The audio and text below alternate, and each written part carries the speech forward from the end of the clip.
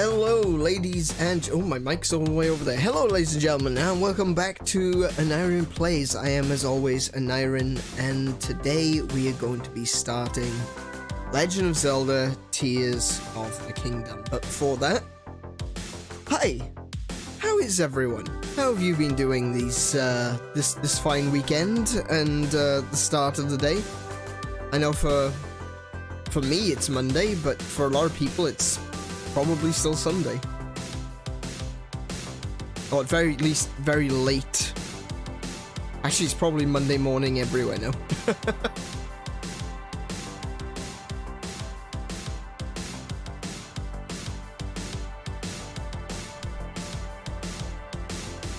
We got Kiko in the chat, and I'm sure that we'll get more people coming as time goes on.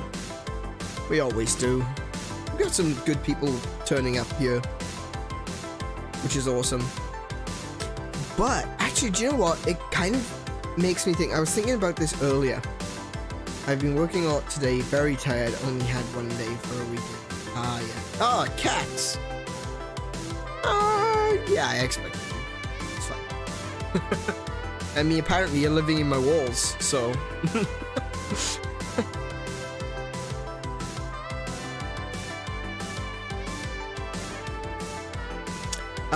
Though it does make me think. I was thinking about this earlier. I don't know why I was thinking about this earlier. I tried to keep my mind off things that upset me. But I remember a little while back that while I was on Twitch, I was getting some crap from someone in the chat. It wasn't a big deal.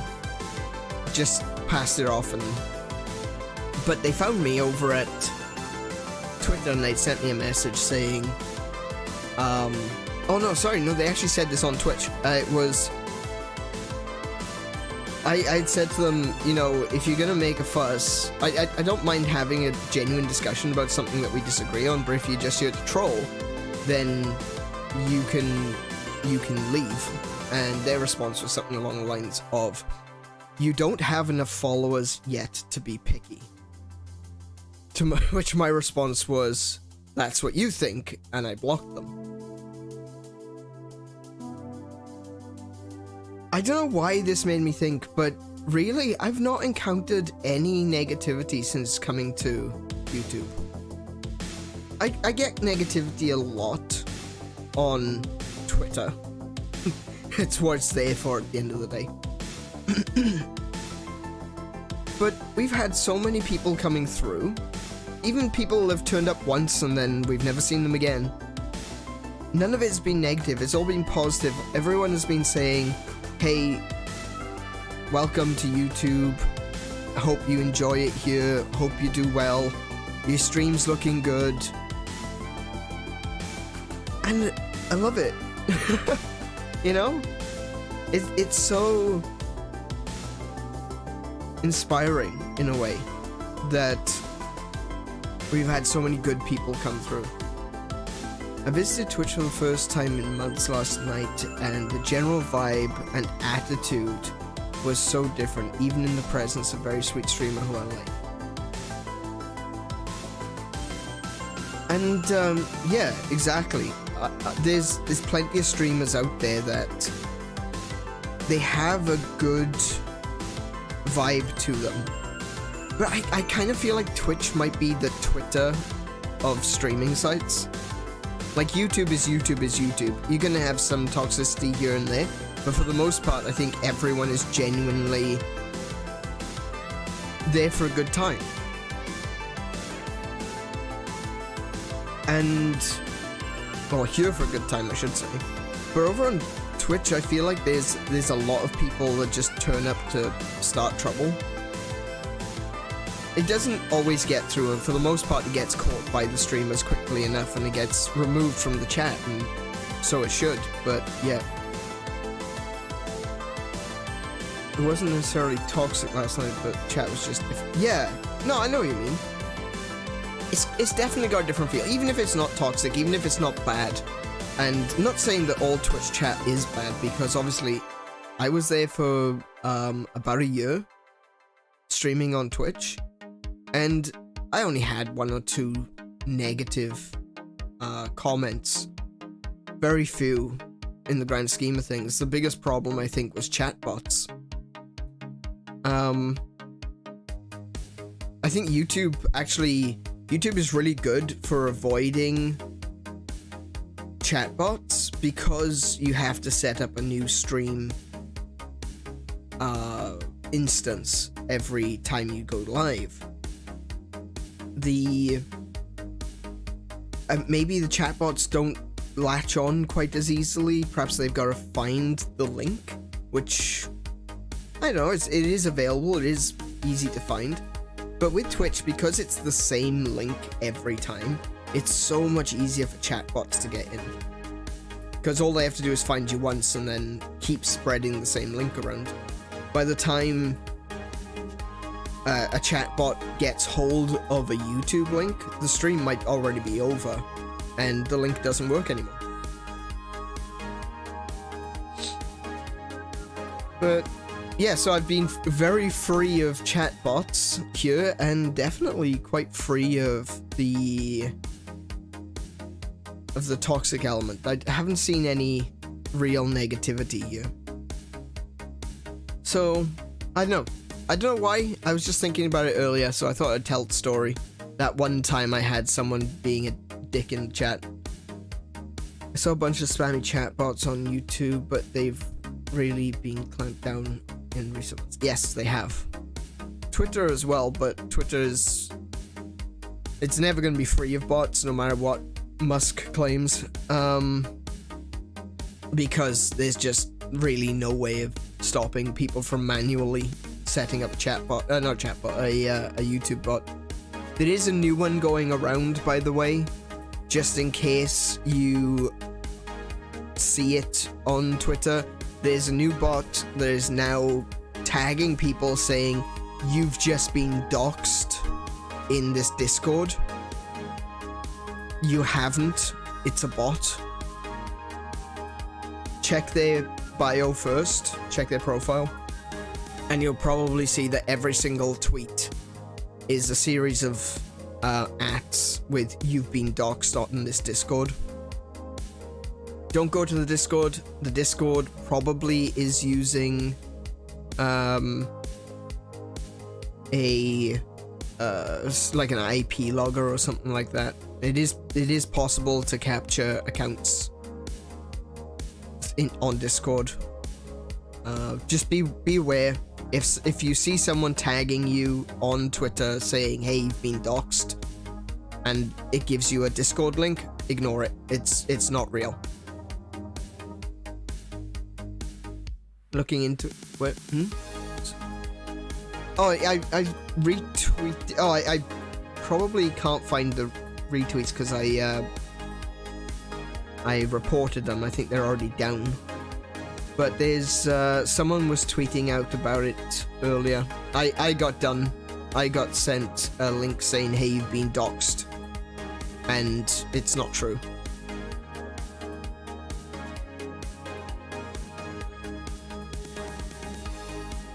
So just be aware that that's something that is happening, but you don't need to worry about being doxxed because you're not actually being doxxed. It's just someone using it to get people onto their Discord. Well, someone said, I did see someone retweeting it saying it's just a tactic to get people to sign up to their Discord. But I know people who have had their Discord accounts captured. So, still, don't follow any links that you don't recognize. Don't go to any Discords that you don't know about personally. If I've got a link, I've got a link to Guilded. I don't use Discord. There's a lot fewer bots like that on Guilded. Mostly because it's a smaller platform. But if you see someone that you follow, someone that you know about on like streams and things, and they've got a Discord, obviously their links are gonna be fine. But if someone randomly tweets at you saying, "Hey, this Discord is doxing you," there's a very good chance that it's not true. So don't click it. Be smart, be link smart, and don't let yourself get caught out, because that's how you do get caught out. get caught out by thinking you've been caught out. That's what phishing scams are all about. Is someone emails you and tells you, hey, you've been caught out. And then it's them that actually the ones that catch you. The hijack scam. Yeah, well, my Steam account got hijacked last year? I think it was last year. Be sun smart. You're kind of doxing yourself there, Cats.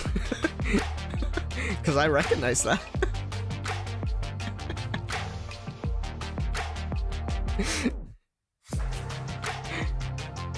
That's kind of funny, though.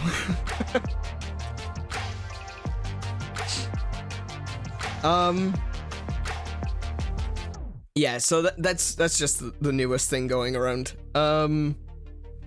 Yeah, I don't know. I think, going back to what I was originally saying, if you're coming into someone's chat, it doesn't hurt to be respectful. It doesn't hurt to, you know, go with the flow. Don't try to make chat about yourself, you know? You come into the chat, you come to hang out, you come to listen to the streamer, you come to interact with the streamer, but you don't want to make chat about you, because that's quickly gonna make people not want you there.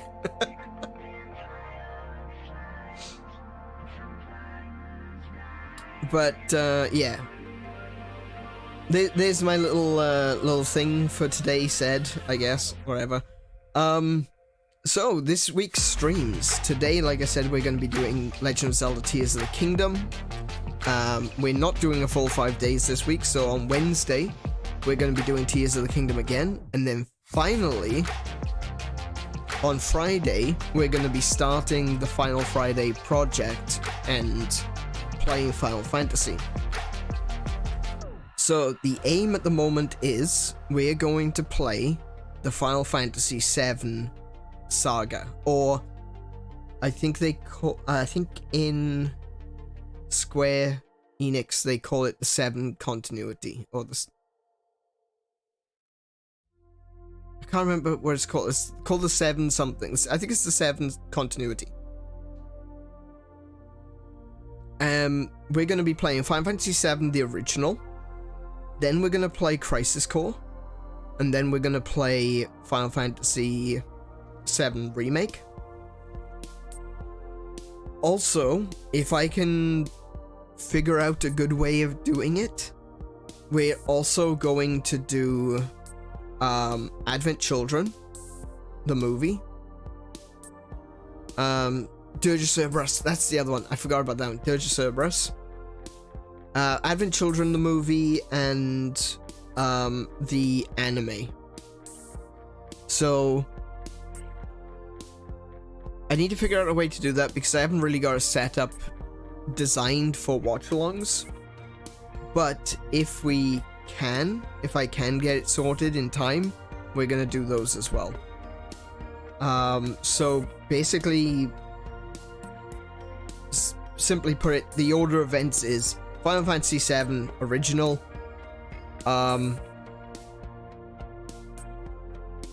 if by the time we finish that one we have the I have the setup for it, we'll play we'll do a watch along of Advent Children, then we'll do Crisis Core, then we'll do the anime episodes of Final Fantasy VII, and then Dirge of Cerberus at the end. Oh yeah, Last Order, that's what it's called. It's not just Last Order, there's some other ones as well, because there's some anime episodes for specific characters, like Denzel from Advent Children has his own mini episode to explain why he's important, because they completely failed to do that in the movie. They're just like, oh yeah, Denzel, oh yeah, you gotta watch out for Denzel. Who the heck is Denzel?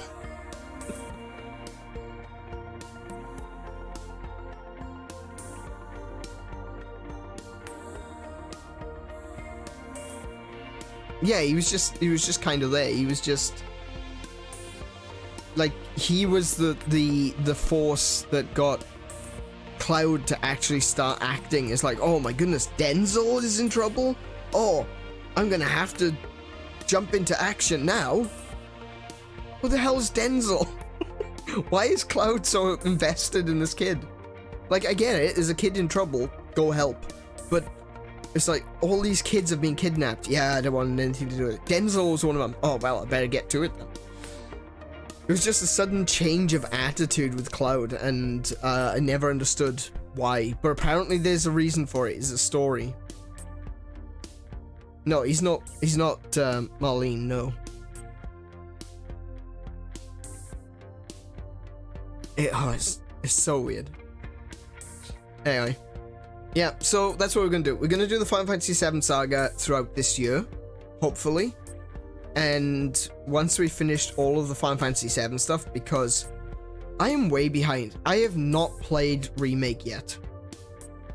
I was planning on playing Remake the year that it released, and I never actually got around to playing it. I have the PS4 version, but I think I'm probably gonna have to pick it up on PC to actually get to play it properly. And then after we've done all Final Fantasy VII, we're going to start on other Final Fantasies. So we might do Final Fantasy 1 next. I've never played 9 past the first disc, so I'll probably play 9. Mostly I didn't like it at the time, so I'll come back to that with fresh eyes, a different mindset, different perspective, and maybe I'll enjoy it this time. But at the time of playing 9, it wasn't what I was expecting, and it didn't, I don't know, it didn't work for me. Let's just put it that way. But I would like to go back, do a lot of the classic ones. Final Fantasy 6. Final Fantasy 6 is probably my second. Like with Zelda, I've got Twilight Princess and Link to the Past. With Final Fantasy, I've got 10 and 6, and they both argue for top spot. And while those two are arguing, Final Fantasy 8 comes in and steps on both of them.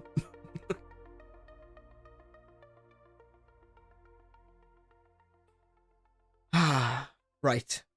So that's kind of my scatterbrained version of saying what we're going to be doing next.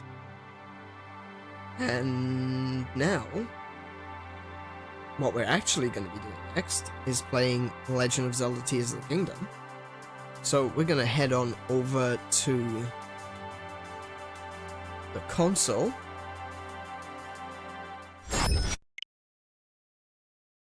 And we're going to jump straight into it.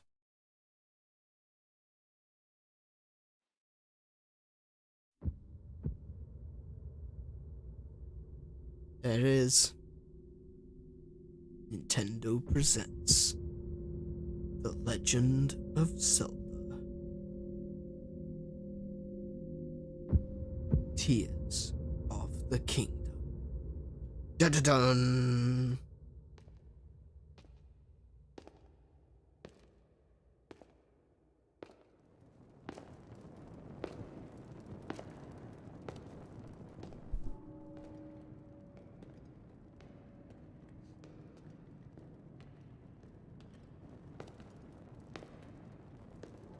This strange gloom keeps getting thicker.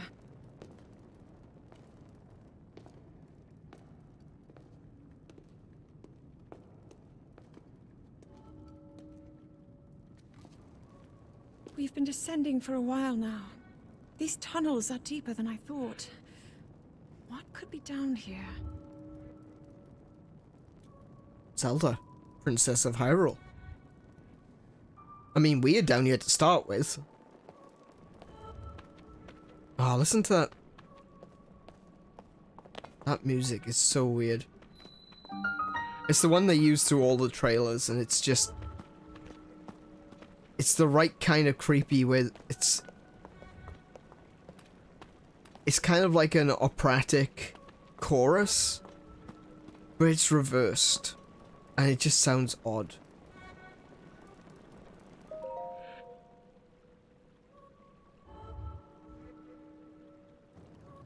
People have been falling ill after coming into contact with the gloom drifting through these caverns. Though here it seems almost misty and not concentrated enough to harm us. We'll keep going, with it coming up from beneath Hyrule Castle.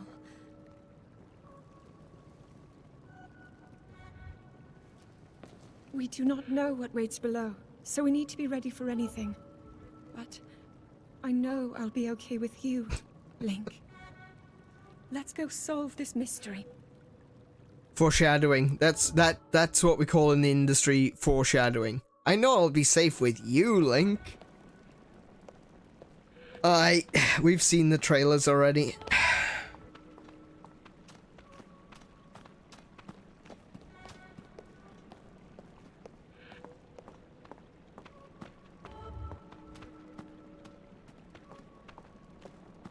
The thing that has already struck me about this, and just so everyone knows, I have actually played a little bit more of Tears of the Kingdom. I played a little bit off stream myself, just to get to grips with the controls and everything.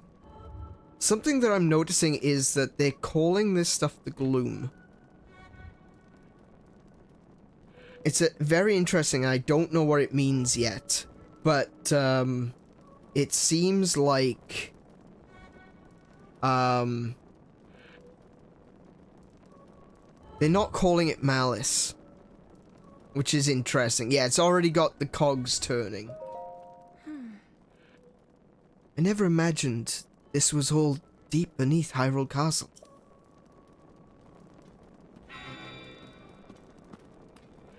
Don't make noises like that. Huh? Link.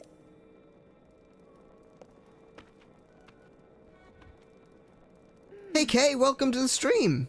How you doing? The Master's Sword. Goblins. Must be sensing something. Yeah, like I said, goblins. I knew we had reason for concern. Ever since the end of the calamity, the castle has fallen into neglect. But I never could have imagined anything like these tunnels were hiding here. We must be careful as we move deeper. Well, if Fire's upset, look at her. She's glowing like a madwoman. If Fire's upset, then you've got reason to be upset.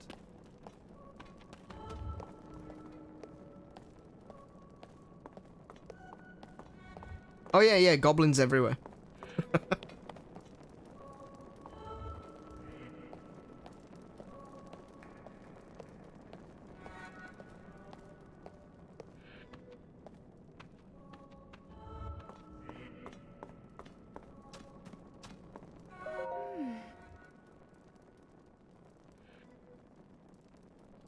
These are ruins from an ancient civilization. Wait, something's written here. Might these ruins be from the Zonai?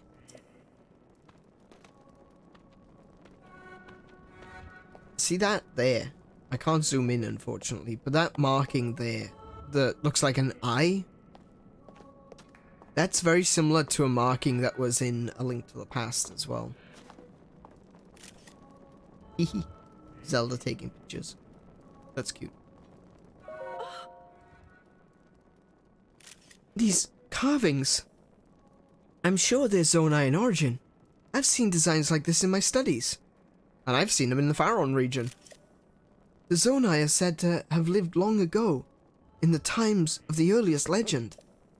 They possess godlike powers and had a prosperous civilization in the sky.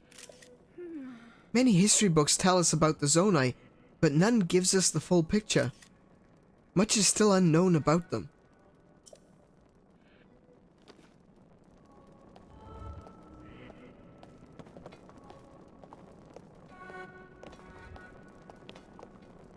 I think we're going to be able to come back down here in the future as well. Ah, Zelda's cute. Is this what the Zonai looked like? They seem so different than us.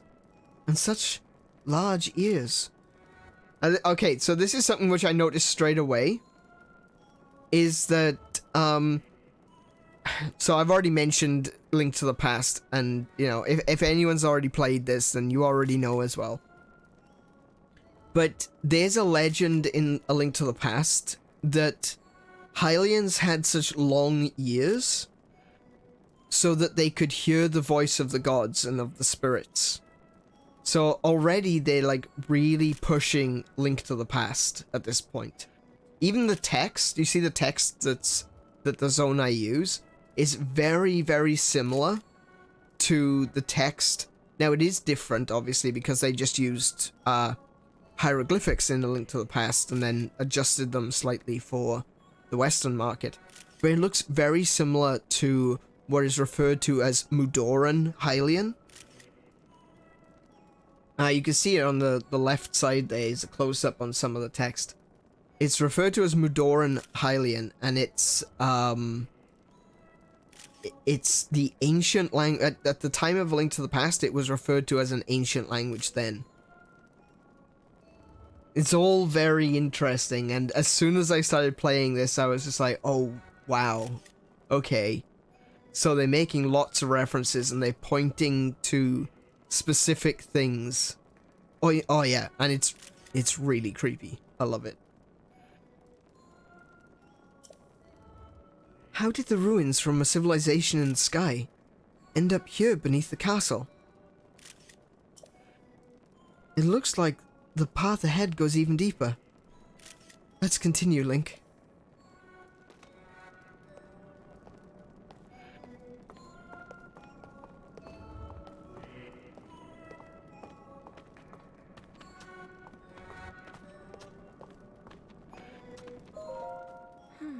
The ruins we're seeing down here, I'm certain this all must be from the Zonai civilization.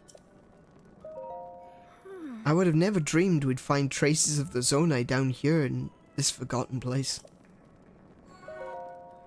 Zonai. The very word has an air of mystery. I really think as well that the developers are poking fun at some of the old theorists. Like, if you remember when Breath of the Wild came out, everyone was like, oh my goodness, the Zonai did everything.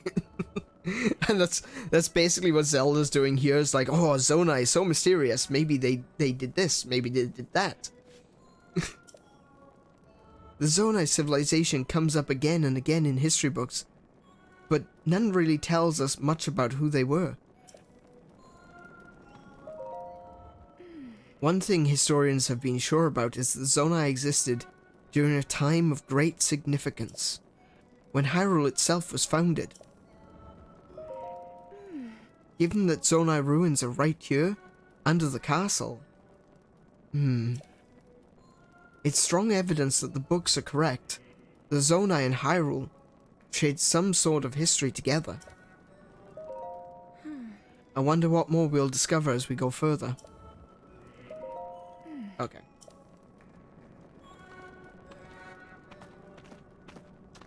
I want to know what state the castle above is in right now.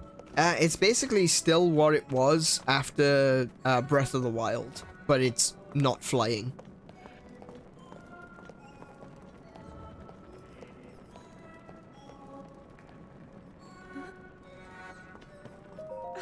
Monsters?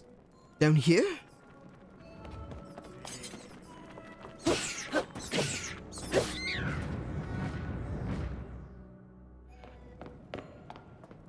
You're not hurt, are you, Link? There's 3 keys, Zelda. Literally just 3 keys. It's okay. Chill. Yeah, keys just...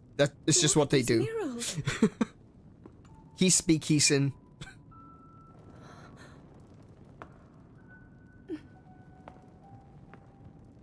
Alright, cats. Catch you later. Histories of the royal family include stories of a great war fought long ago. It was a conflict between allied tribes, and someone only ever referred to as the Demon King. Is it possible? Do these murals depict the same legend?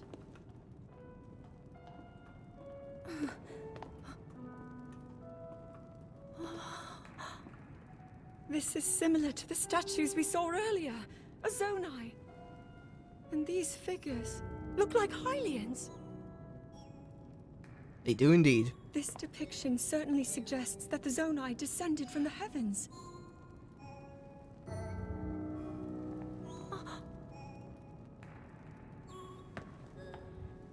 It is said that my ancestors, the first of Hyrule's royal family, were born from a union with gods who had descended from the heavens. These murals tell a similar story, and if they are accurate, then the gods mentioned were the Zonai. They must have forged a relationship with the Hylians of that time, working together to establish the Kingdom of Hyrule. This figure, he seems to be stealing something of incredible power from the young kingdom. This all aligns with what I've read during my studies. And then this, it shows the Demon King. And a fierce battle against him.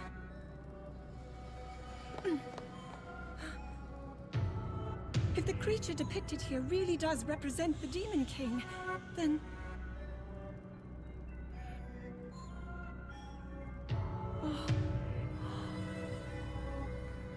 Incredible! This mural must be the Great War recorded in the royal histories. This is the imprisoning war, and the events that led up to it. Link! This is a huge discovery! But it's just a theory. A Zonai theory. Thanks, Kate. Alright then. Now to use this invention of Paul's. I'm glad I didn't leave it behind. It's so easy to record. You pointed and She is. But this is also one of the reasons that I think that like this the is rest of the murals are a obscured. kind of like a dig at theorists, because there's no way she's right. Just what is this place? Maybe we'll find more answers farther ahead. Link, let's keep moving deeper. I'm making a Zelda 𝗬𝗄𝗰𝗵. Fantastic. Hey Mary, welcome to the stream. Okay, wow. Alright, so that's a huge lore bomb right there that she just dropped on us. So let's basically, let's just go over it right now, right? So you've got this first image which shows what seems to be a Zonai with 7, I can't remember what they are. Kiko will probably tell me in the chat what they're called.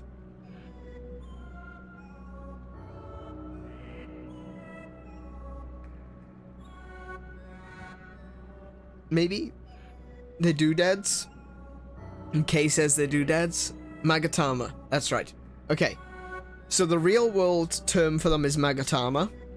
But, if you recall, in Skyward Sword...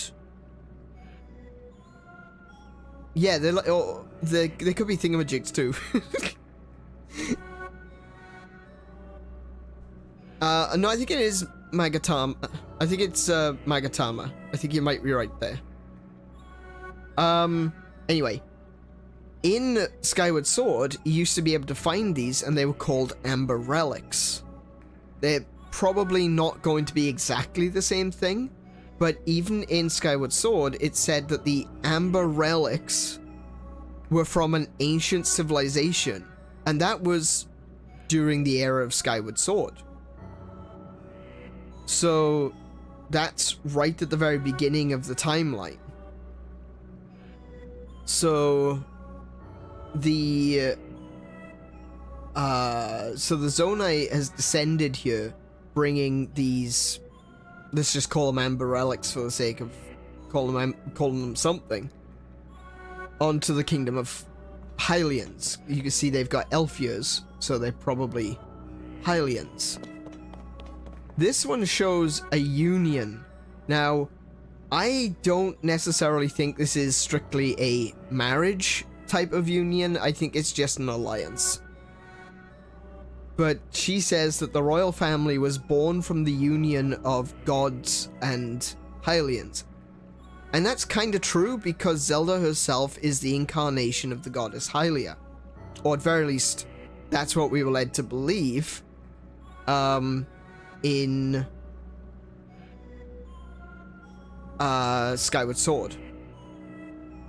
And it looks like the Hylians down here are also, you know, celebrating, doing the same symbol with their hands, suggesting, I would say, more an alliance than a marriage.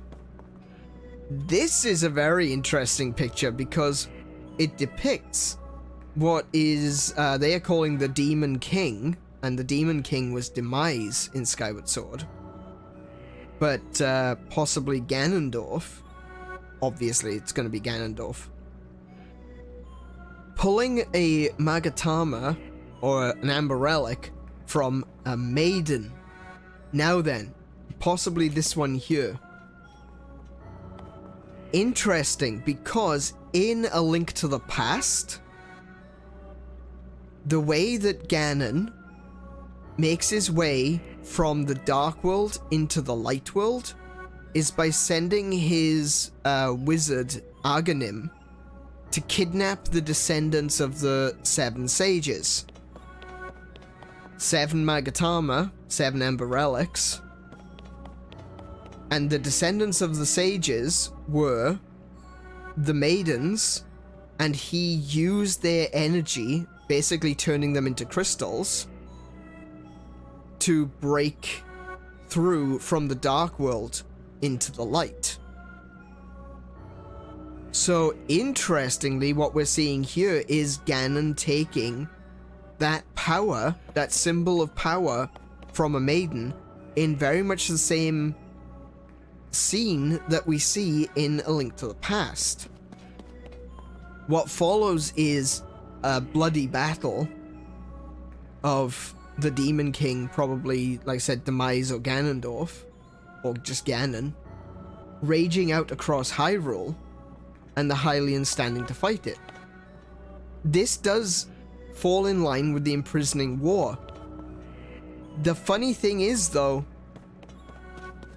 I don't think it necessarily will be. Now, I haven't played all the way through the game, so if I'm wrong, don't say anything. I want to find out for myself. I love doing this theorizing thing.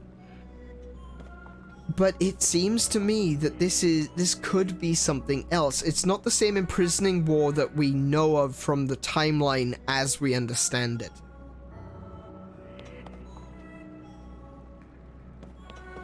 And so basically the Imprisoning War would have been what occurred after Link falls in the downfall timeline of Ocarina of Time. See, there are 3 timelines that come out of Ocarina of Time. There's the adult timeline, the child timeline, and the downfall timeline. And the downfall timeline is more of a what-if scenario. What if Link didn't beat Ganon? Well, what would occur then is the Imprisoning War. And that results in Ganon eventually being sealed by the sages and lacking a Link for a little while until A Link to the Past happens. Very, very interesting. But the thing is, there's clearly another mural here, and possibly a third and a fourth. Oh, sorry, third and fourth. A second and a third that we can't see just yet. Like, if I whack this with the sword, it ain't gonna do anything. Sorry, Fi. But there's clearly more information that Zelda doesn't see, and she's jumped to conclusions. Again, makes me think that maybe there was a little bit of a dig there at theorists who jumped to conclusions on what the Zonai were, just based on the ruins that you see in Breath of the Wild. There were a lot of videos explaining exactly who the Zonai really were. I don't think anyone got it right. I mean, Link, something caught your attention. Whatever it is, we can plan to look at it on our way back out. Let's continue our descent. Oh, okay. I don't think any of the theorists out there thought of the Zonai as these tall, long-eared goat people.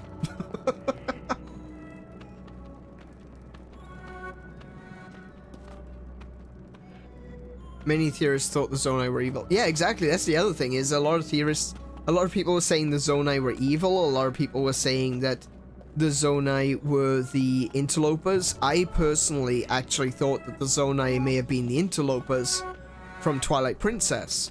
And therefore, when they talked about the Zonai being a powerful tribe of people from ancient Hyrule that disappeared, my thought was, aha! Twily. Yeah, of course, they could still be. The only Twily we ever saw, actually, the only two Twily we ever really saw in their proper form was Midna and Zant. We did see the other Twily being turned back into their regular Twily form, but we have no idea what they looked like before they went to the Twilight Realm. So that is still a possibility.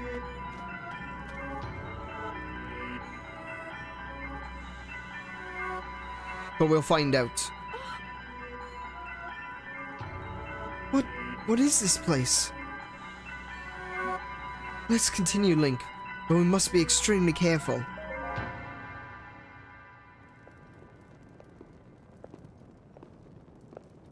What is that?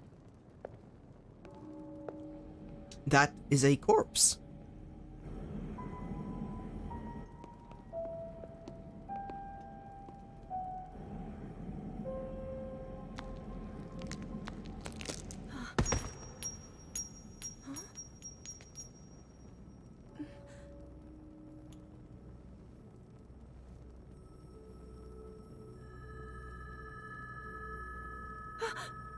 And see how it's glowing yellow?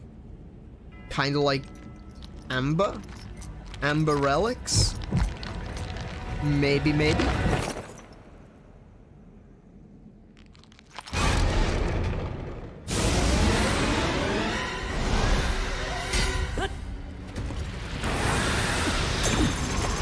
Oh! Something just occurred to me, but yeah. Yeah, that was really well done. I love that scene.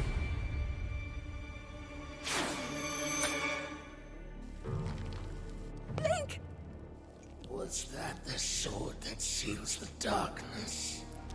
The blade that shatters so easily against my power cannot save you from me. This is so cool. Zelda. You who carries that fragile sword, a Link.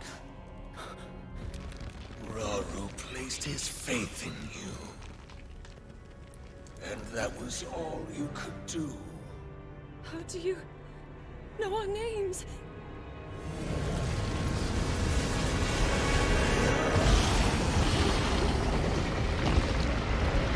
Yeah, the way he moves is like so stiff, it's like he's snapping himself into position rather than... Yeah, it's so good. Oh man, it's so good.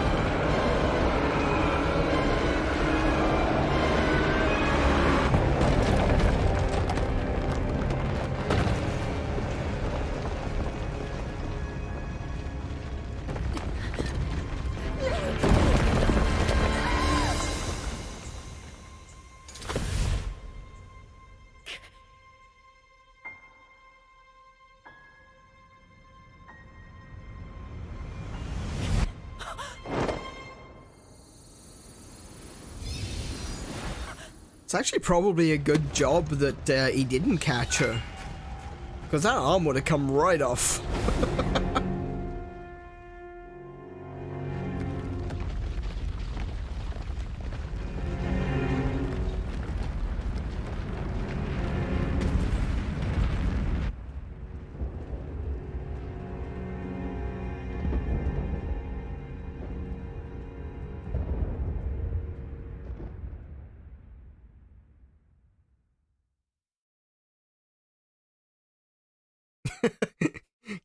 Can you not get into trouble for like 5 minutes?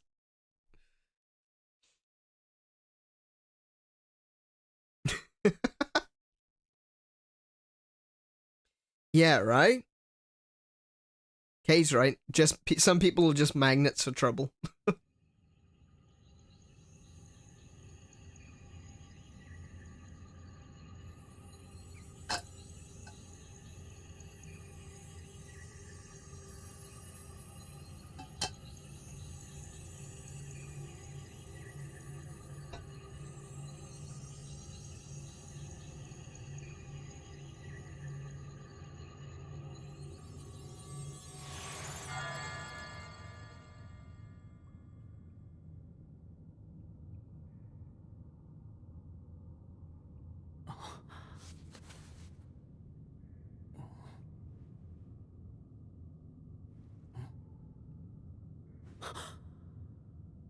Zelda might be magnets for trouble, but Link is a magnet for waking up in his underwear in an unknown temple.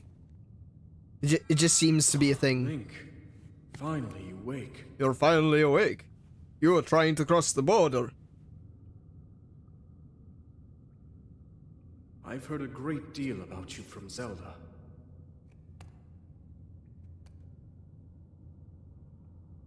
Oh no, Your not this wounds again, were yeah. severe.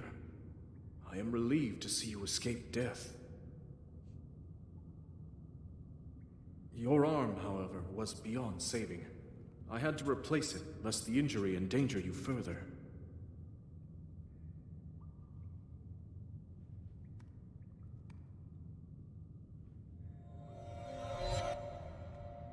Oh, fie.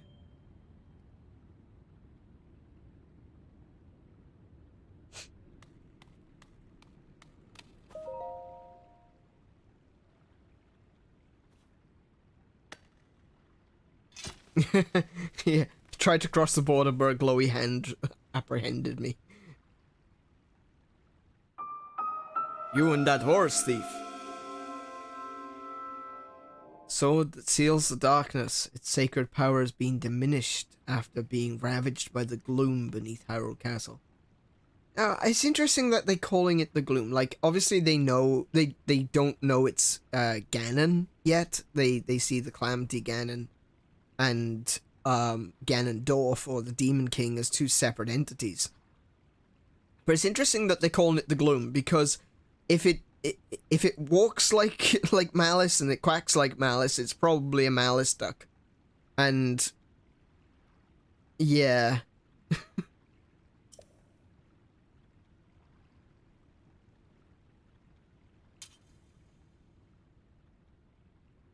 Ah, that poor sword. Poor Fi. Alrighty. Let's there's nothing in here.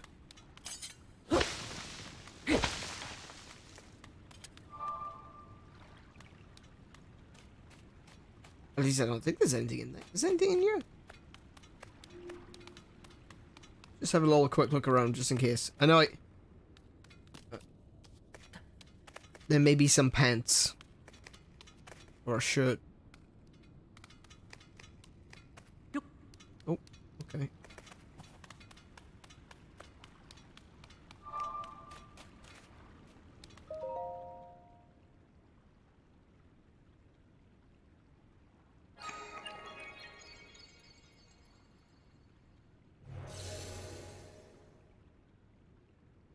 So there's so far, like, I'm not going to talk about every single one of them or go into depth about what they mean or anything, but so far there have been a lot of references to A Link to the Past and Ocarina of Time, but more so in like I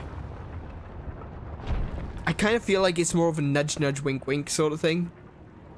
A little bit of a member berries. And something that I noted there was Ganondorf had one of the Magatamas, or Amber Relics, whatever you want to call them, on his head piece. I hadn't noticed that before. And the image depicts him stealing one from a maiden. I wonder if that's a little bit of a callback to Twilight Princess, because in Twilight Princess, Ganon kills one of the sages and basically steals their sword. He uses the Sword of Light, or the Sword of the Sages, as his weapon throughout the rest of the game. That's interesting. I hadn't considered that before. That there could be a reference there too. But yeah, you see one of the maidens being killed, and Ganon has an amber relic. The whole sealing war, imprisoning war thing would highly suggest this is in the Downfall timeline, but I'm not yet convinced, purely because I believe we are dealing with an unreliable narrator.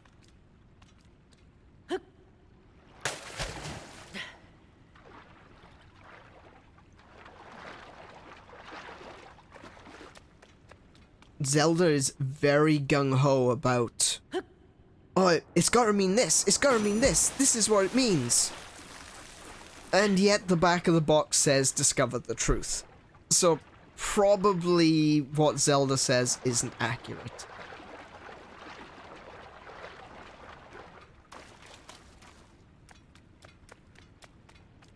Oh, chest. I love these chests, by the way.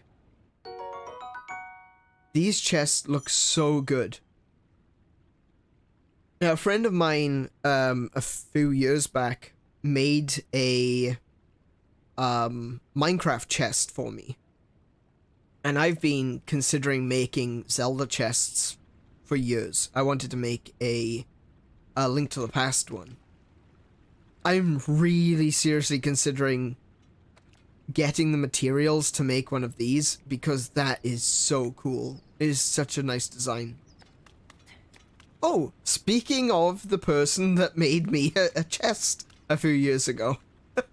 Hey, Plague Duck, welcome to the stream.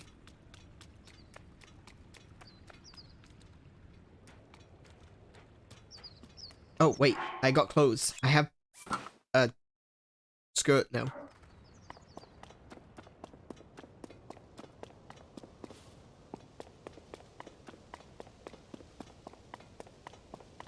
Well, you've picked a good one to come into, because this is the first one for Tears of the Kingdom. Look at this.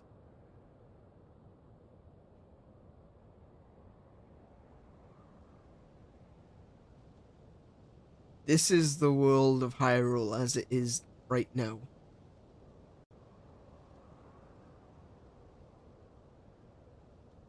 And you can still see all the locations. And there's Hebra Mountains. That's the Gerudo Heights. The desert. Out there is the Necludan Sea. Over there's Death Mountain and Akala.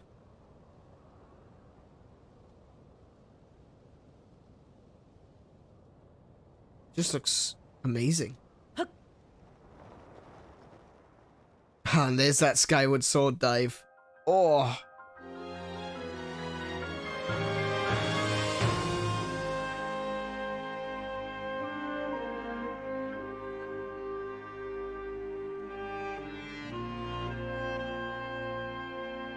Just waiting for the Loftwing to come along. Whistle, Link. Whistle. Pull Loftwing. Nah, me neither. It's so cool. Ah. Makes me want to go skydiving.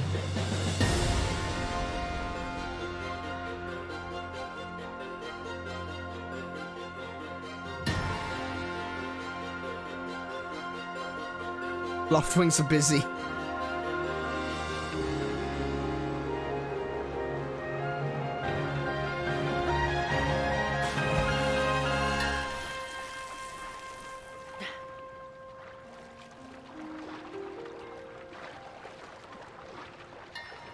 Really? Plague Duck? Hey, if you're serious, then I might have to take you up on that offer. Yeah, I'd go skydiving. I'd go skydiving with you. I'm totally down for that.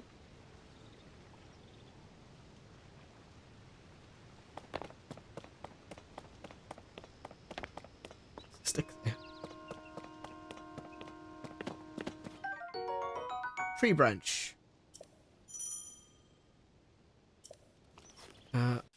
This is so sad. Look at that. The stick is actually more powerful than the Master Sword at the moment. Yikes.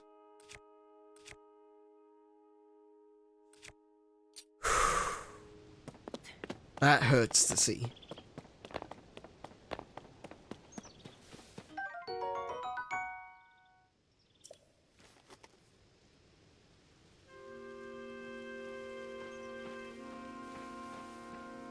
Boy, what are you doing? Yeah, exactly. Actually, Kiko said the same thing when I played it to test out controls and stuff like that to make sure I was ready to play it. It's like, why did Link just decide to jump? Of all the options available to him, why did he decide to just throw himself off an island? Take your stick.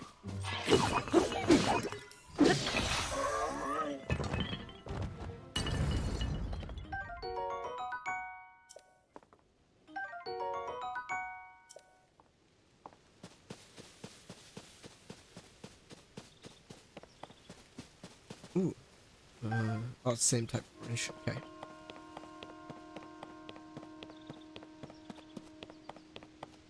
This is just gorgeous though. Like, oh my goodness.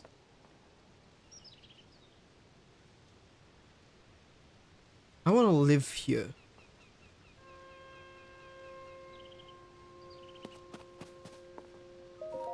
It's like permanent autumn. Because he saw the press X button.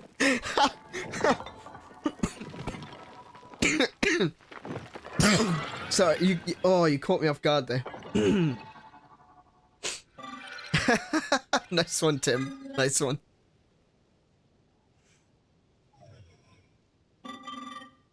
Link, I have waited for you. Princess Zelda left something for you in my care. It's a switch. This is the Pura Pad.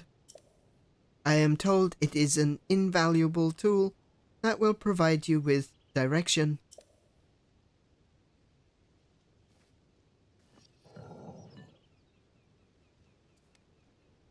It's a switch!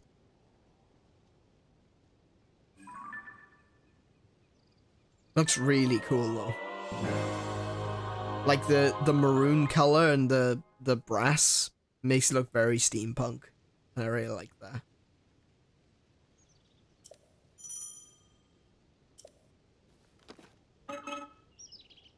You need a voice change. I probably, yeah, probably. I'll see what I can find, but probably won't end up using one because most of them are paid for.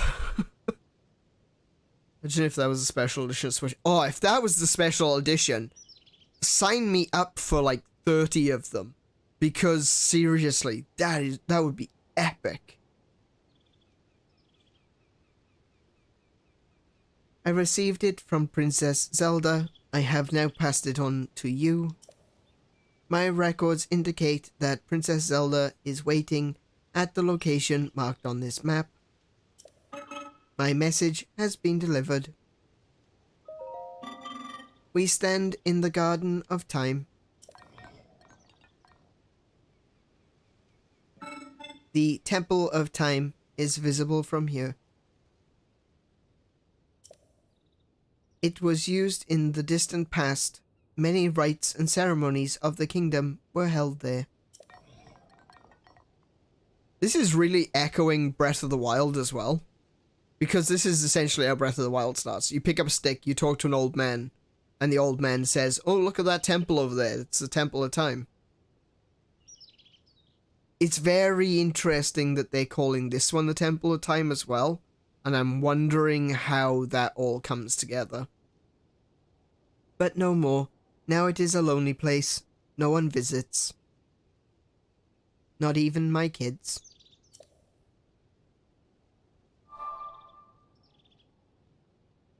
You have a theory? What's your theory, Kiko?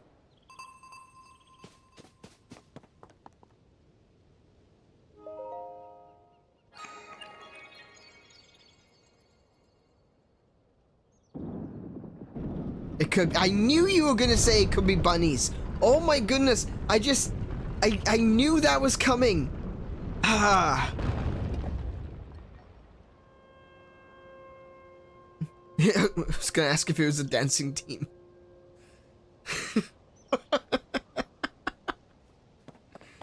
Once more with feeling, guys. Everyone seems to be saying that the constructs are adorable. They are adorable. I love them. Look at this, he's so cute. Aww. Hello. Like little gecko things. I saw someone saying that they look like E.T. and I just don't see it.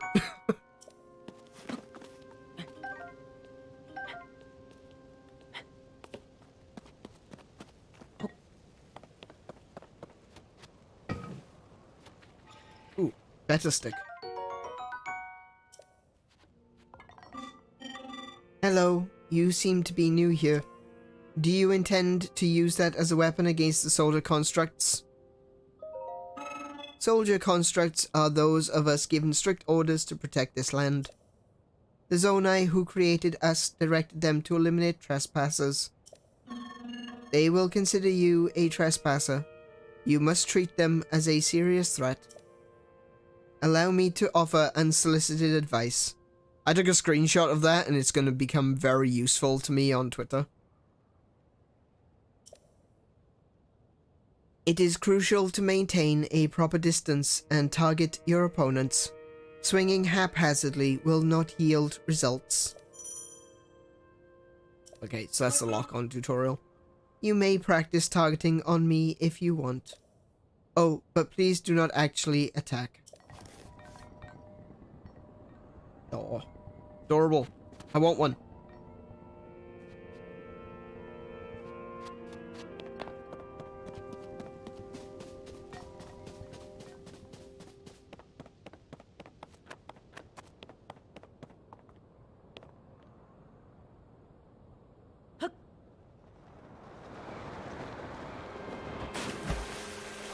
Frogs! Get the frogs! Frog is off. Okay, so there's another one of those.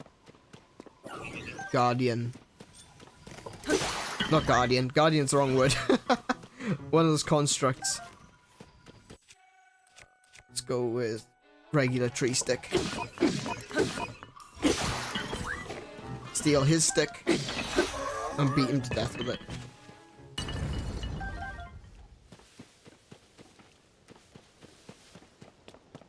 So I want to try to go with the wooden sticks rather than the tree branches. Yeah, that's a long way down. You'd want to hope that that grill holds out while you're standing on it.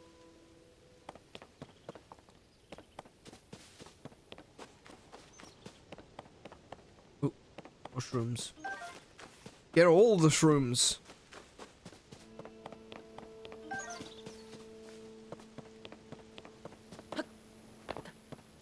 Oh my god, I'm doing it again. I just tried to glide as I jumped down there. I got into so much trouble trying to glide.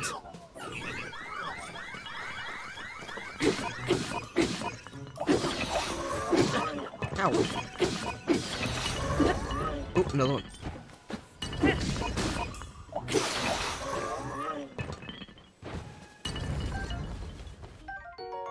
A long stick.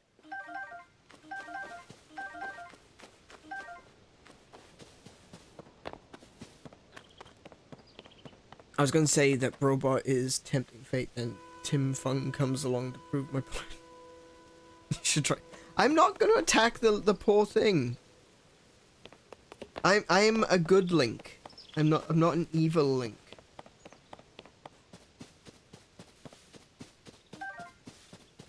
If the trailers are anything to go by, that comes later. Foreshadowing.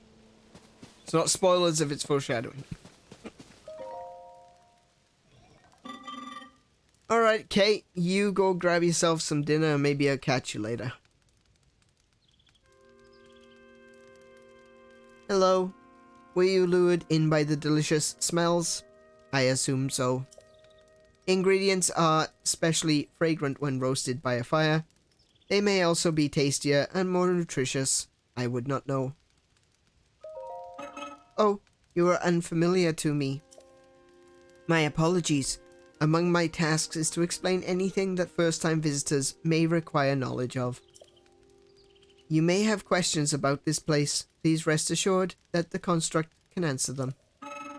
I recall that your question was about roasting food. I roast ingredients by placing them beside the fire. I do not eat, but I am given to understand that it improves the taste.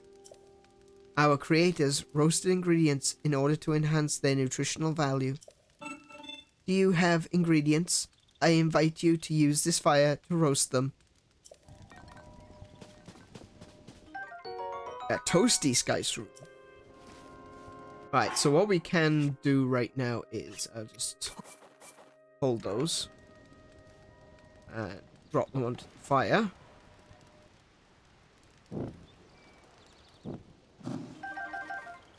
Oh, I picked up one before it toasted.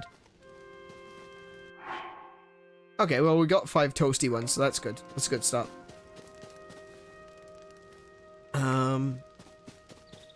I want to keep some regular ones that haven't been toasted, because I'm going to use them later in better recipes.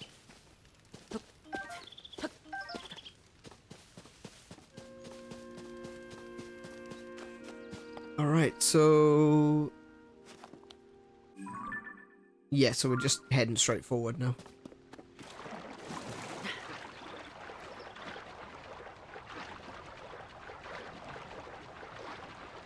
No worries, Kate. You have a good one. If we don't see you, we don't see you. Hope you have a good rest of your evening. Have a good foods. And if we do see you, all the better.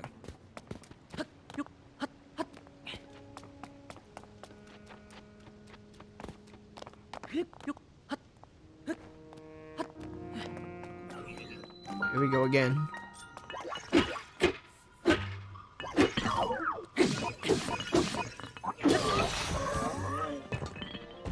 Oh, he's got a sword.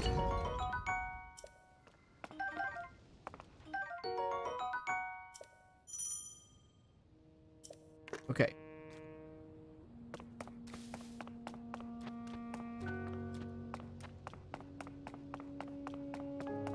So this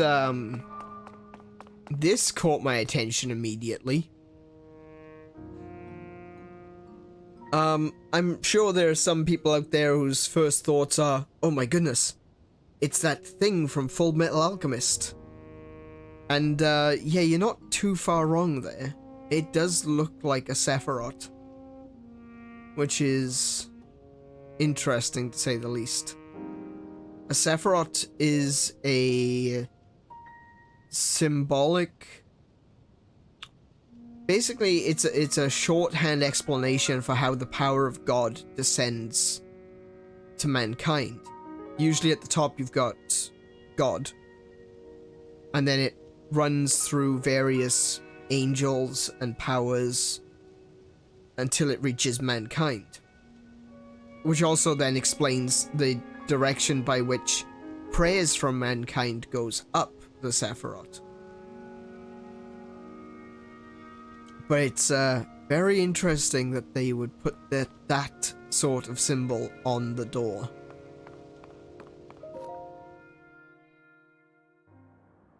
Very interesting indeed.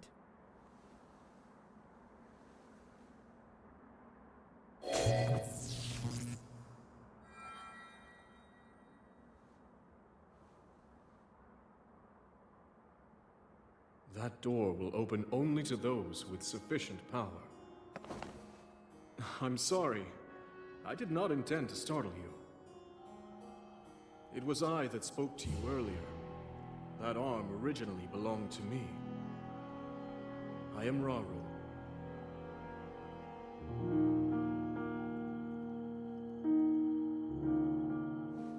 Oh, that piano.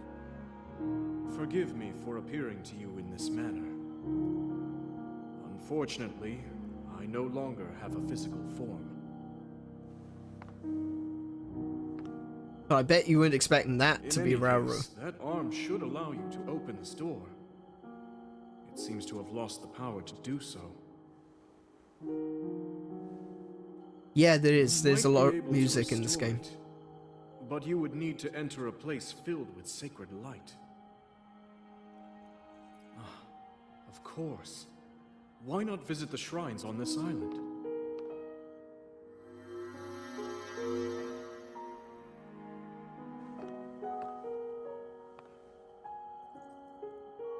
The shrines. Yes, I am sure they are the key. Yeah, Force Ghost. Yeah. Yeah, I was not expecting... Kigo says I was not expecting Rauru to be a Force Ghost. And yeah, I agree. I wasn't expecting Rauru to be a sheep person. I was kind of expecting that we'd get to this temple and... you know, maybe inside would be Ocarina of Time's Rauru. But instead we have Sheep Dude. Force Goat.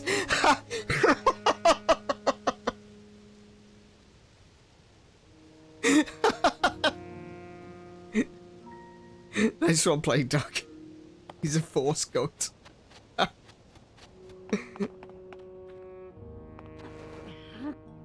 I guess I'm falling. There we go.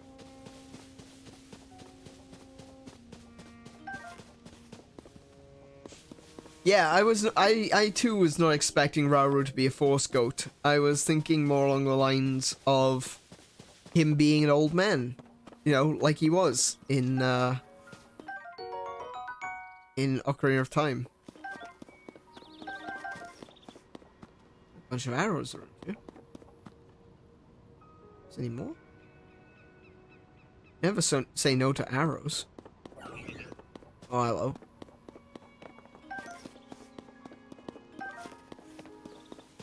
I think this guy might be the reason there's arrows. Yeah, he's got a bow.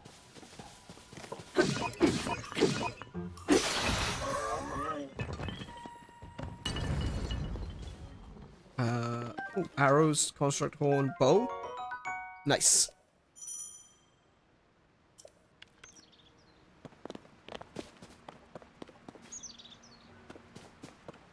Oh, more arrows. You're another one over there.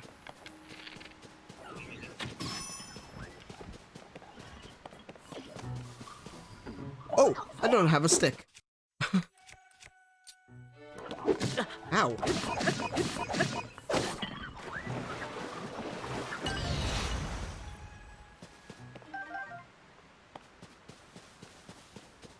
Cool. Never underestimate the power of someone wielding a stick.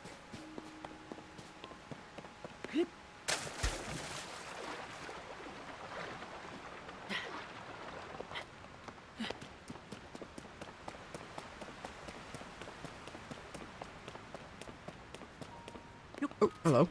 Mushrooms. Good start.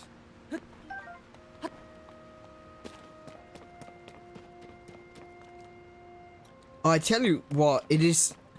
So, one of the things that, that we were talking about when I was playing Breath of the Wild was getting used to the controls again, and the controls are pretty much the same in, Tears of the Kingdom. The thing is, I'm so used to Link as he was at the end of Breath of the Wild. By which I mean I had 2 rings of stamina. I had the glider. And better weapons. So I find myself jumping around and running out of stamina very, very quickly. But also jumping off things and trying to glide, and then breaking my ankles when I hit the ground. So maybe it wasn't the best idea to play through all Breath of the Wild quickly in the span of 2 weeks. They never taught us about pointed sticks. First we got with banana. Monty Python. Ah, so you've made it here. This is a shrine of light.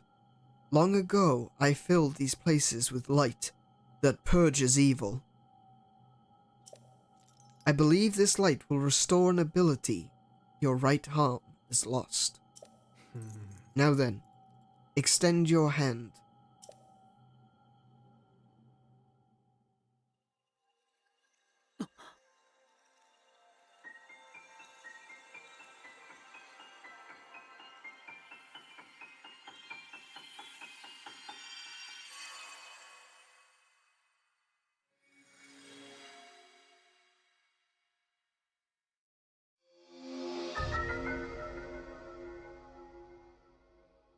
Grab and move objects, rotate them, and stick them to other objects. So that's the main mechanic of this game right there, is that you have the ability to take objects in your environment and craft the thing that you need to solve a puzzle. This is the Ultra Hand ability. It allows you to move objects freely and attach them to other objects. With it, you will be able to build a great number of things. Really, anything you can imagine. Use Ultra Hand and receive the blessing from this shrine.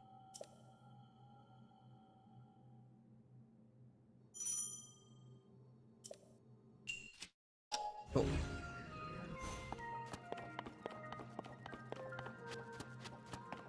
So I've had some practice with this.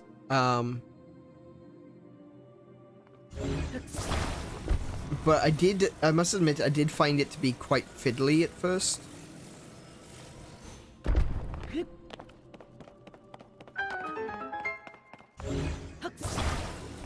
Powers like this are pretty straightforward, but the sort of powers you get later on, sorry, not powers. For doing puzzles like this, it's pretty straightforward. But later on, it becomes a little bit more difficult, and you need some sort of precise motion that is not necessarily particularly intuitive. Takes a little bit of getting used to, but it's a really cool concept. I do like this idea of the crafting and the fusion and all that. Just use crazy glue to stick things together, and yeah, you end up with what you have here. Some interesting puzzles that you really couldn't do any other way.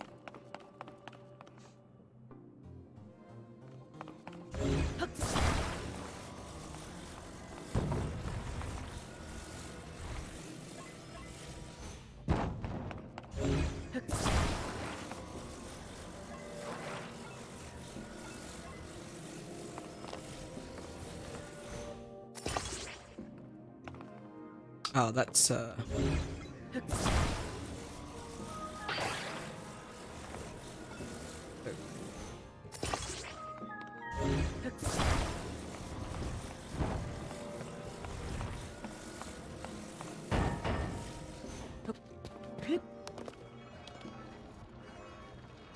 Can you detach Joy-Cons to make the movement more intuitive? It's not so much that kind of movement that's a problem. I'm actually using a Pro Controller at the moment. The issue I have is that it uses D-pad movement to do the rotating, and you have to hold R, but it's actually, from my perspective, the rotation of everything is reversed to what it should be. But that, you know, that depends on the individual. Some people will see it as backwards, some people will see it as correct. That's just a matter of perspective.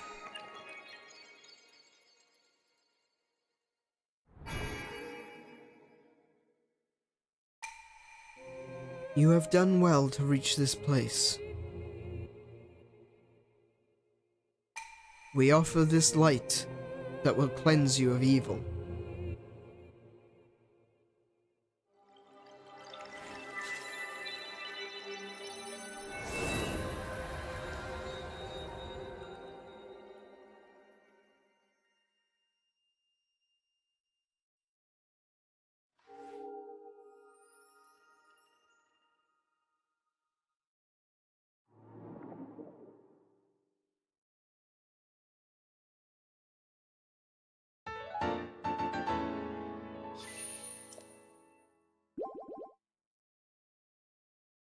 And there you have basically the gist of the game. Like, this isn't too far away from Breath of the Wild, and I know I've seen some people that have made the criticism that this is just Breath of the Wild again, and I get it.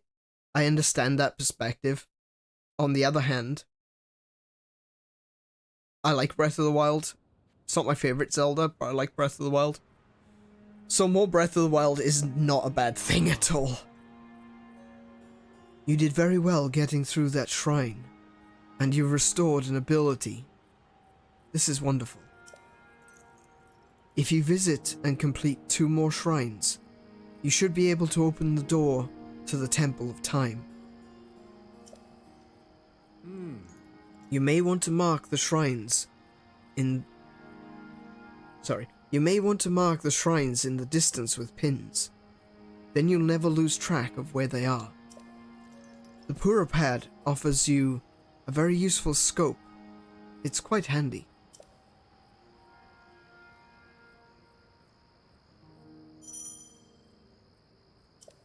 Yeah, get the pins going. Alright, so we can see one over there.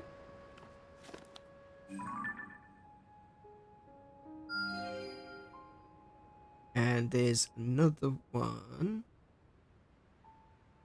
Oh, that was it. That was it there. Wait, where'd I go? There. Oh, bloody clouds. Right. There. Alright, so we're gonna do the one that's closest to us first.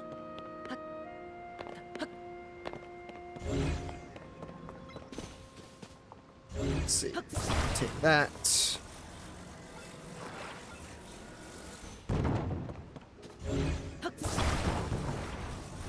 Oh, heck.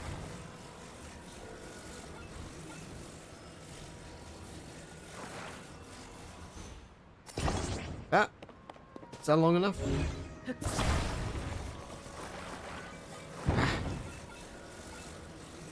Ah, too far. I do like that you've got this glowing green shadow to show if it'll reach or not. That's really useful.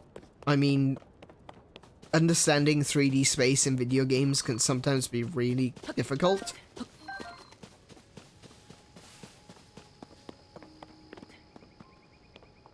So putting that underneath the object so that we can see where it's going to land, definitely a good thing.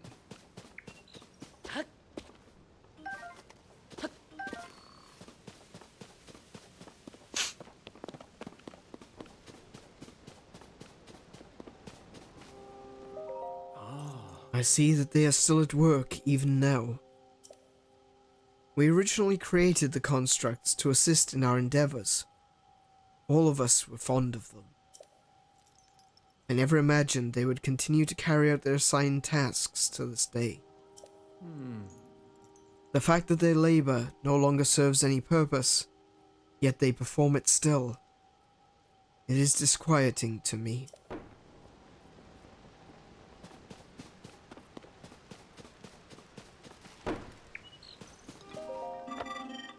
Fix your gaze forward. Face it head on. Pardon me, I was absorbed in my wood cutting. Are you here for woodcutting too? Woodcutting is the practice of chopping down trees to create logs. Logs can be combined to assemble platforms. You can also chop them down further to make wood. Lumber has many uses. That is why I come here daily to chop wood. And yet, I still find it difficult to chop them down in the intended direction.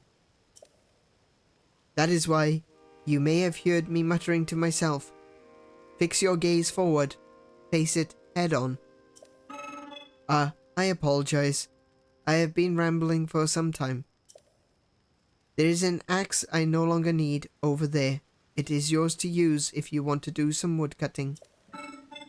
Oh my, has it grown so late already? I must have failed to notice the time bell. I will rest for today.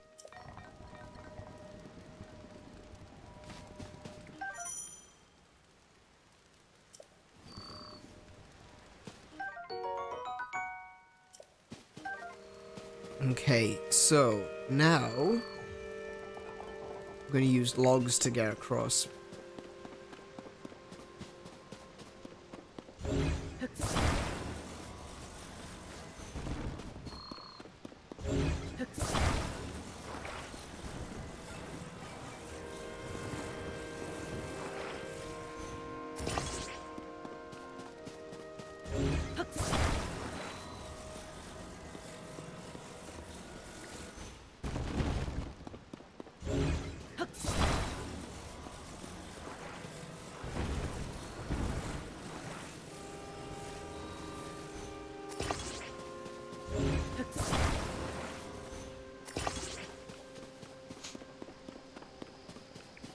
I want to first go over to that island there.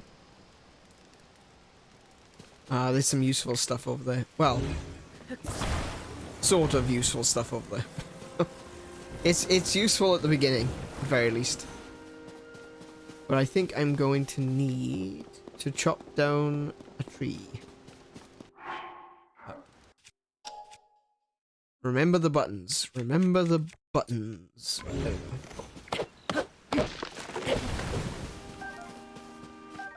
Ooh, an acorn.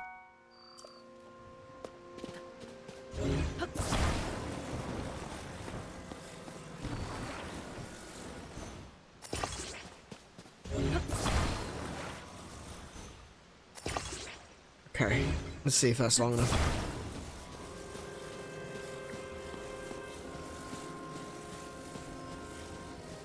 I don't think that's gonna be long enough. No, it's not. Okay, I'm gonna need more than that. Ooh, criminy, I nearly dropped that on myself.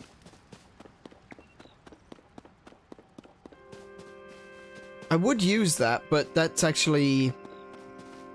that's not usable. I can't break that apart. At least I don't think so. Oh, hello. Cork frond.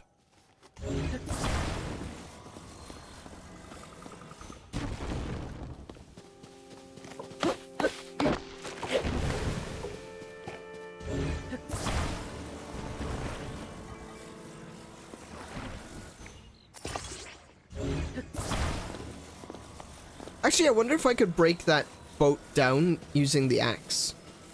Like, rather than trying to use the powers to do it, if I just hit it with an axe, what will happen? It turns to wood. Okay, never mind.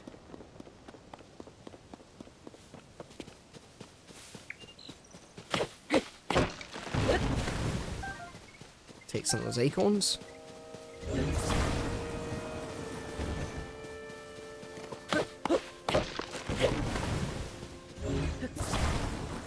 What happens if you use the axe on the log? Can Link be innovative enough to invent the wooden plank?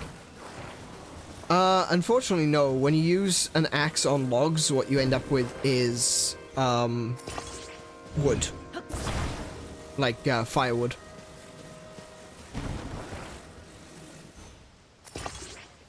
Alright, let's see. That's 4 logs. Is that 4 logs or 5 logs? 5 logs long. Let's see if that'll reach. I'd rather not deforest this entire area.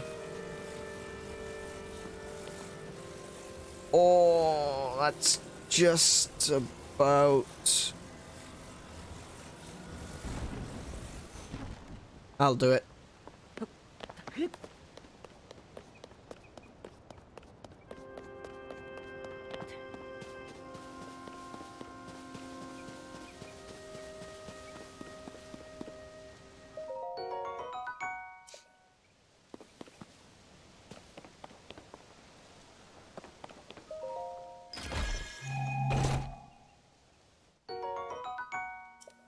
So we can't use it just yet, but that amber is going to be a little bit useful very soon.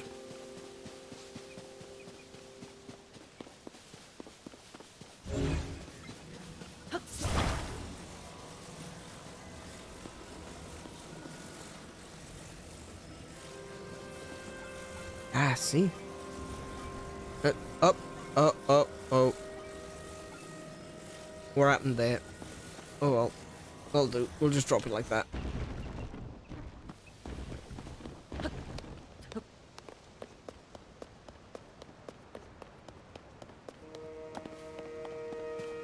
So, this is an interesting thing. It's a big platform that you can basically place wherever you want. And it'll stay hovering. It doesn't conform to gravity. But I actually have no idea what it's for. Aside from being a thing that you can grab and climb and stand on top of. I mean, that could just be it, or it could have a purpose. It could be a part of a puzzle. Oh, tried to glide again. I genuinely do not know, but that is, yeah. That's a thing. Where am I? Okay, not far away now.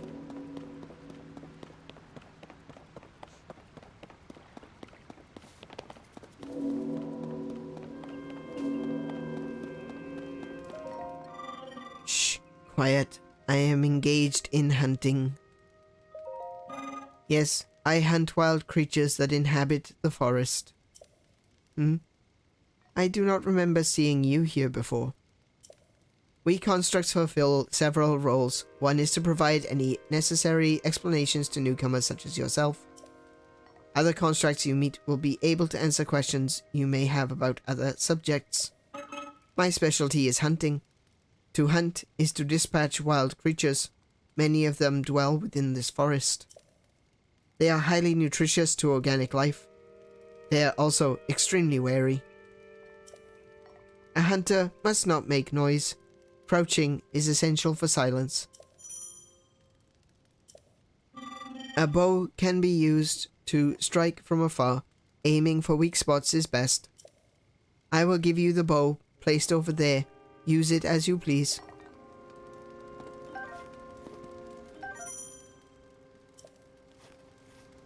So he's aiming for those birds. Which look awesome.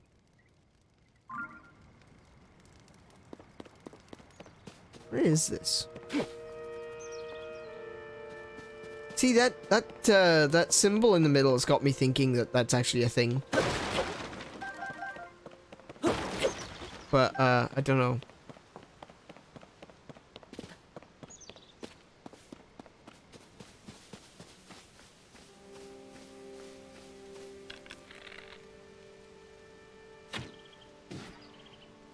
Oh, nope.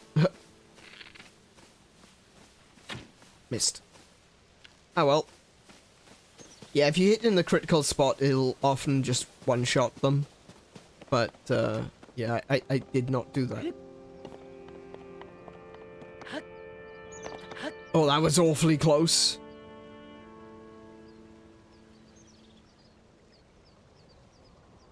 Yeah. Sadly, my body shape prevents me from crouching.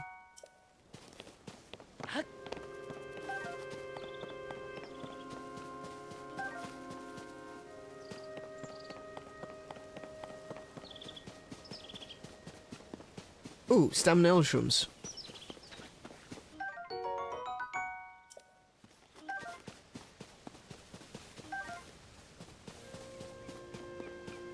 Okay.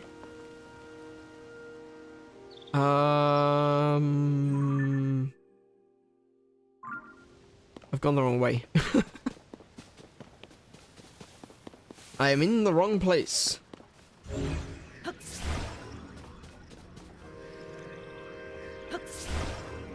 Why can't I grab it? Am I too far away?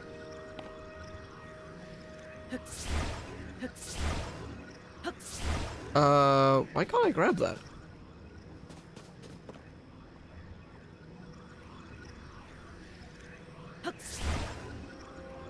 That's weird. Can I grab this one? Yes. That's very strange.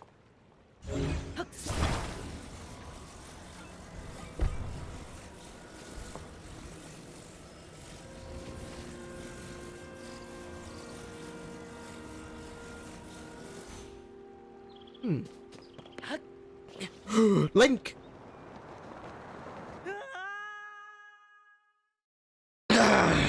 Well,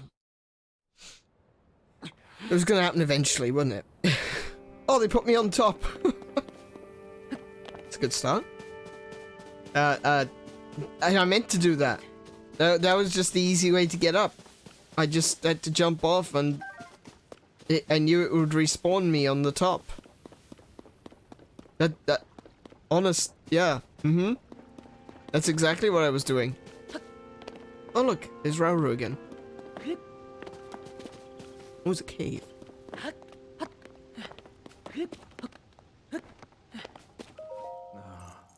I love this view of the Temple of Time. I always took a moment to appreciate it whenever I passed by here. The Garden of Time was quiet. The only sound to be heard was the time bell ringing in the mornings and evenings. It was as if the whole place changed at its chime, especially at night, when the sound signaled the emergence of fireflies. Those were glorious times.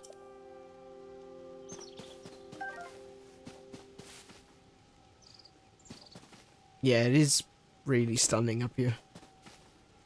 Oh, go, Link. Now you grab things. When I don't want you to grab things, you grab them. When I want you to grab things, you slide off.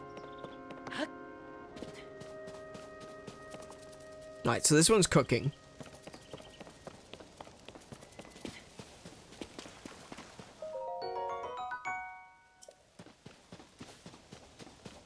Let's see what we got. Oh, we still got the axe. That's good.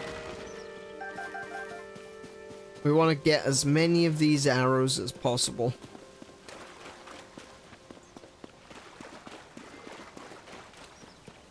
Because arrows are so bloody rare. A rusty shield. It's a good start. Oh, hang on. It's two of you. There's three of you. That's alright. Thankfully, you're useless. Okay. So let's have a look. I've got a couple of rusty swords. I can drop the tree branch. Oh, this is a blessing. This is such a blessing. A massive upgrade, which I'm grateful for, from Breath of the Wild to this, is the fact that you can organize your inventory from the quick menu.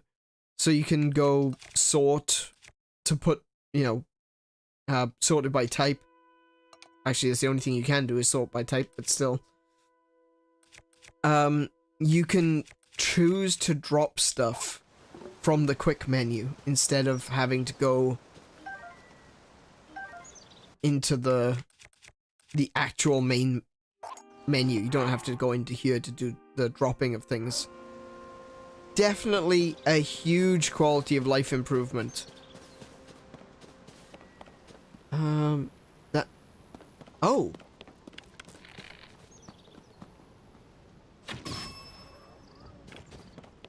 That should open the chest. There we go.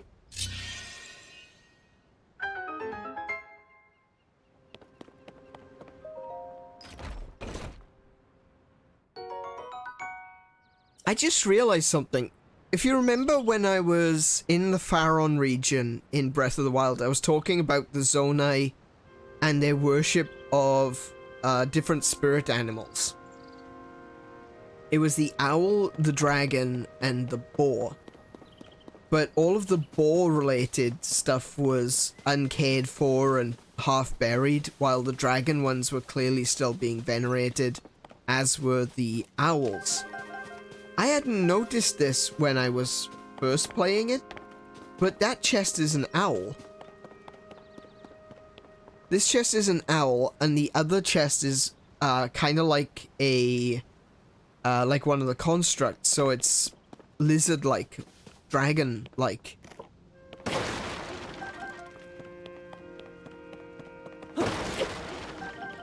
Yeah, if you look at this, I'll go back now. See? It's got an owl face.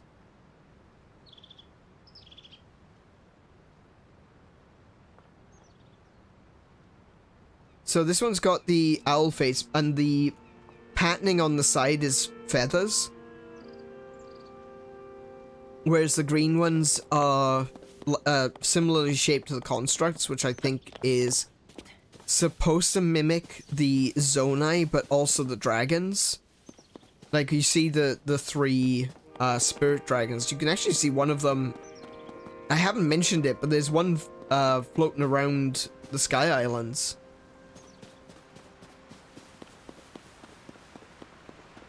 Okay, can I jump down there? Thank goodness I didn't hit the lily pad. That would have killed me, probably. Okay, we have another fight coming up. Okay, that box is nearly... that axe is nearly dead. We'll go with the sticks.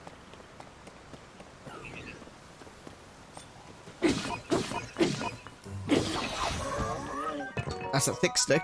So that one's essentially, that's like a double-handed sword. Oh, another axe. Right, okay.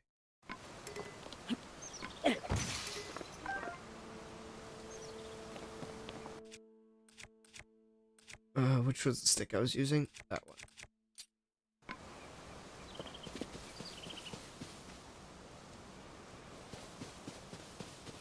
Anything else around here?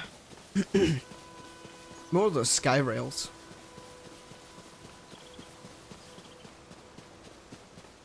Okay, so I need to get to the other side of this lake.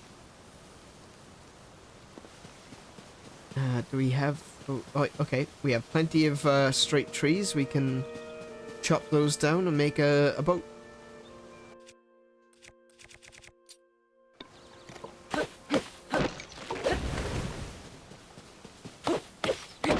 So, take that acorn as well. Right, so we've got 3 trees there.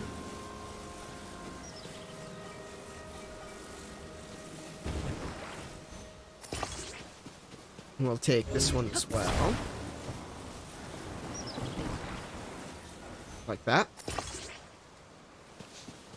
Now, I would imagine there's a sail around here somewhere. I think we may have passed one. We did.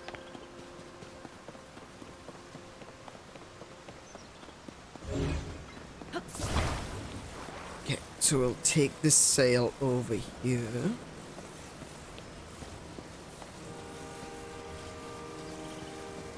Oh, that's a paddle. Oh, just wait until you get to the actual Zonai devices.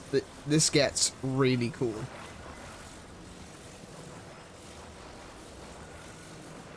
There we go. We super glue that onto there.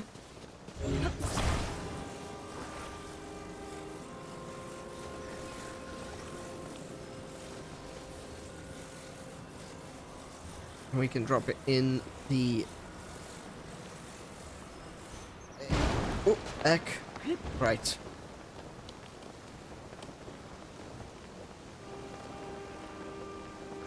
Well, let's just hope the wind takes us where we need to go.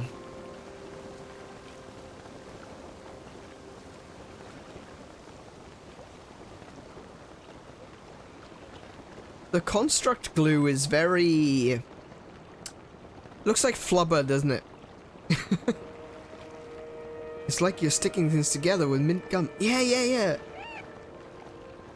It's that... you can see it glistening as well, so it's like that mint gum that has the crunchy stuff in it that supposedly cleans your teeth. Yeah, it does look like gum though, you're absolutely right. It's like that scene at, in Bill and Ted, where they have to fix the antenna array. I don't know why that chew jelly didn't attack me, but okay. And they get all of the historical figures to chew the gum and they ball it all together to hold the antenna together.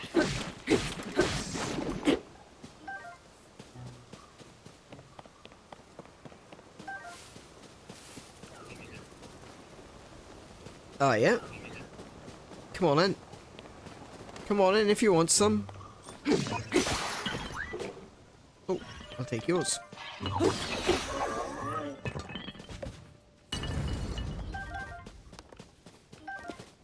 Okay, this is where we're gonna start getting some really cool stuff. Like the Ultra Hand itself is a really cool concept. A good way of manipulating the world. But this is where it's going. Where it's going places.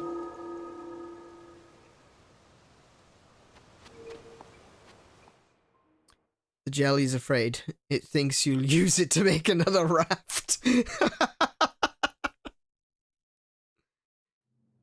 I would too.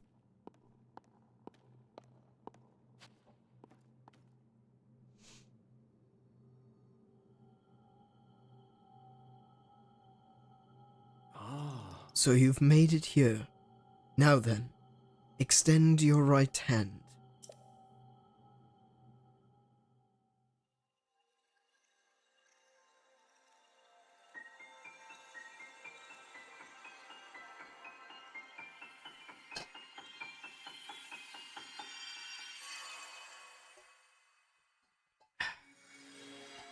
So here we go.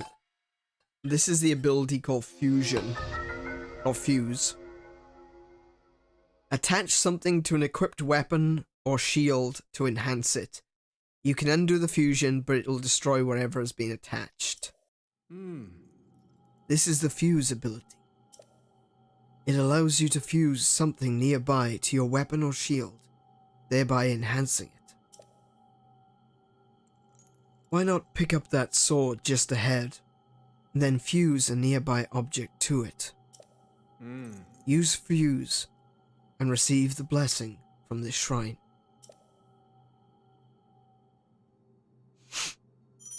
Oh, I feel a bit stuffy today. I've been doing some cleaning, so that's probably why. Probably got some dust on me. Oh, I can't carry anymore. Well, I'm gonna drop the thick stick.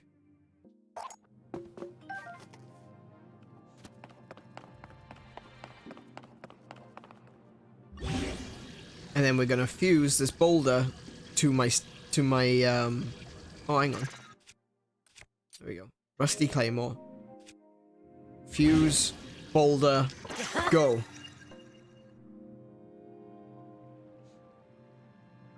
Shad did a video on this. I don't know if you've seen it. Shadiversity did a video on basically taping a rock to a stick and seeing if that works as a weapon. All thanks, you know, inspired by this game. They told me if I could pull the sword from the stone, I would be King of England. Well, I couldn't pull the sword from the stone, but no one's tried to stop me.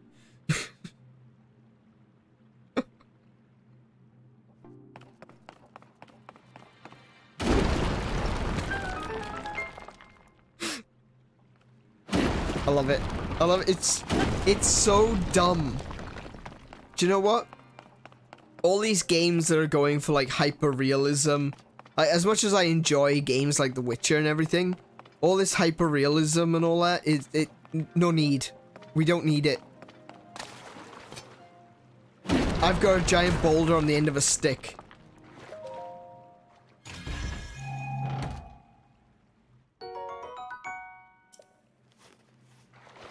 Oh, actually, I didn't finish what I was saying earlier. No, like I was saying about the different animals and everything. So this one, I think, is supposed to be like the dragons, because it's got a similar face shape to the constructs, except for the teeth. The teeth are kind of scary, makes it look a bit like a mimic. One thing that you won't find, though, is a chest that's shaped like a boar. The only things you find up here are dragon-shaped things and owl-shaped things. What's up here? What's this? Oh, wait, no, that's how you continue. Right, okay.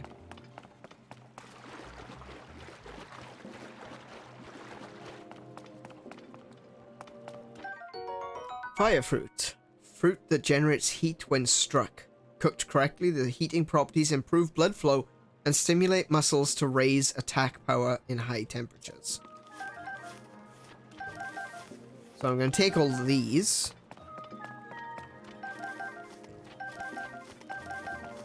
Because this is basically how you do fire arrows now. You select an item, fuse it to the arrow, and there's your fire arrow.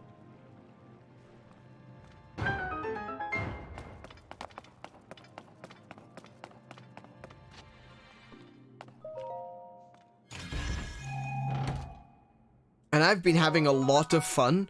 Like, I tend to favor bows in a lot of games. I was talking about that when we were playing Breath of the Wild as well. But I've been really favoring a bow in Tears of the Kingdom. Because... I wonder if there's anything up there. There was not. Because you can just keep attaching different things to your arrows. And it's... oh, I've been having a lot of fun.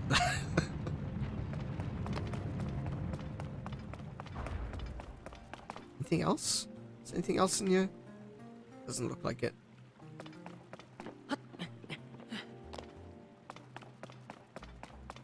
Oh, combat trail.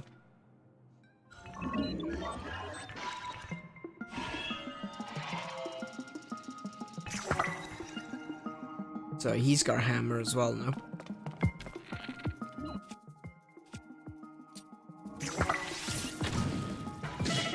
Ow!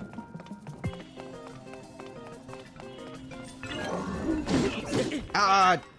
Damn it. Attach a sword to an arrow and let it fly. I don't think you can do that. That's a shame. That does sound like a really good idea, but yeah, unfortunately you can't do that. I can't believe I died. I was pressing the button to... oh, do you have to start from the beginning? Oh, really? Wait, what if my hammer breaks before I get to the end? Oh, look at that, all four of them. That chest is open. Oh, that door is open. Okay.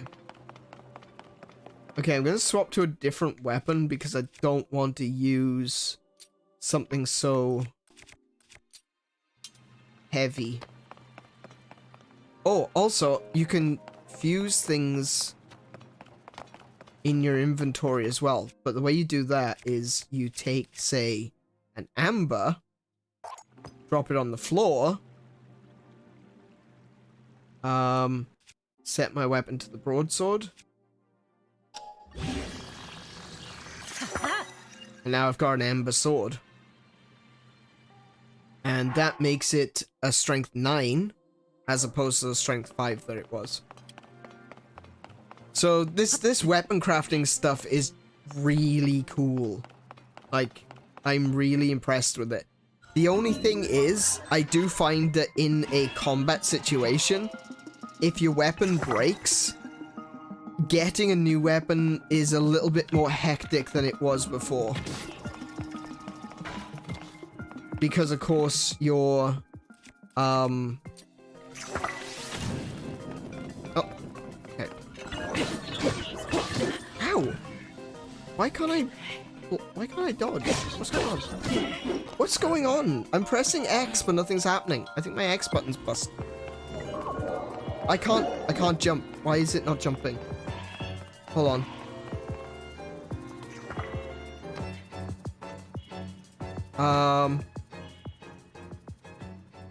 Oh.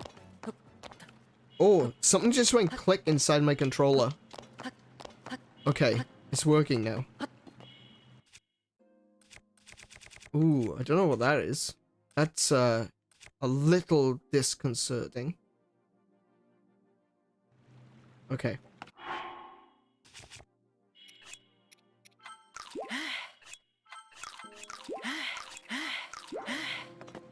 Yeah, something went click inside. I was pressing the X button, but it wasn't depressing.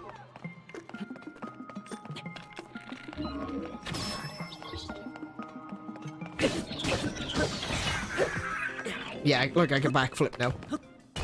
Okay.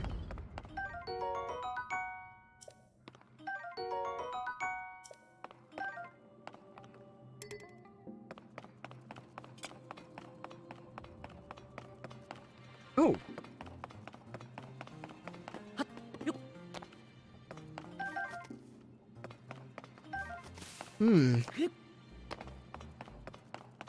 I'm currently playing with, oh, I see. You can use this to attach spikes to your shield. I didn't even know these were here the first time I came in. Interesting. Let's add spikes to my shield.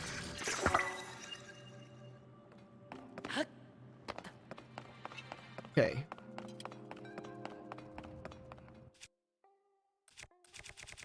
Back to the hammer.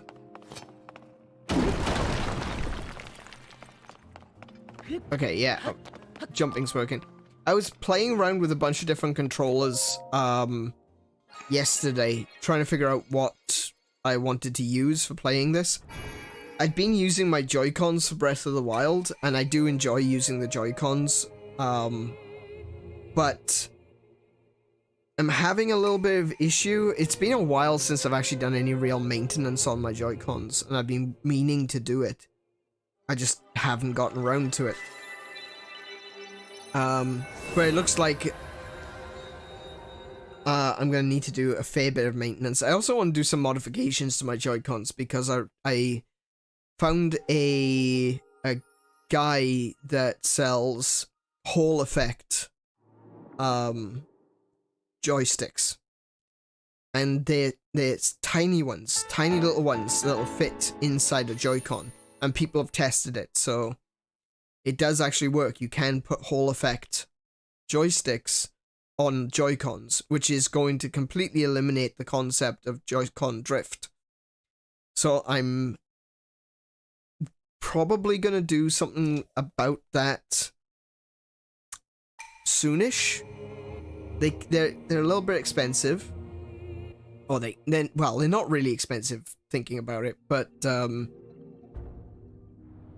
think they were like $100 for 4. Maybe $100 for 6, not sure. Either way, I'm considering buying them and modifying my Joy-Cons so that I've got Hall effect joysticks instead. Link. I came because there is something I failed to give you. Please take it. Oh.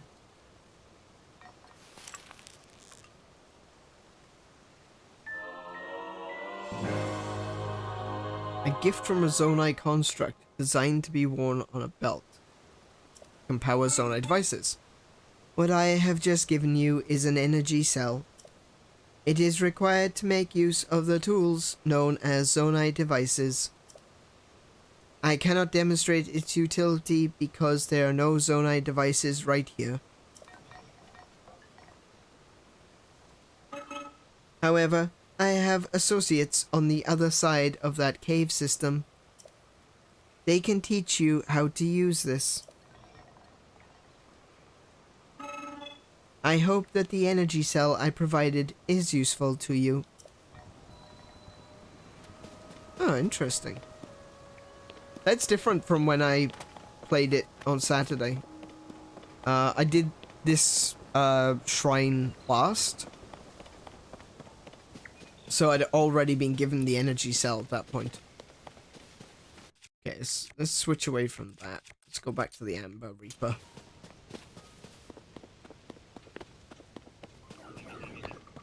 Oh.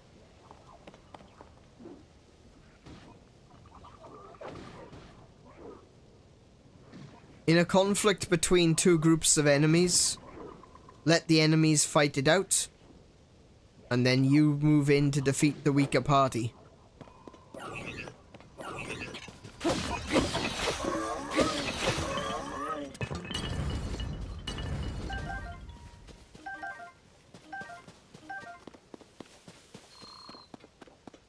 Simple. Any food? Any food around? Because I may need food.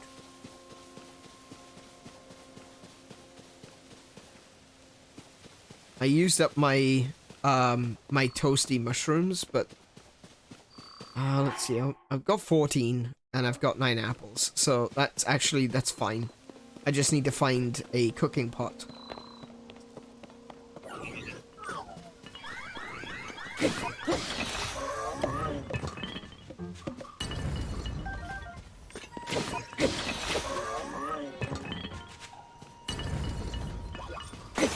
Oh, there it goes. You stop setting things on. I was gonna say, could you stop setting things on fire? But actually, you set yourself on fire. That makes things easier for me.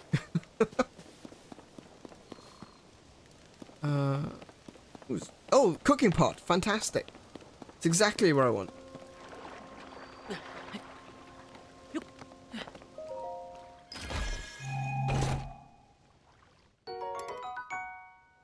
Soldier Reaper.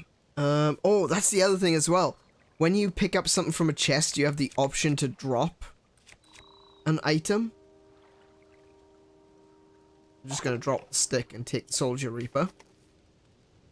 And the Soldier Reaper is the same as I did with the Amber, but it's using the Construct Horn. And you can also use the Captain Horn to make a slightly stronger one.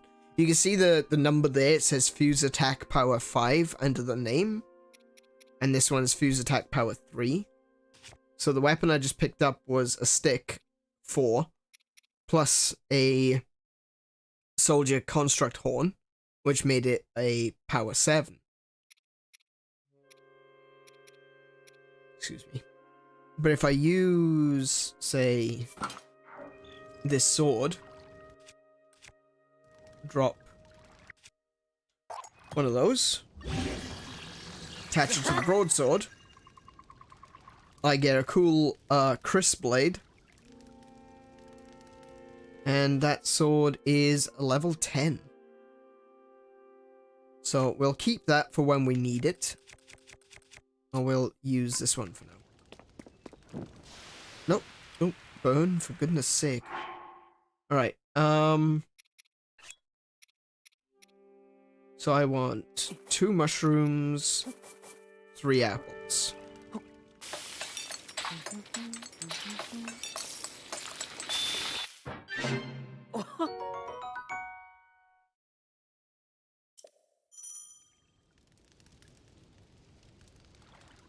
Ah, yes. Also, recipes. Oh my goodness. If you wanted to keep a recipe in Breath of the Wild, you had to do it in a notepad. But here, now you can just go select for recipe.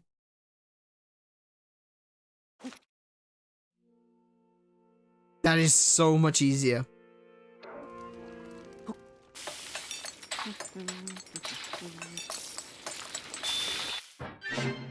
Oh, yeah, Kiko, that's right. He actually sings a few of the Ocarina of Time Ocarina tunes. So that one was Saria's song, but there's also Song of Storms and what was the other one he did? I think it was Sun Song. I think he did Sun Song.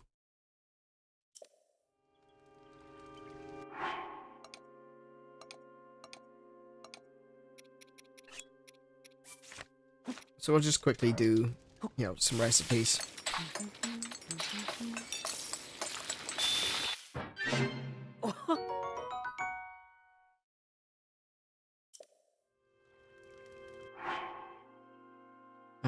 We are out of apples.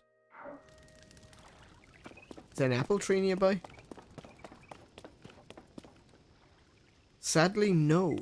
Okay. That'll be fine. It'll be fine until we get to the other side of the cave.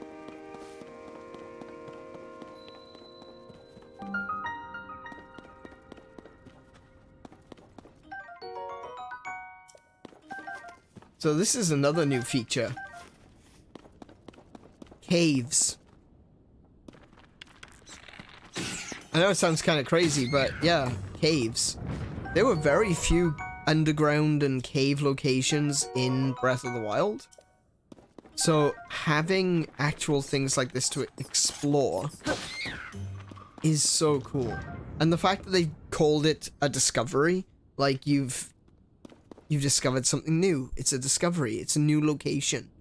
I really like what they've done, the framing of it, as well as obviously the fact that they are now caves. Massive, massive improvement.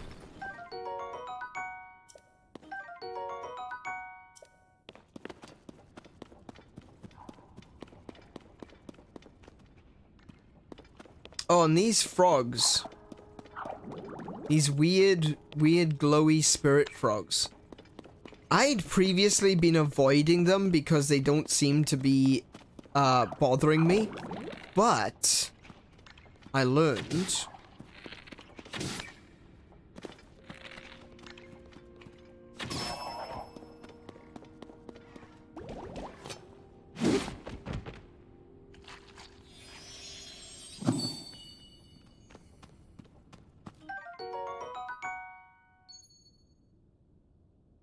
I'm sure there are plenty of people who have already seen this and are like, yes, but that kind of blew me away. I'd been ignoring them in my head. If I don't have to kill something, I won't do it, even in a video game. But then, I found myself trapped with one, and I'm like, okay, well, I'm gonna have to kill it to get out of this cave. And this dropped, and I was like, what on earth? The frog turned into a bloopy and ran away, but it also dropped one of these gems. Weird. So I genuinely, yeah, I want to know what the deal is with those.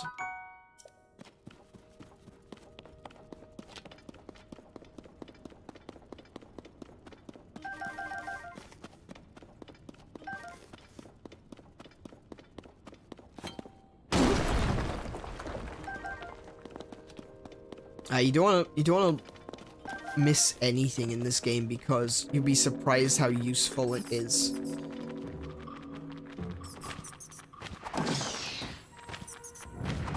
And this is why you put spikes on your shield.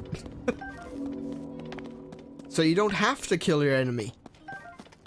You just let them bludgeon themselves to Alt F4 on your shield.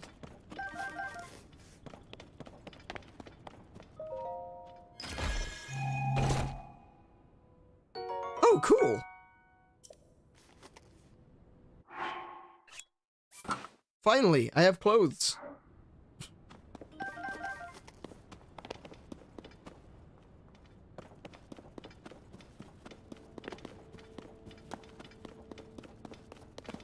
I did find, I believe yeah, I did find that in my first playthrough. I didn't realize it was in here, though. Interesting. Oh, yes. I've got some more amber there. That's cool.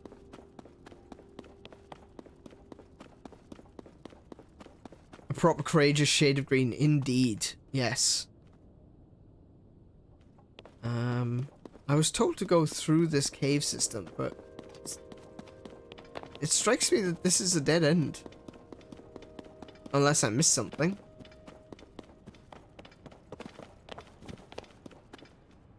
Oh. Yeah. You could say I missed something.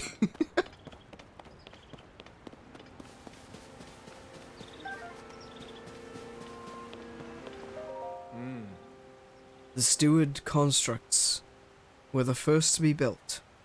After that, we crafted others suited to different roles. Culinary constructs, maker constructs. You'll find all sorts of them still active in this place. Some became so skilled within their specialties that they surpassed us. We began to learn from them instead. You should take time out to talk to them. They can teach you many things you might not yet know.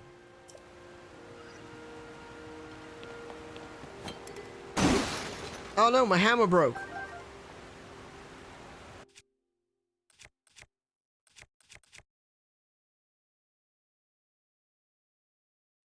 I'll use the axe.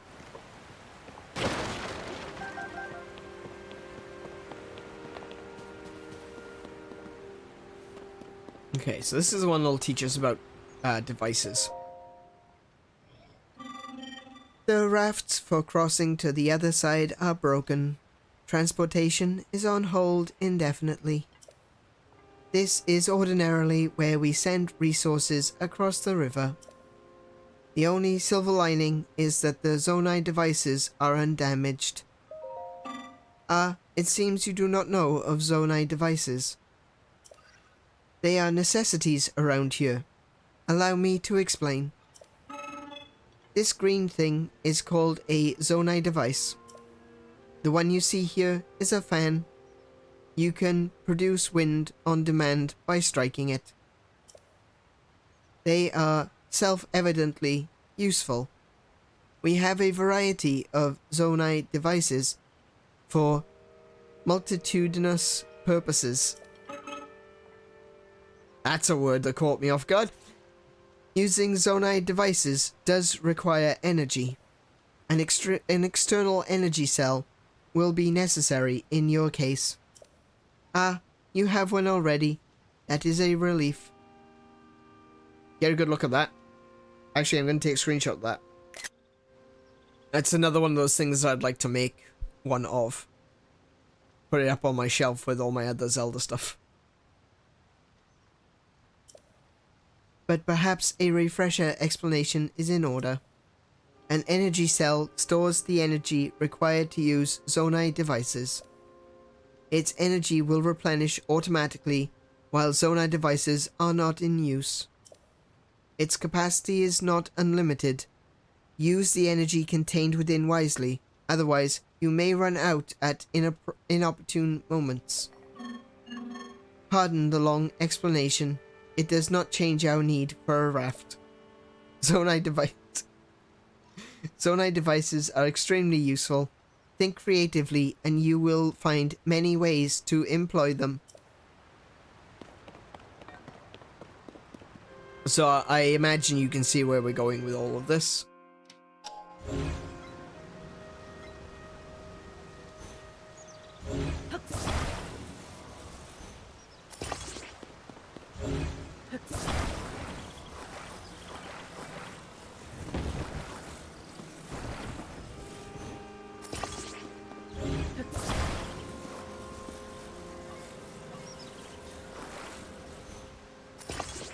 There we go. And this is our raft. Unlike the raft that we made that had a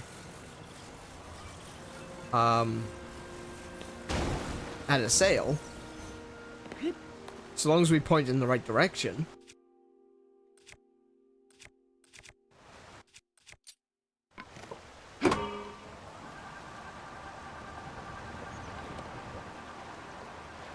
Hey! Now you're playing with power.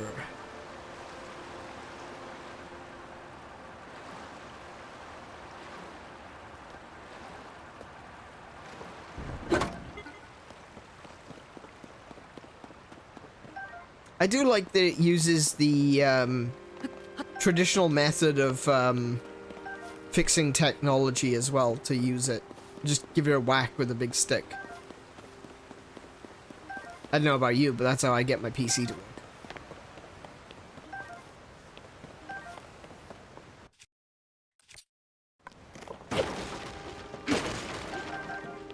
Oh, an apple. Oh yeah, I was looking for apples, wasn't I? Is there an apple tree here? I bet you there's one on the other side.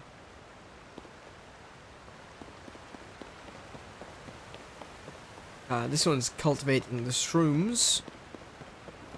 I'll take the rusty broadsword as well, actually. Hey Kay, welcome back! How are you doing? What did you get for lunch today? Lunch? What am I talking about lunch? It's 7:22. What'd you get for dinner?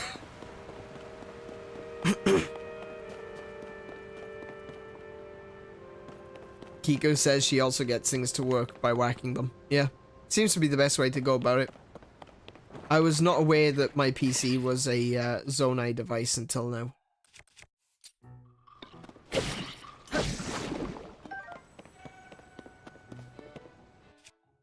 Well, that looks like a way in. Oh.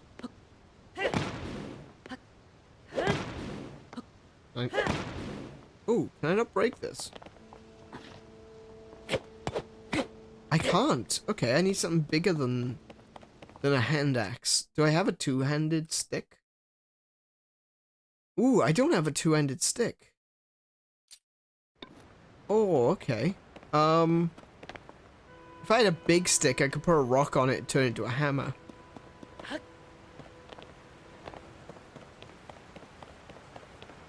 I mean, I could still put a rock on a regular stick, but I don't know if it'd be strong enough.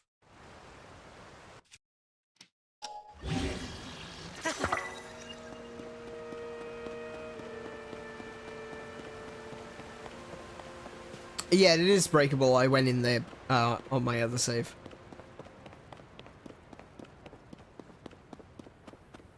I just thought you could do it with the hammer. With the axe, I mean.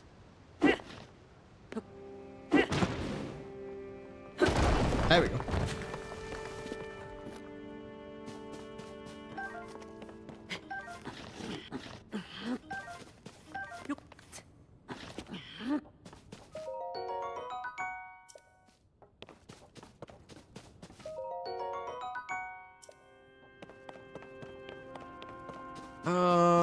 Okay, I thought there was more down here. Oh, there is.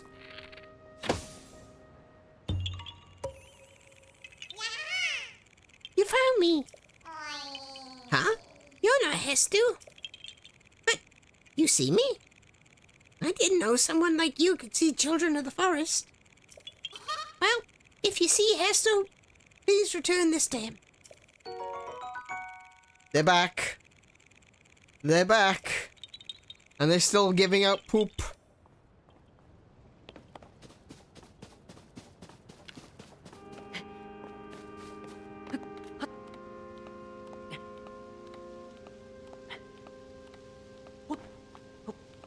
Right. Okay. We're out of the hole, guys.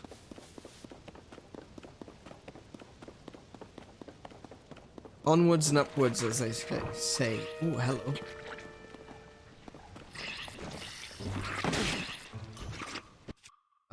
Let's pick a weapon. That one will do.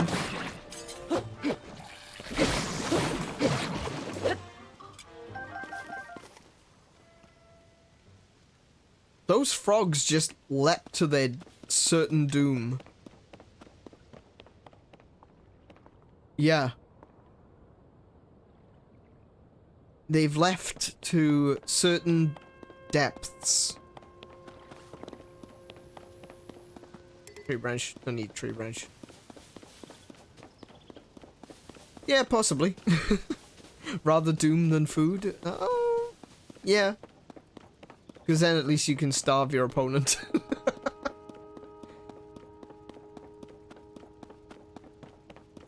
I may not survive, but neither will you. Ooh. Oh, he saw me. He saw me.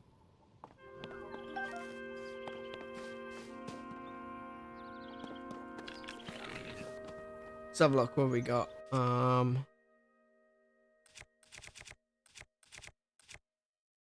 That'll increase the power of my shot. So I could turn that into an arrowhead instead. Though it doesn't do a whole lot of damage, to be fair.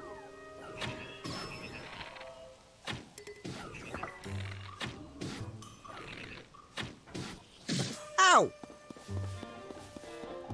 How dare!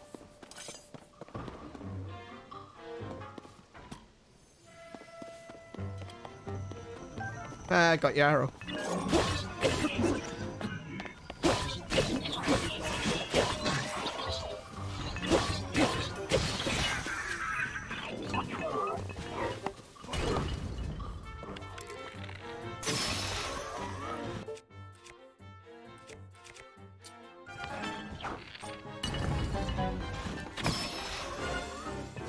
We good.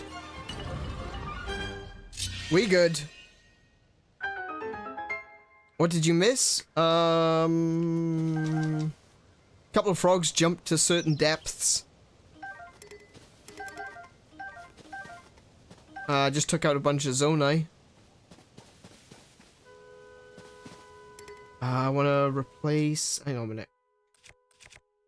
Basically, I want to drop all the sticks and replace them with... Well, not replace all of them, but I want rusty broadswords. Barrel club.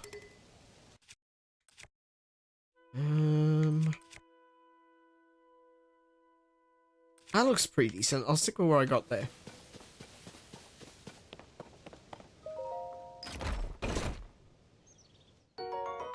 Opal. Can't get enough tax-free opals.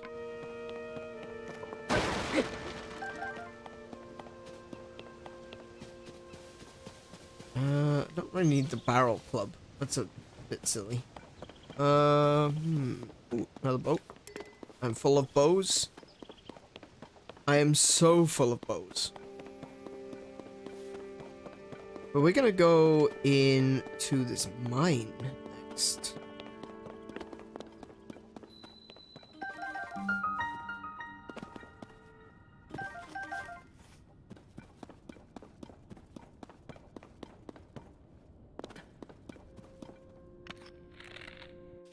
So this is what bright bloom seeds are for. This place is, as you can see, dark. And these bright blooms actually glow in the dark. There's two ways of using them. You can either attach them to an arrow if you want to get some distance, or you can literally just toss them at the ground.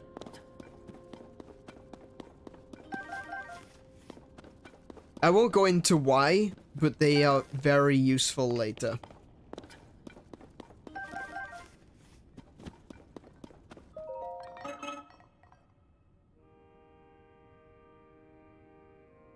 Oh yeah. Zonai constructs. Yeah, I was fighting Zonai constructs, not the people. Oh yeah, we did. We found a Korok as well.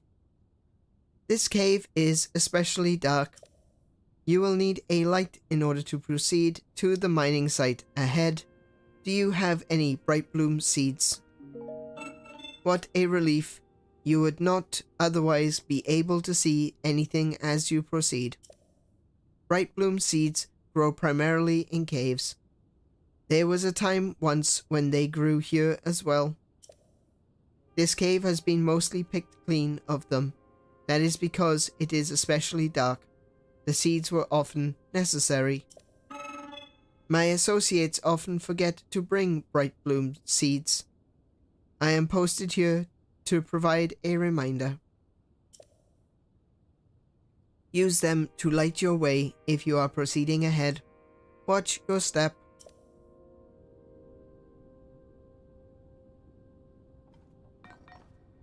I'm just looking at the designs of them. Sorry, my eye got caught by the designs of these. So cool.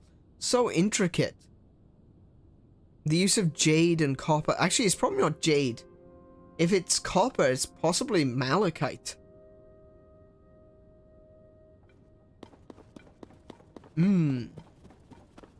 That's really cool. I love the designs of these constructs. And the chests and everything. Wait, not that one. Yeah, that one.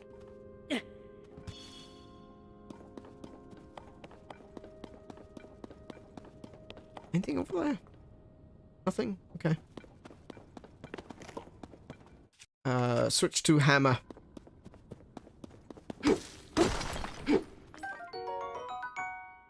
Zonatite. Unusual mineral that has many purposes. Ancients extracted energy from it and refined it for the crafting of weapons and armor.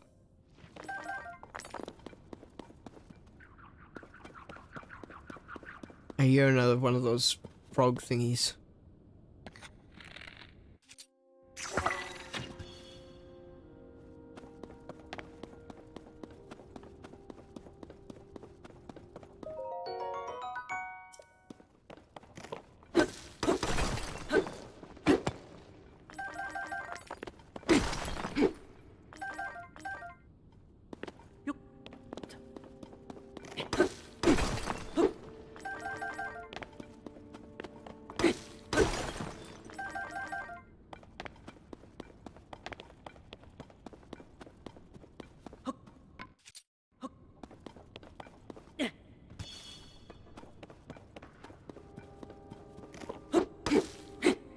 Ah.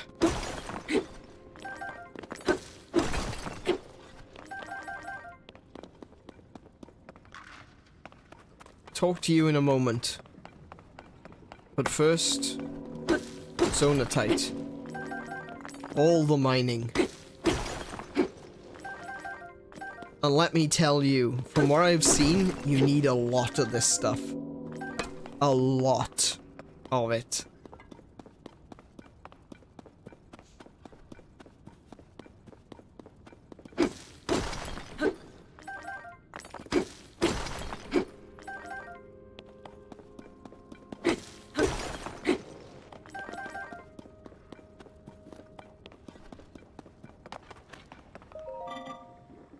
Yeah, I've heard that ridiculous amounts of it will be needed, so that should be interesting. Yeah. Oh yeah, no, I've seen, you use zonatite to upgrade the energy thing on your belt. You need to exchange the zonatite for a zonatite crystal, and then exchange the crystals to get an upgrade on your belt thing, your energy device. You need 100 crystals for your belt device.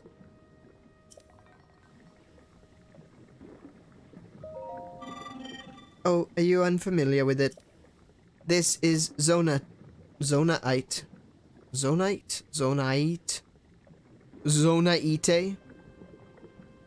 This is zonite. I mentioned it is a unique mineral that can be mined far beneath the land below. There are trace deposits of it on this island as well, but they are limited to this cave. Our society flourished by processing this substance into other materials. Zonite is processed by smelting in a furnace. It is thereby converted into materials with useful properties. A few such materials will be ready for your review shortly. Wait one moment.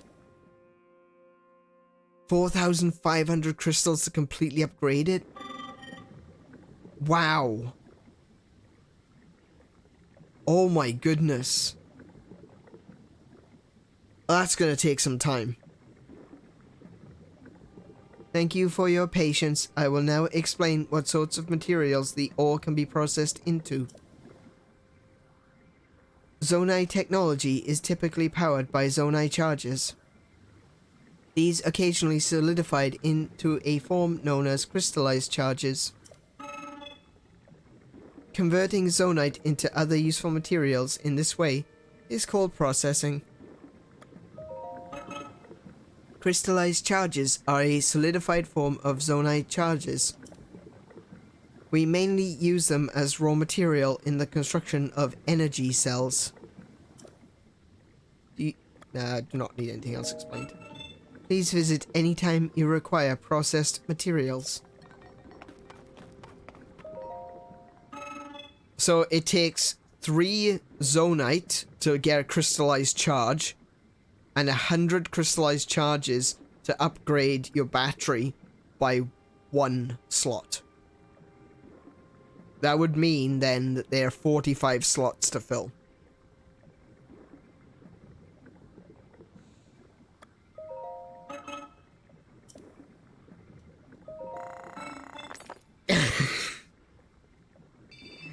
Leave none behind. The resulting materials will be available once the processing is complete.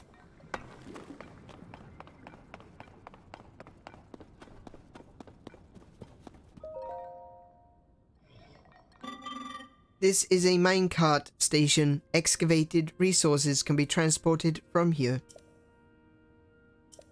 Could it be that you have forgotten to bring Zonai capsules? You have forgotten yours, or perhaps may not even know what I mean. Zonai capsules are a convenient means of carrying portable Zonai devices. It is unfortunate that you seem to have none. I will lend you a few spares. This is also quite a fun part of the game. I enjoy this way more than I should.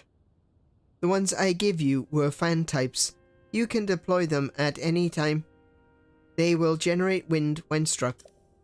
Zonai devices are useful and come in very many varieties. Oh my goodness, I cannot speak.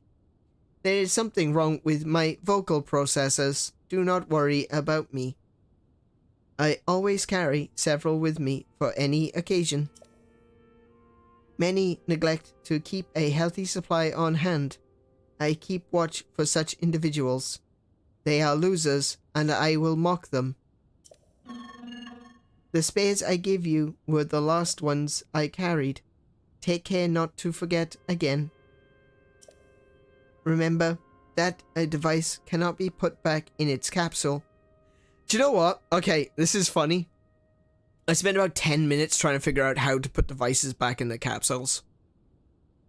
I didn't read this because on Saturday when I was first playing, I already had capsules by the time I got to this guy, so I was like, yeah, I know what a capsule is. Alright, moving on. I didn't know that you couldn't put them back, so I was trying to figure out how to put them back in the capsules. Think carefully before deploying one from your pouch. Alright. So, what we're going to do now is we're going to Ultra Hand. We're going to deploy a fan. And we're going to put the fan...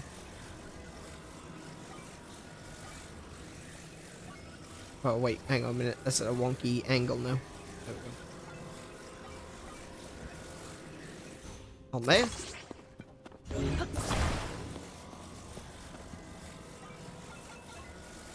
Oh no. Oh no. It's all gone wrong.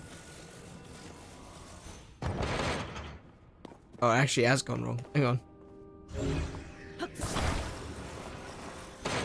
There we go.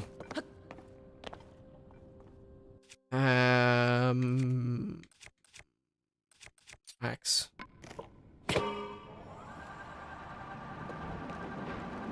Dory, I went through the dark part of the tunnel for a while before I figured out to use the bright blooms because I accidentally skipped the instructions. I don't think I saw bright blooming instructions. Was there instructions for them? Oh, the guy. Yeah, there's one in the tunnel, isn't there? Yeah.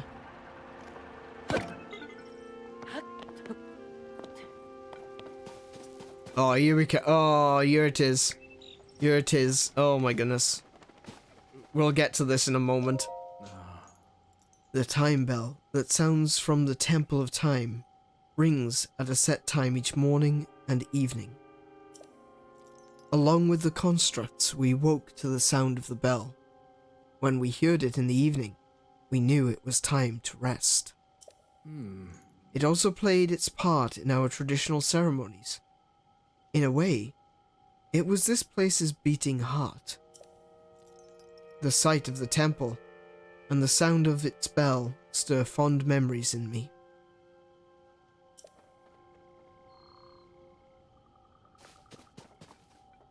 Alright. If you weren't interested in this game before, and you have a problem like I do, this'll be the thing that gets you wanting to play.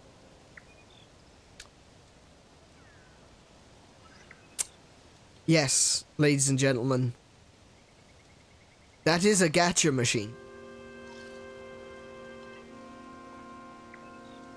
That is actually a gacha machine.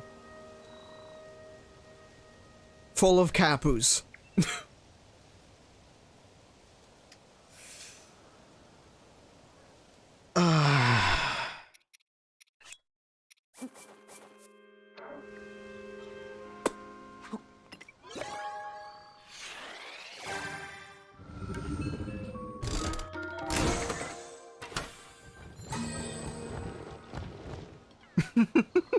Nintendo are geniuses, indeed. Flame emitter. Fan. Portable pot. These things... Okay, I thought the portable pot, when someone told me that it was going to be a thing, it sounded to me like that was completely broken. But it's a single-use pot, which, you know, balances it out a little bit. It's not completely broken. It's only a little bit broken. But so long as you've got pots and you've got materials, you can make yourself food anywhere in the world.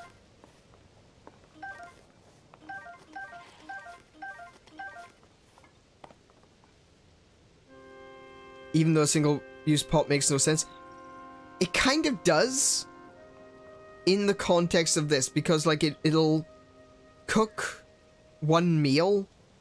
Yeah, they self-light. So I imagine it's got inside it like one of these little energy cells, like a tiny one, and it's only enough for it to cook once. They also teleport away afterwards, so that's kind of another big deal. But we're gonna get a few more because I like doing this.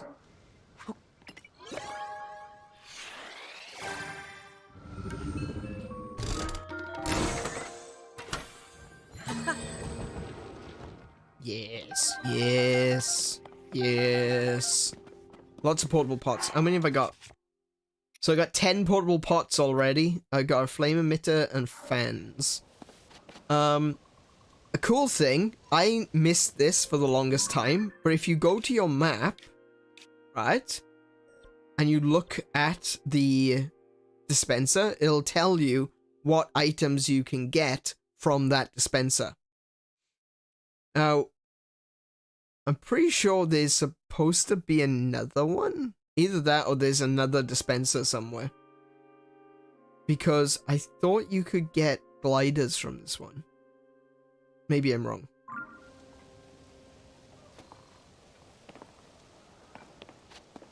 Or maybe you don't necessarily get gliders from it until you've actually encountered gliders. That sounds reasonable to me.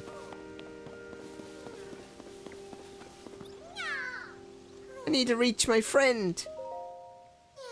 This is awful. Where's my friend? Huh? You can see me. I'm a Korok, one of the children of the forest. I was traveling with my friend, but we got separated.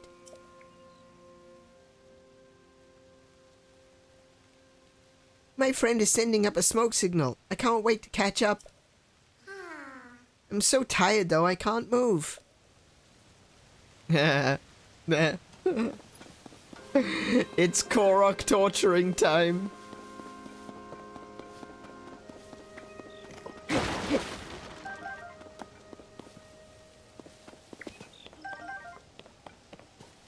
Alright, I'm gonna grab this. Gonna drop it over there. We're gonna take a fan, because let's face it, I'm not gonna waste the ones I have in my bag. Gonna stick that on there. That.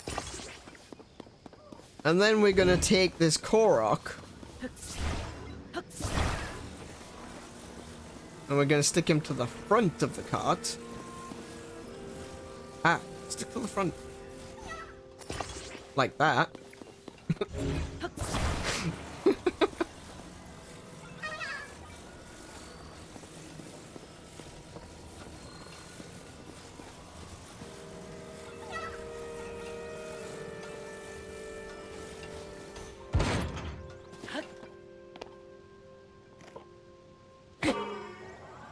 Yeah, start panicking.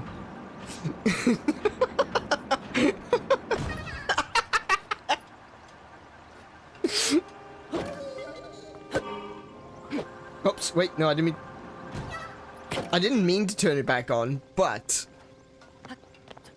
added bonus.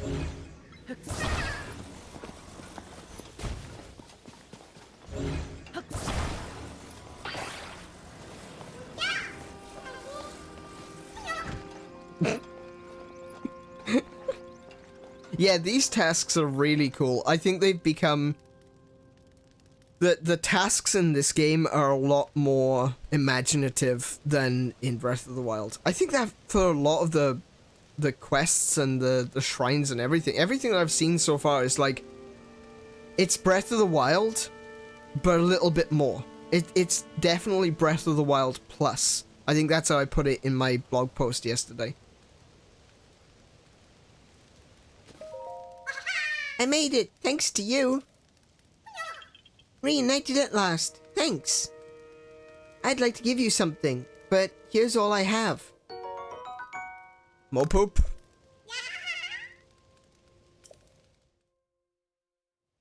Yeah, definitely. I recently saw a...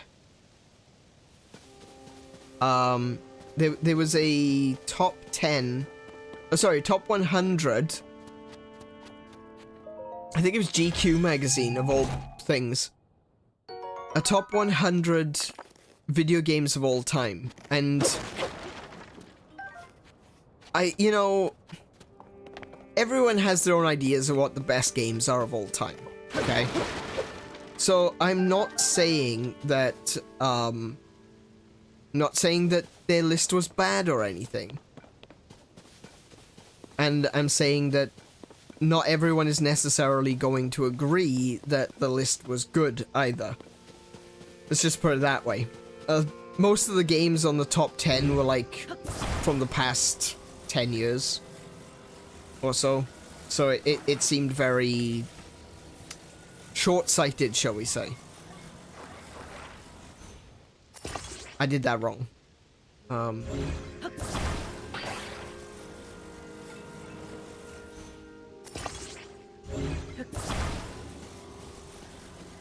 Oh, I need to put a fan on it. The list itself seemed very short-sighted. And it put Breath of the Wild at the top of, you know, like #1 greatest video game of all time. It's good. You know? Breath of the Wild is a good game. Is it the #1 best game of all time?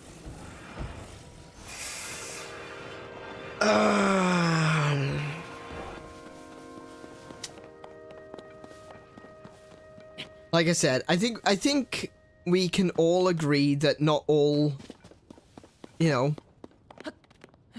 that everyone's gonna have their own opinions, and I think we can all agree that that list is probably wrong.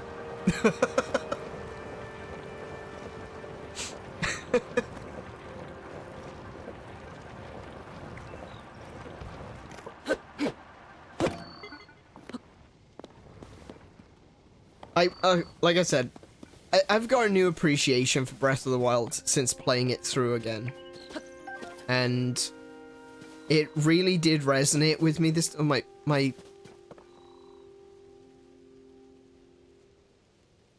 it they run away from me.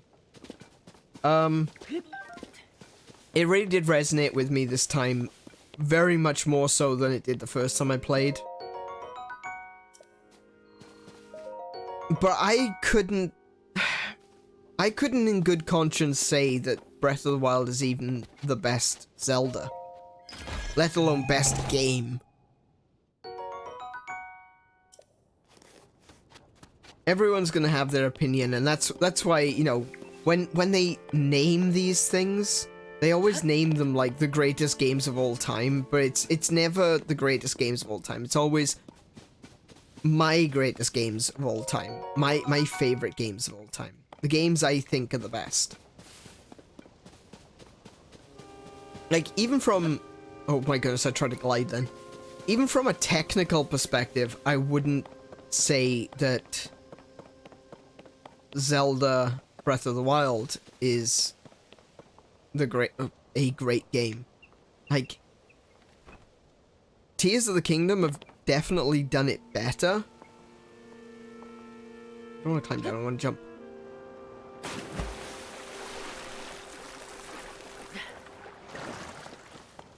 And I feel like... What am I trying to say?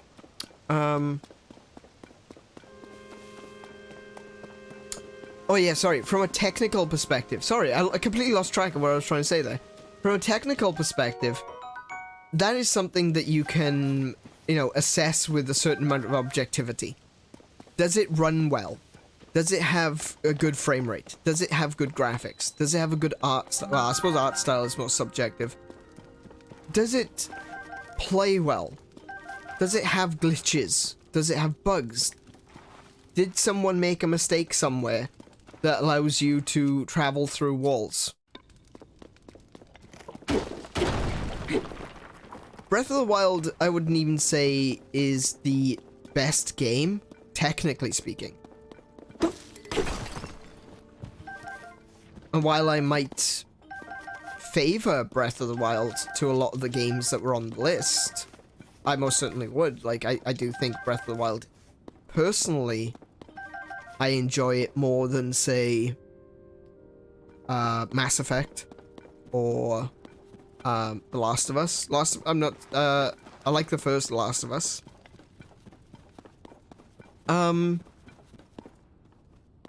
think I enjoy Breath of the Wild more, but even still, I'm just like, I don't think it's the greatest game of all time. And if it is, then what's Tears of the Kingdom? Because this is spectacular.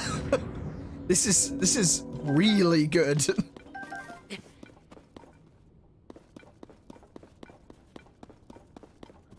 But yes, it's like you say though, okay, there's a lot of subjectivity in those sorts of lists. Oh, hang on, there's a ledge there.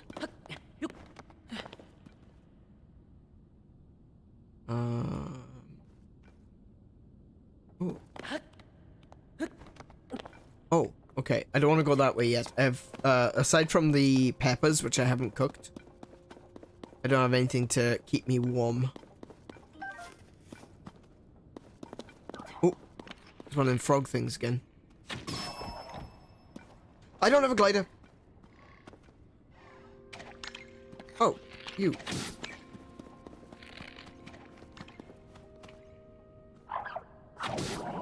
There it goes. Off you go, Bloopy.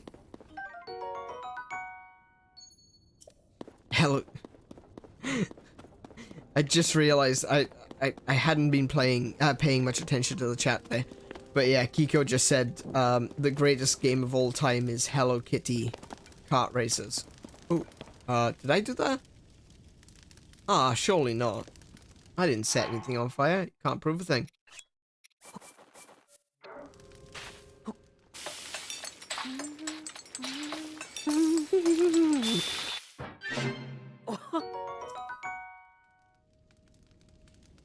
The Legend of I Don't Have a Glider. Yeah, that's what we're playing this time. It's The Legend of I Don't Have a Glider.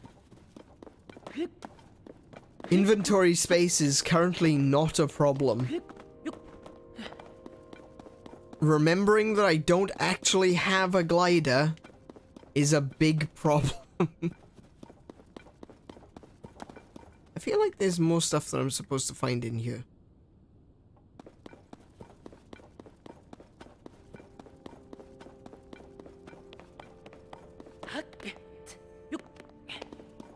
I know there's a pair of trousers somewhere because I found them last time. I just don't know where they are.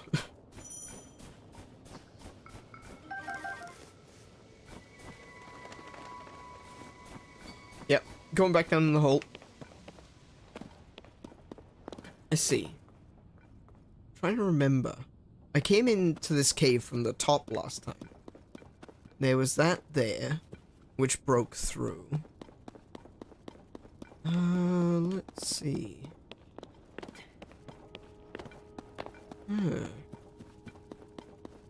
I don't know. Okay. I have more, so I'll make more. I don't know why I didn't make them all while I was down here.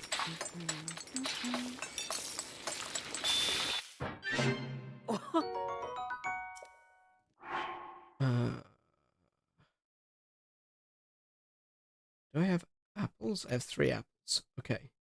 And I have sky shrooms. Alright. So I can do... select a recipe. That one. Make some healing. I resent being back in the hole. Ah, that's a classic. Okay, is there anything that I'm missing? Like, I got the frog.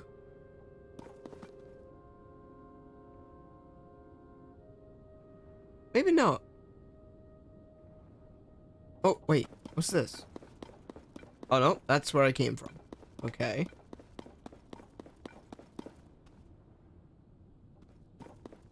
Alright. Maybe it's not this cave where I got the trousers. I thought it was. Oh, well.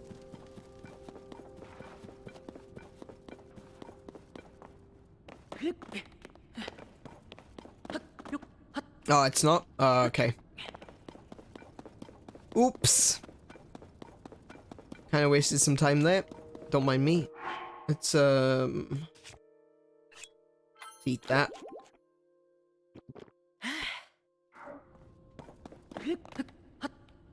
Bruce, fun watching you look. Thank you, Kay. It's always nice to feel appreciated.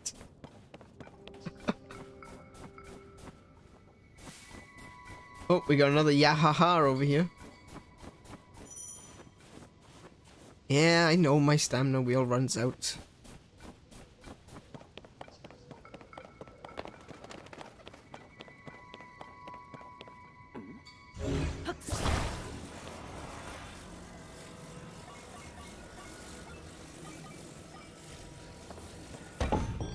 Nice. Easy. I do like that the hand gives you way better control than magnesis. The ability to rotate things is... compared to what we had previously, it's mind-bogglingly good. You don't realize how hamstrung you are until you're given the ability to rotate stuff like that. There appears to be something up there too. So let's take a quick squiz at that thing. What is that?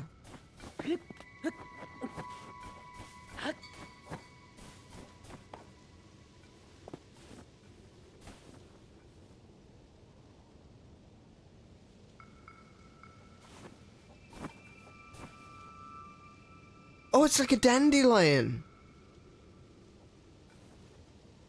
Oh, hang on. Oh, hang on. I haven't seen one of these before. Let's have a look. What have we got? We got a Korok leaf. Okay, hang on. I could use a fan, but I'm not going to because I don't want to waste them.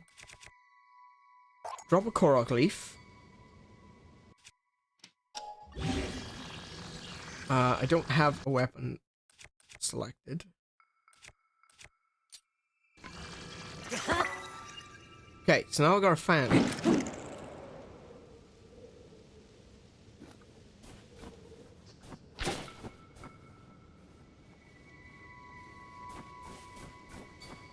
Wait, what? What am I supposed to do with this? Is there a place I need it to land?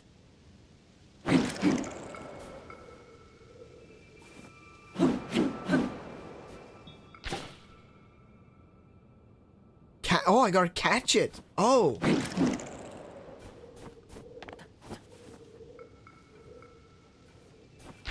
Nope.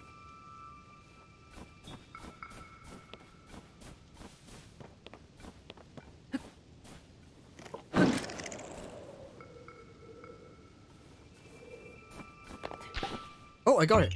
Okay, I did get it. Ah, see, that's different. I've not seen one of those puzzles. I didn't catch this puzzle the first time. That's really cool.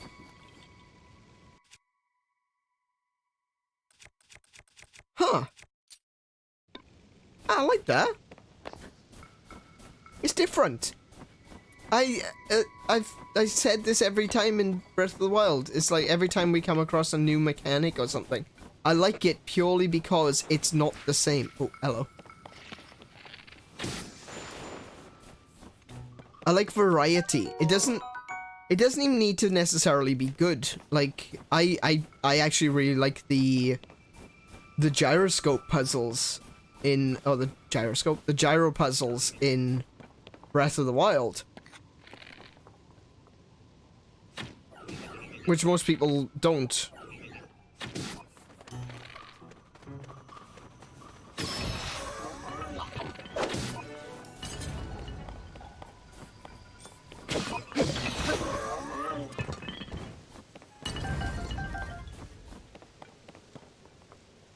And I like them purely because there's so few of them, you know?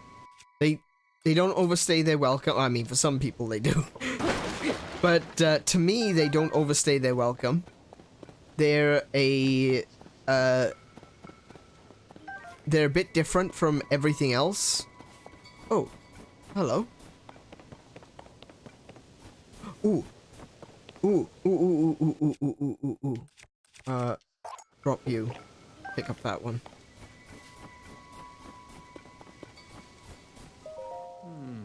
The soldier constructs and captain constructs are only doing their duty to protect the Garden of Time. At the time, it was sadly necessary to protect our land from invaders. I am terribly sorry for any threat they pose to you now. How about giving me an ability in my hand to let them know that I'm not a, you know, an intruder?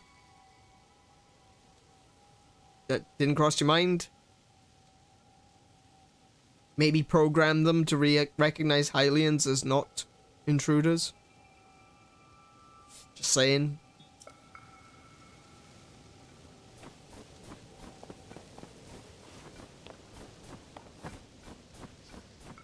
Oh yeah, white choo-choo jelly arrows, they are so much fun. It is the cheapest way of getting ice arrows I have ever seen. Basically, the easiest way to make white choo-choo jelly arrows, get any regular choo-choo jellies, burst a white choo-choo jelly nearby so it freezes the blue ones, pick them all back up, and there's your ice arrows right there.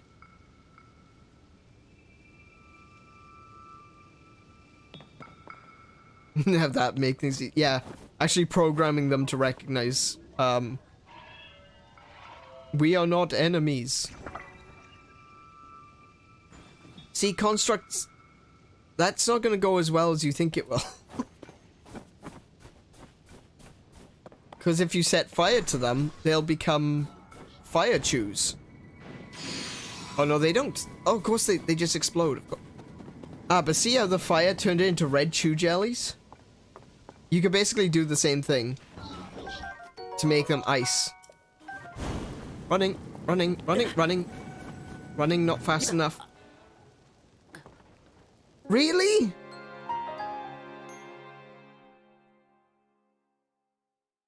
Dismembered limbs are not enemies. Indeed.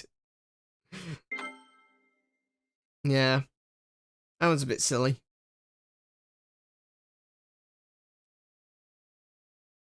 Probably shouldn't have rushed in to grab the jellies, but whatever.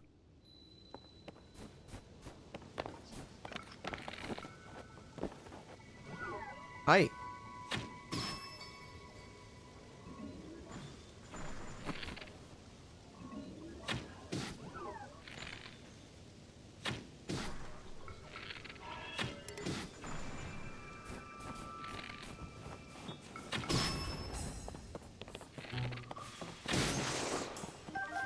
And I'll take everything.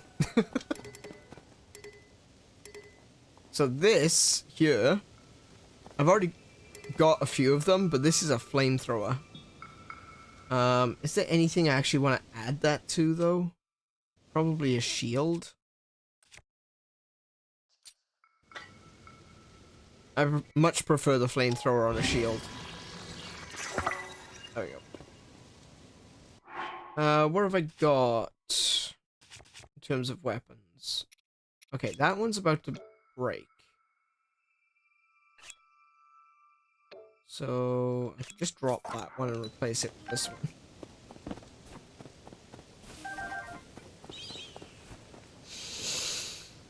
Do you know what? I knew it was coming. I knew those keys were coming. Still got me. And of course, the return of the bomb flower. I just like to set them off and hand them around. Where's the... I know he's in... Oh, there it is.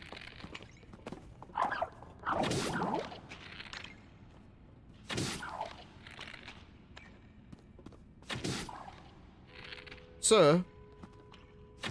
There we go.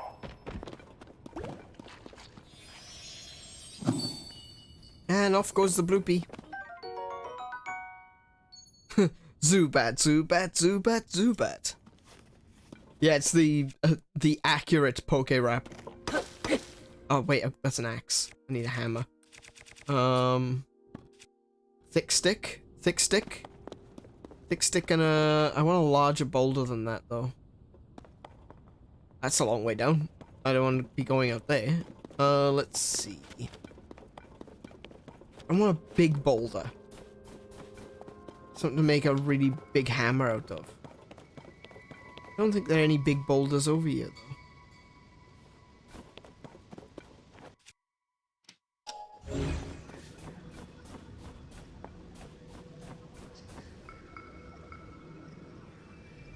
Oh, that's another thing. I didn't actually fight that thing on Saturday. I figured I'd give it a shot while I was on stream, but I decided I would not do it. I'd save it for the stream. That's a little boulder. I want a big boulder. Because I know the nonsense that's coming next. Alright, never mind. I'll do. There we go.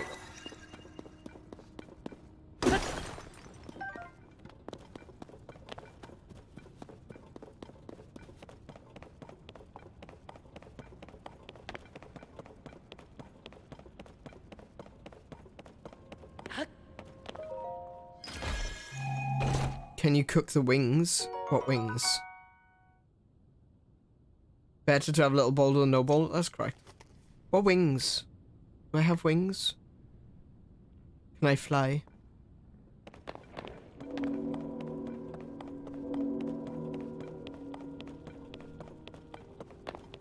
Oh, crispy key swings. No, you can't. You can use key swings to make elixirs.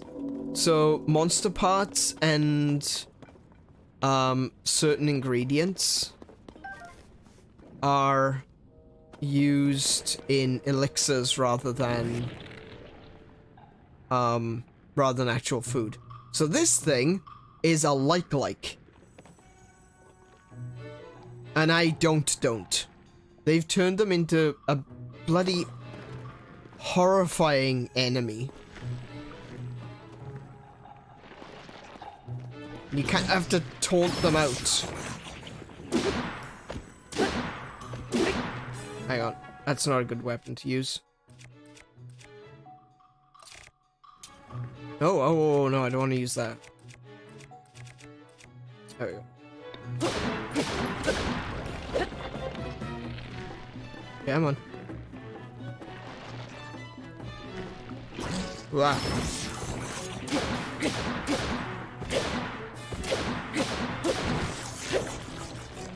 These things were known as shield eaters back in A Link to the Past era.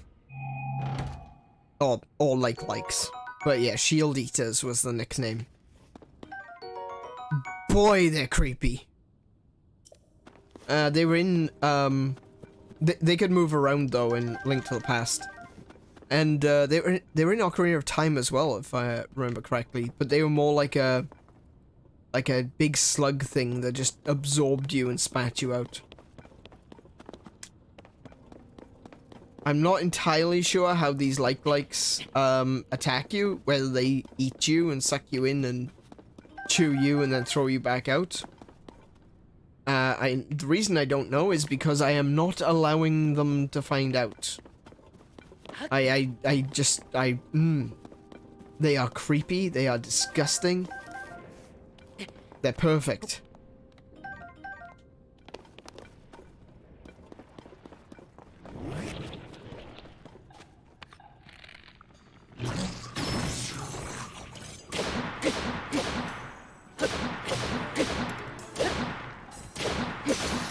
Oh, that's a problem. Yeah, I'll just use that.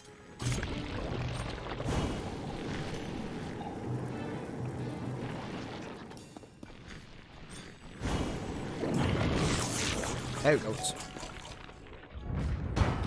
The sounds though, yeah, it's so disgusting. Just I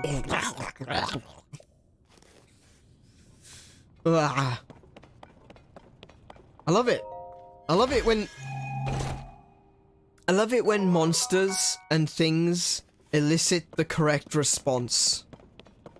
You know?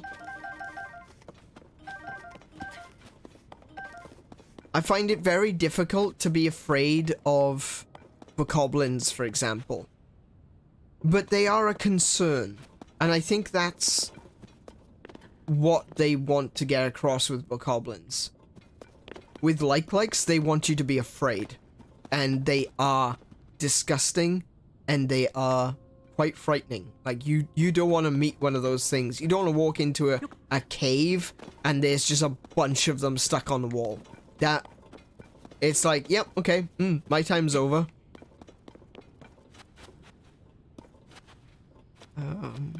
Okay, so I got both of the chests in here. My cold resistance is going to run out in a minute, but I do have another one, so that's fine. Right, where am I at?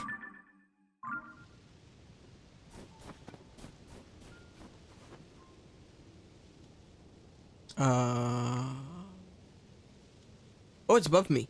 Right, okay. So...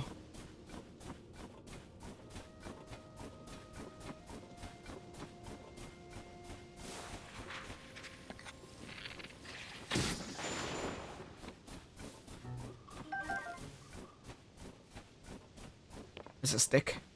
Don't need a stick. Oh, chilies. Yes. Yes.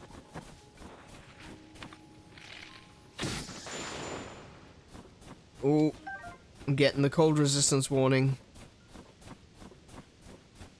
Yep. And there we go.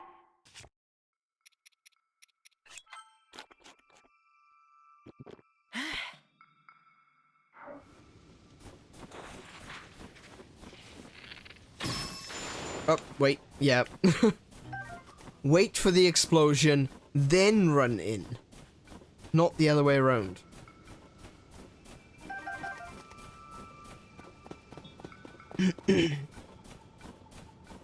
Let's see. Oh, there it is.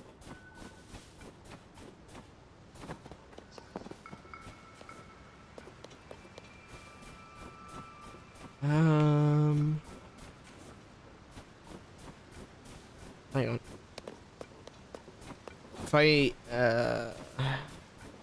want to go up there. I want to fight those guys, but doing it right now is going to be a little time consuming, especially considering what rune I'm going to get next. Let's see. Can I climb down? Yeah. So this is ice, so I'm just gonna slide down it.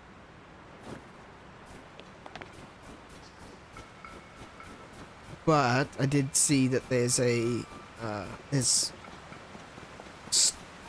some regular stone just revealed around here.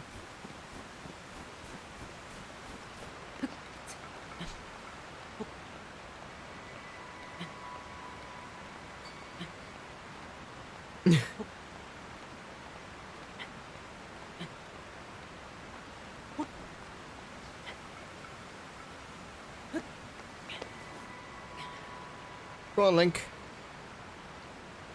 I swear, with one ring of stamina, he's like an octogenarian.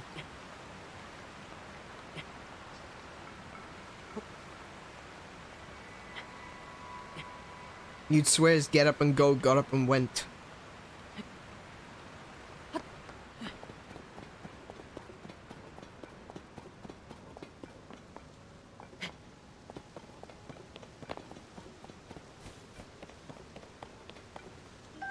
Okay, ah, I don't want to waste that. That's a good one.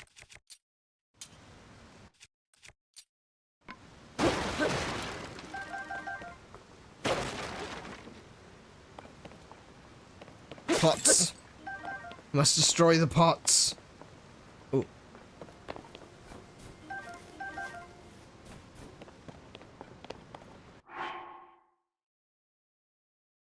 One apple? Oh.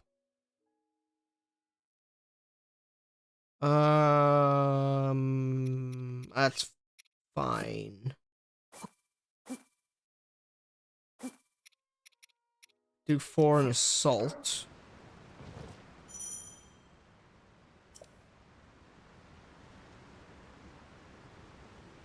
Yep. Looks about done.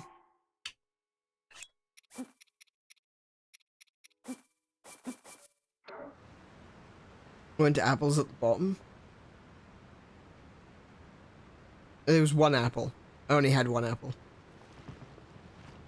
Oh my goodness, it's not lit. It's not lit.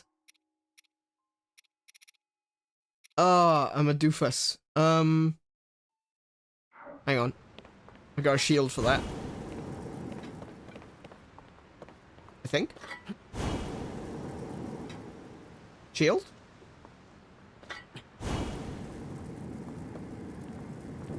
There we go. Goodness sake, it took your time. Right. 3, 4, and assault. I think this will just give me a salted mushroom skewer.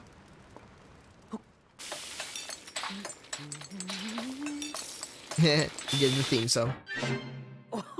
Salt grilled mushrooms. Oh, it only gives 2 hearts? I mean, I've only got 3, but still.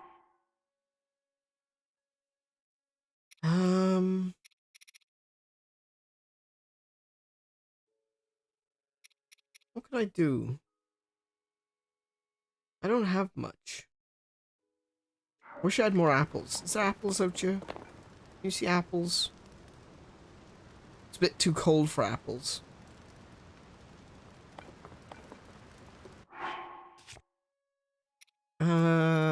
Look, I should be fine. Should be fine. I will do more chilies though, just in case. Yeah, that one. Cook.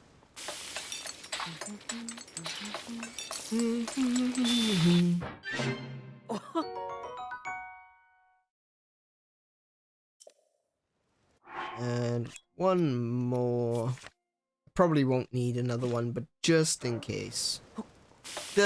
It's better to have one and not need it than to need it and not have one.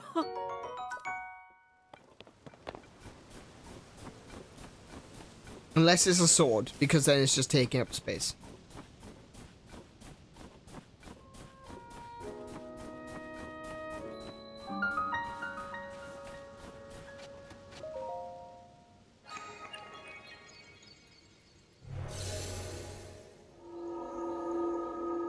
Also, yours was an interesting way to get up here. Oh, yeah? You climbed the roots. Oh, yeah! I could have climbed the roots. Oh, well.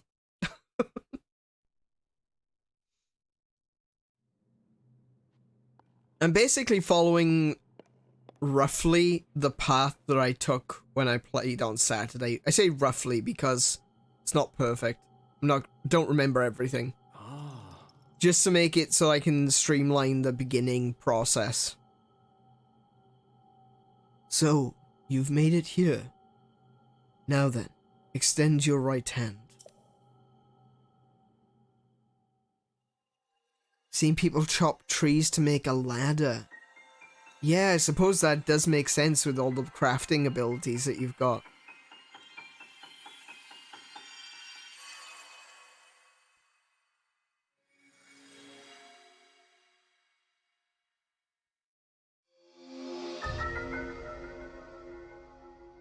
Proof there should always be multiple ways? Absolutely, I agree. Fully. The way I did it on Saturday was I actually did this shrine second and I did the other shrine third. And that gave me other opportunities as well. So I basically did a clockwise loop rather than a counterclockwise loop. And that gave me more opportunities as well to go up through certain overhangs that were there that wasn't wasn't available to you going the other way. You'll find it quite useful in all sorts of places and situations. Use Ascend and receive the blessing from this shrine.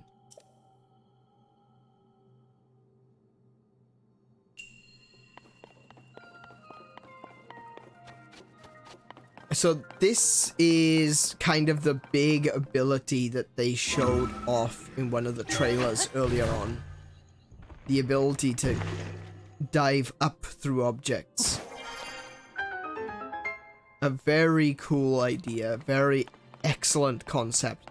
The thing about Breath of the Wild is it's all about movement and how to get from here to there. Adding new ways of getting from here to there. Outstanding.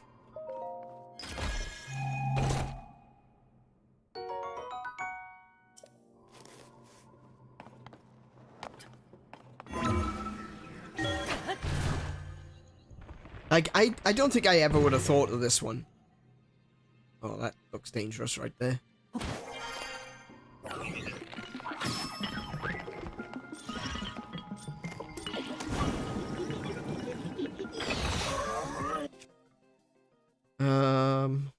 Oh yeah, I can waste that axe. There's another construct.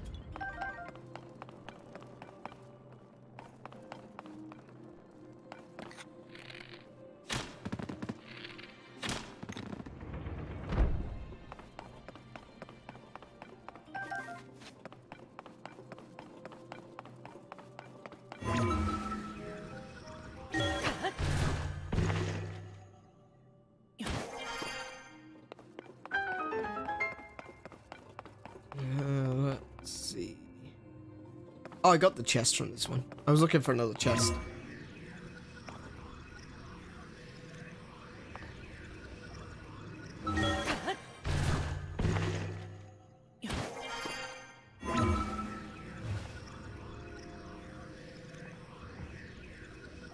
I also like how they've basically perfected the like how you use the different abilities as well. Like I said, the Ultra Hand is basically magnesis that works on things that aren't just metal, and they perfected it to allow you to rotate things.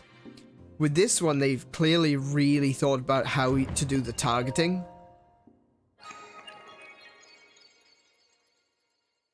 It all seems to come together a lot better than Breath of the Wild did, in my opinion.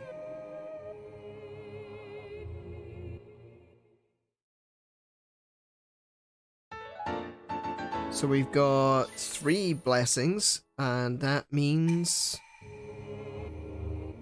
we can head back to the Temple of Time. Tene, welcome! So much quality of life. Yeah. Oh yeah.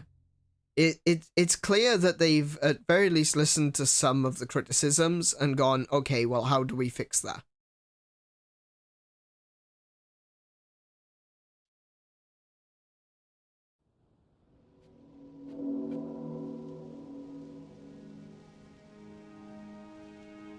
Hello. I see you've restored some power to that new arm of yours. The door to the Temple of Time should now open for you.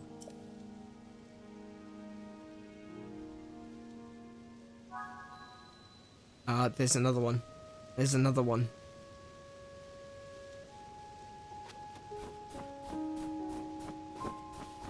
Alright, so there's some enemies over there I want to beat up.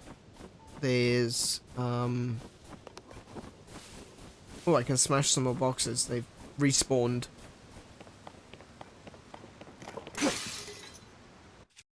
Alright. I knew that it was about to break, but I thought it would last longer than that. And there was nothing in the boxes anyway. Just drop down there.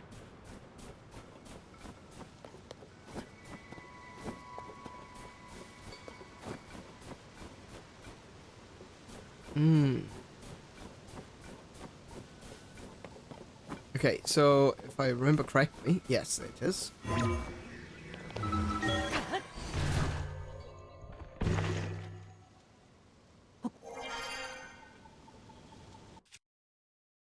Right.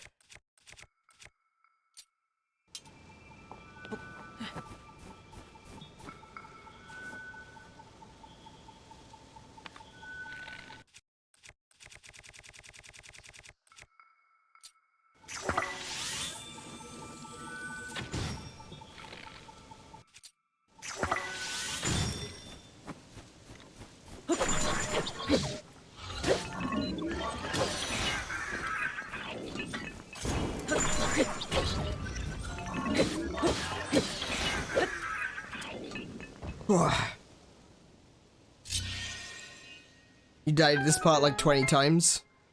It took me a few times as well, but you gotta use those ambush strategies.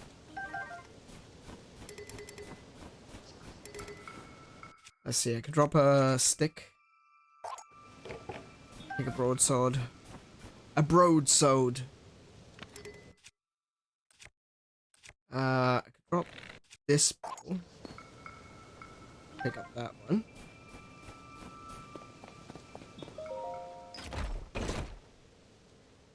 They turned around right as I was going to sneak strike. Ah, I see. Yeah.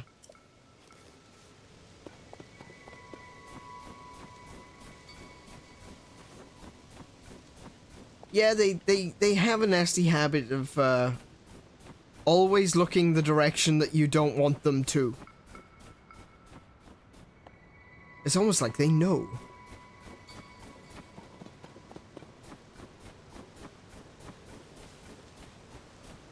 Okay, let's see. Let's see.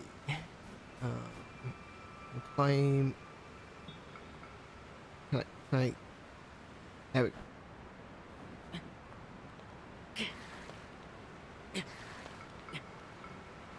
Oh. I got 4 minutes of cold resistance. Am I going to get out here in time? I think I am.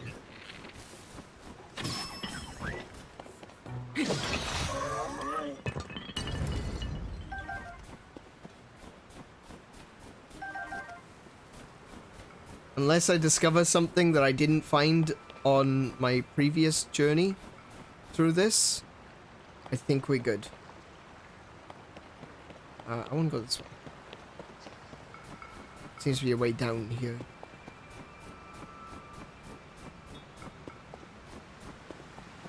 Let's have...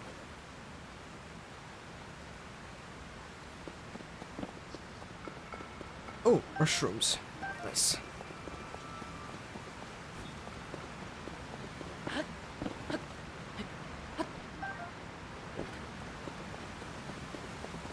And from here, I can... Oh, it's an easy just drop down from here.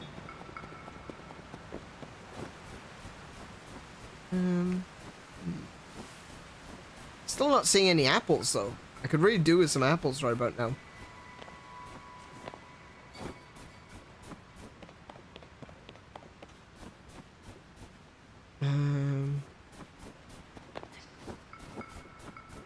Oh, I remember this part. Okay, I remember this part. I built the wonkiest looking raft out of these trees. Because the trees are not straight trees, they're a bit wonky. So I tried to put them together and they made this really an abomination of a raft. And then I got like halfway across the river and it started rocking and I fell off the boat.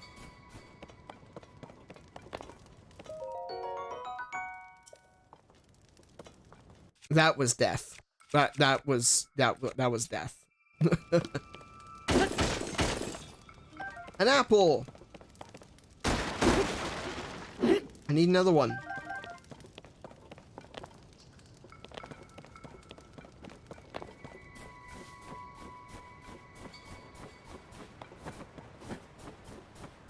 Well, speaking of rafts that are abominations, it looks like I'm about to make one.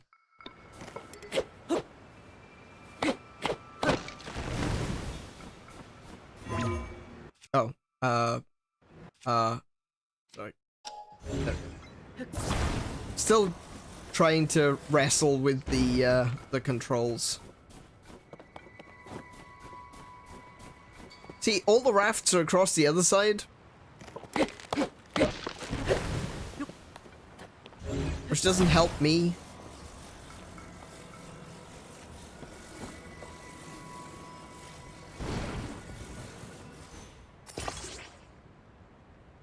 This is my raft, ladies and gents.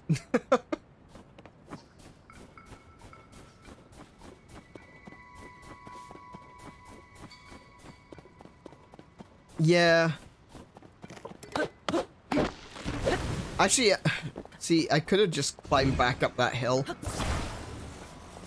Now that I think about it.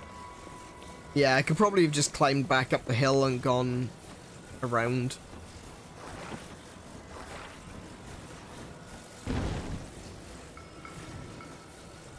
Come.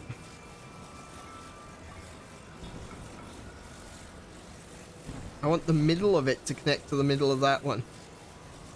Oh, good grief.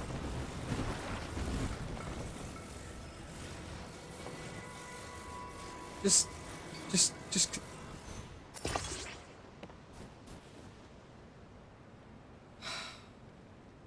You know what? We're going back up that hill. We're going back up that road.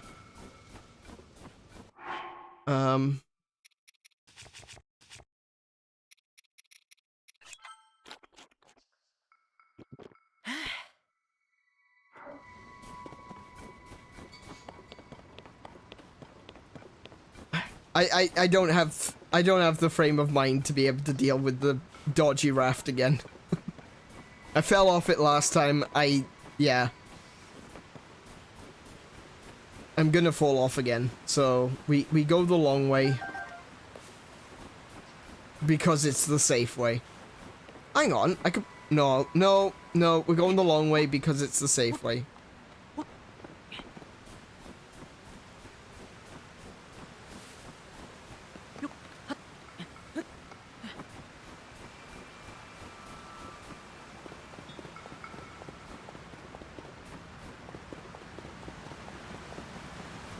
build a giant tree pole.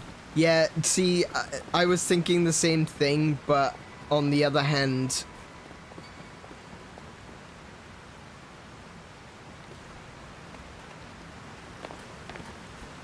I could do that. And now I'm on the other side of the river. And I don't have to tightrope walk across the river.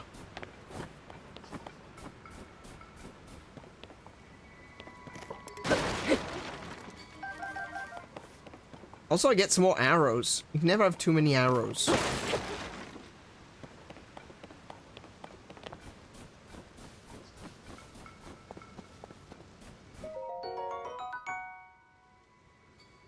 I tried to tightrope walk across minecart. I tried that as well because there's that puzzle where you gotta put a fan on the minecart. And I was like, can I just walk up this? I kept falling off, so I decided, no, I know what I need to do.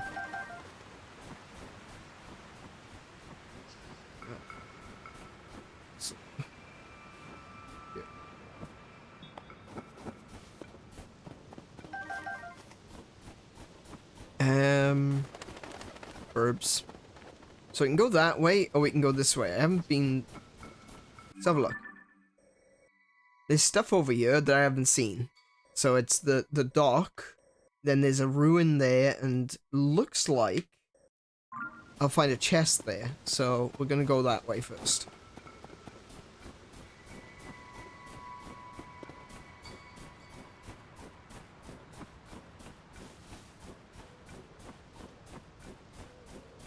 So this one is tending to the rafts.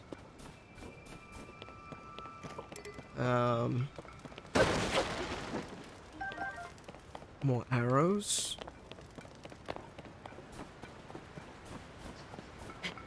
Here's the ruin.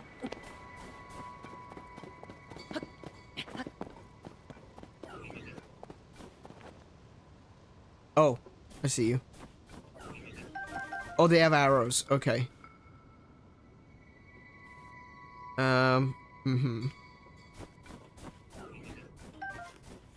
Okay. Seems that they can't shoot very far, though. So... we'll turn Legend of Zelda into a cover shooter for a moment.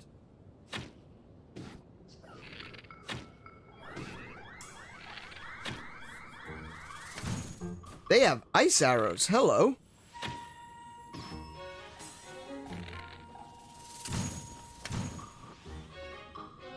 I mean, so do I suppose, but...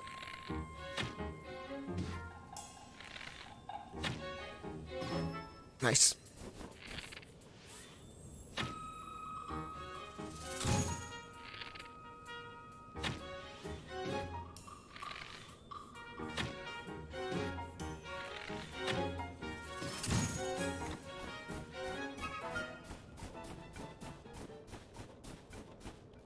Stone axe. Let's see. What's my stone axe like? Oh, my axe is good. I'll remember it's there, though.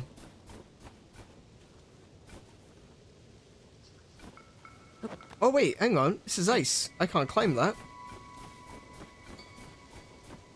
Is there an overhang? Is there an overhang? No?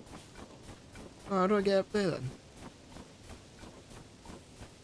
I suppose I will use the trees.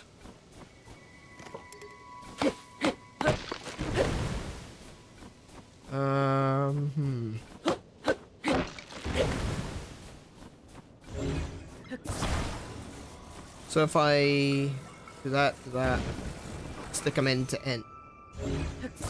Stick them end to end. That doesn't look promising. The way it rolls around does not fill me with any sort of confidence.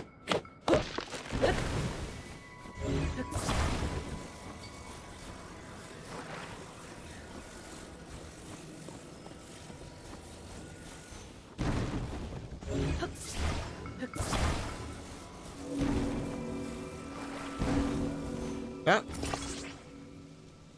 No, no. No, that's not good there. Like that. Oh, that's even worse. Okay.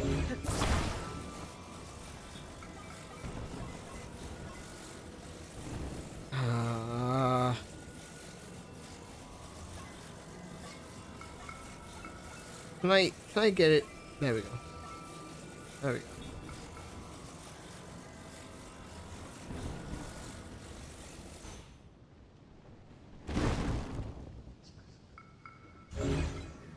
Alright, take two. I could probably lodge it in that little spot there. Right, so that looks like it was made for it. I wish this tree wasn't so wonky.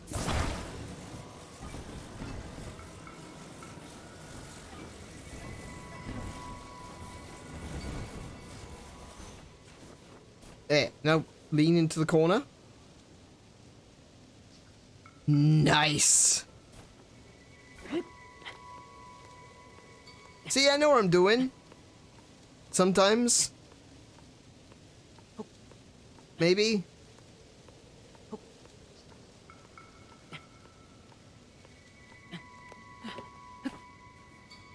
Oh. Ice fruit. Fruit that generates cold when struck. Cooked correctly. How the heck would you cook that? It gives off an effect that strengthens muscles and increases attack power in cold temperatures? So it's like the opposite of the fire fruit then. I can also throw it, yeah.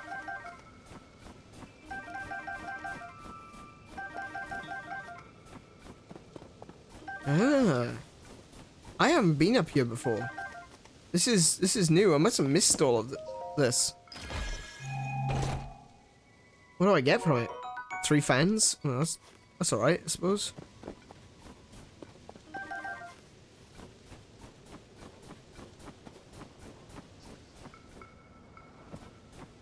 Okay, no, it's the ice fruit is interesting. I didn't encounter that before.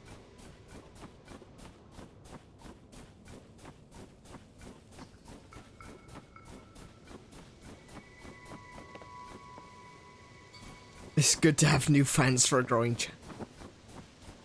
Ah, yeah. Yep. You're not wrong. And on that, don't forget to like, comment, and subscribe. Do that YouTube thing. Actually, I do joke about that because it seems... I don't know. It seems kind of like a meme, like a cliche. Don't forget to like, comment, subscribe. But I'm assuming it helps. I mean, interactivity is always a benefit to a channel.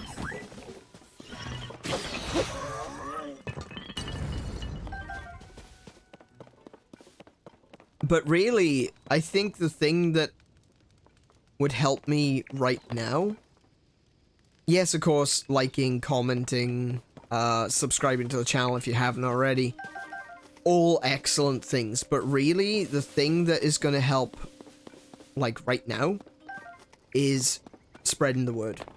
If you're enjoying the streams, share them somewhere.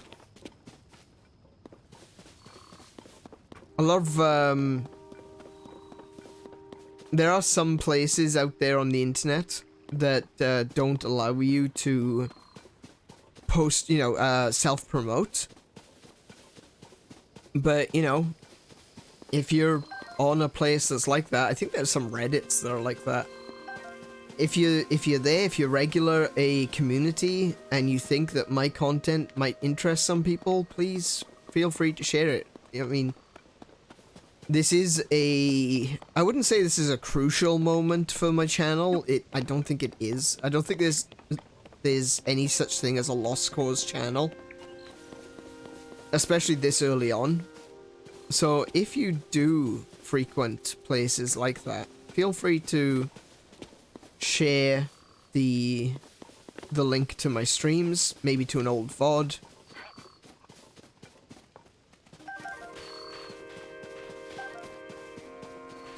maybe to the next stream. Who knows? Whatever. Whatever works.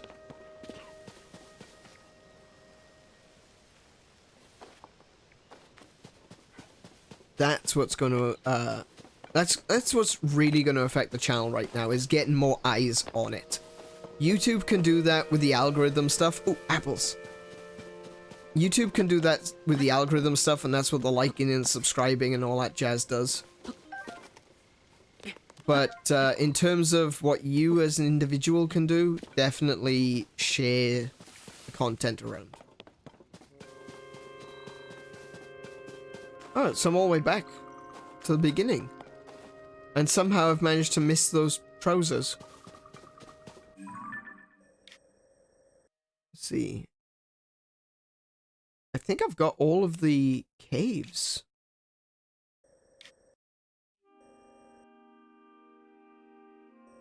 Unless there's another cave or something somewhere. I must be missing one because I don't have them. Smash that like button! Hit that like button so hard that its grandchildren will be born bruised.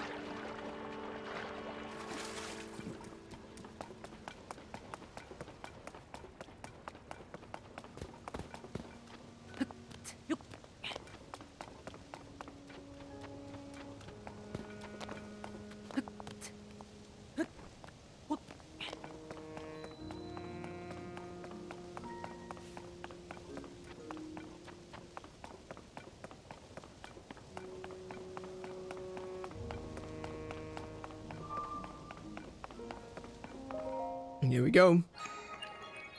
Moving forward.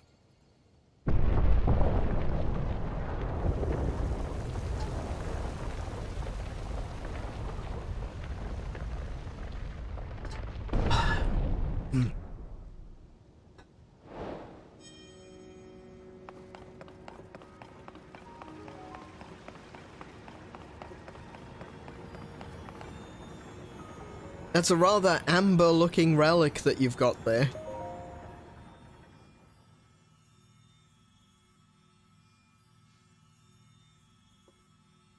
I'ma poke it.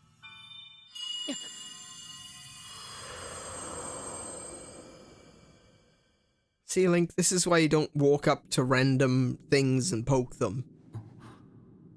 You go blind.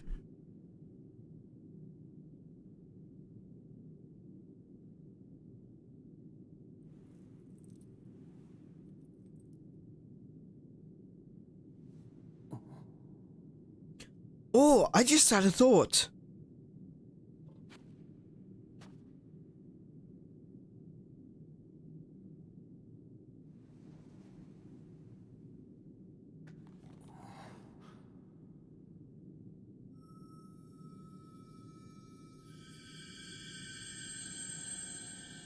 Notice how she's not talking. Yeah, she's gorgeous. She's absolutely stunning. No, I'm gonna say it. I'm just kind of transfixed at the moment. She's not talking.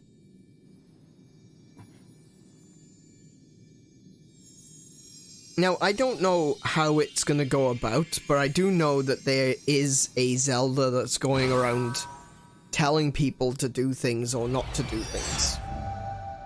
And then you've got this one that you're actually interacting with, who is completely silent. You know, like the flower, silent princess.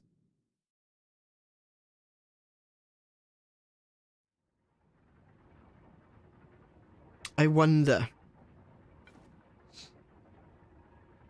if that'll have any relevance. Reverse an object's movement until it goes back to where it was. You can stop the reverse movement at any time. Okay. I recall the ability to reverse the movement of an object through time.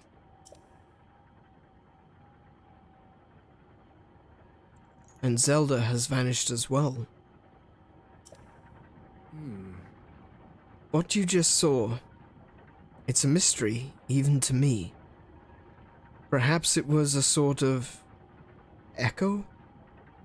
One that reflects her sheer will.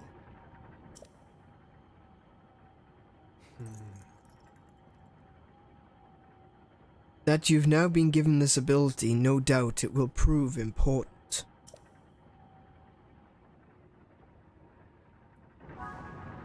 Well, prove important to getting out of here, at least. Ooh! Ooh! Ooh! Ah! This whole thing's in the shape of an owl!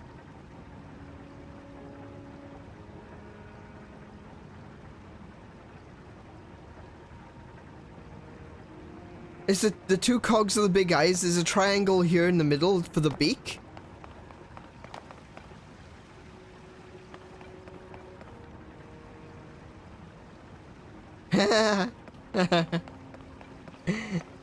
And it's called the Temple of Time. Whether I believe that or not is another thing entirely.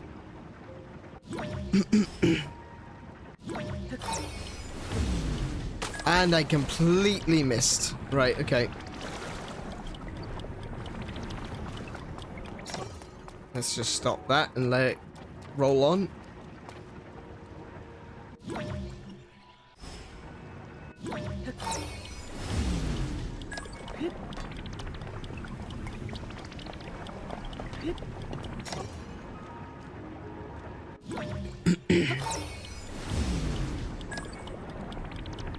So the reason that I'm talking about owls in Temple of Time, for anyone who hasn't played Ocarina of Time, is that the Sage of Time, or the Sage of Light, wherever you want, I believe in the game he is actually called the Sage of Light, even though the Light Temple in Twilight Princess was actually all time-based mechanics.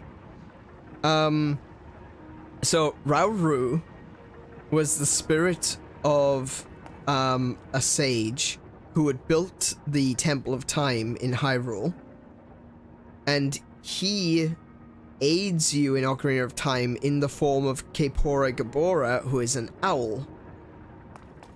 That's the significance of the owl with the Temple of Time.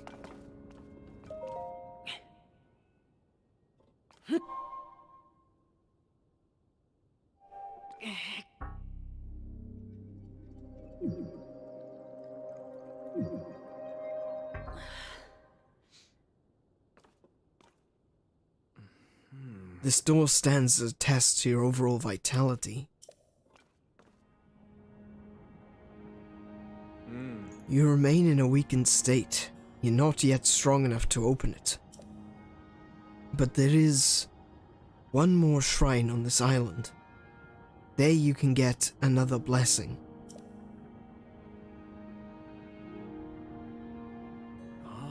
If you add that to the other blessings you've received at the shrines, and offer them all to the goddess, you might just find your way forward after all. Let me see that Pura pad.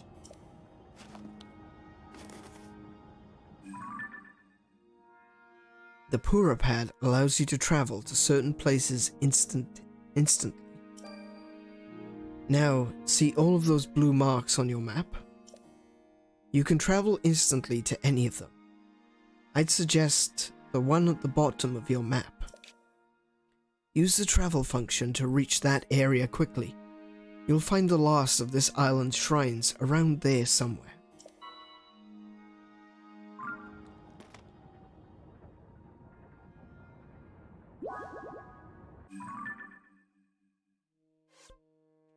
So I go to here. No, I go to here.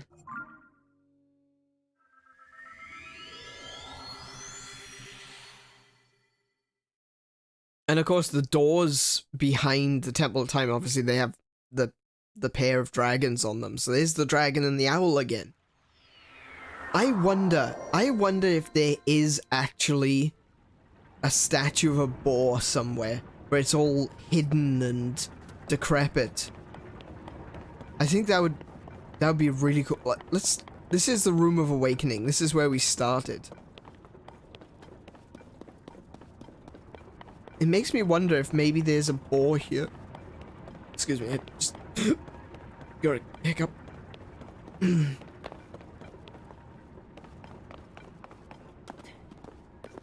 Like, this is clearly a part of the world that, or part of the shrine that they stopped caring about. It's allowed everything to break.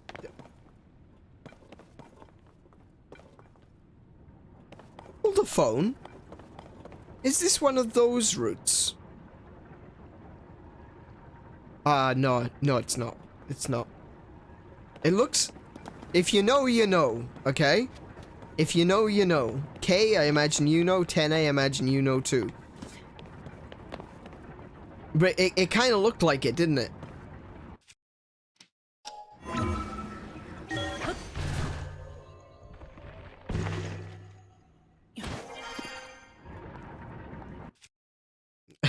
Kiko doesn't... No, Kiko doesn't know yet.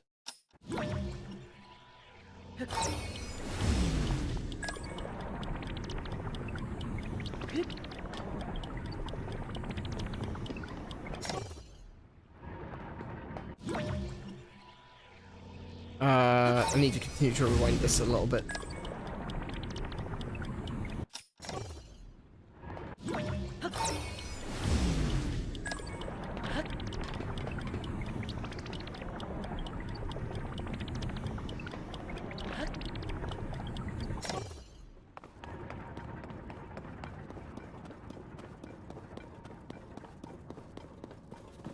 Tene doesn't? Really? Okay.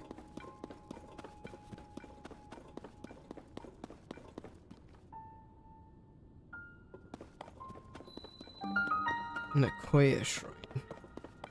Hello. This is a crystal refinery. I can take your crystallized charges and use them to produce energy wells.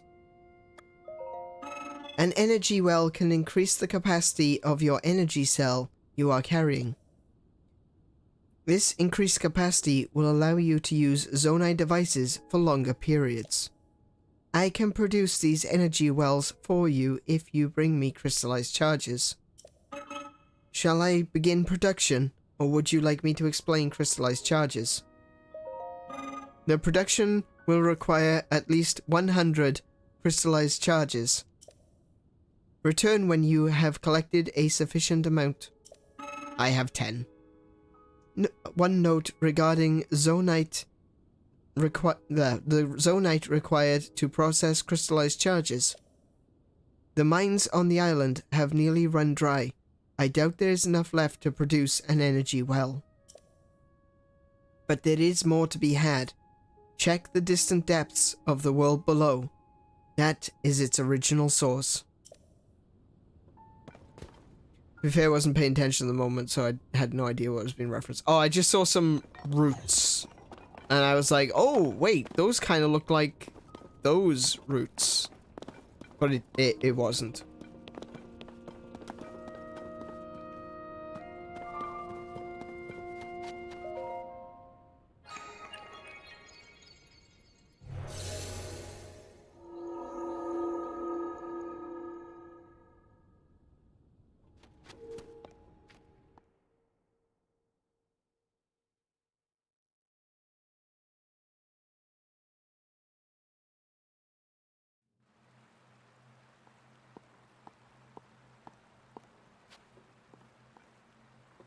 Alright, so this is gonna, yeah, this one's gonna require rewind.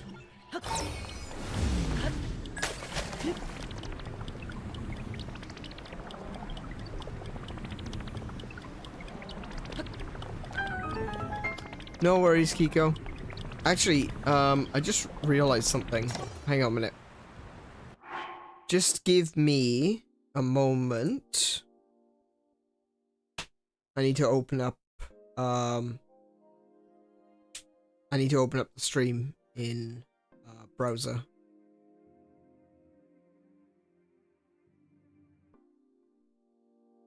Come on.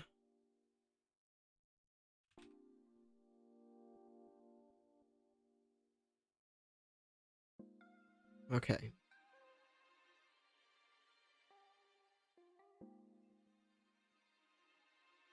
Oh no, I'm just doing something that I've been meaning to do.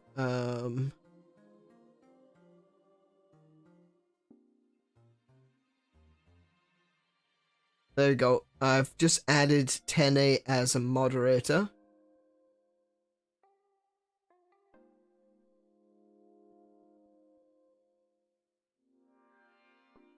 Huh.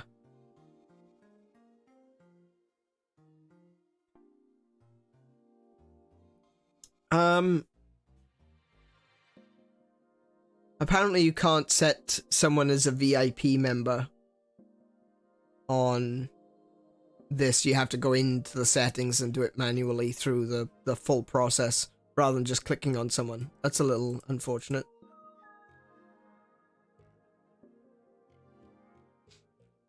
Okay, all good. Well, anyway, Kiko, Tene, both moderators now. I meant to do that earlier. You died while you was getting a drink? What? Oh, are you playing as well?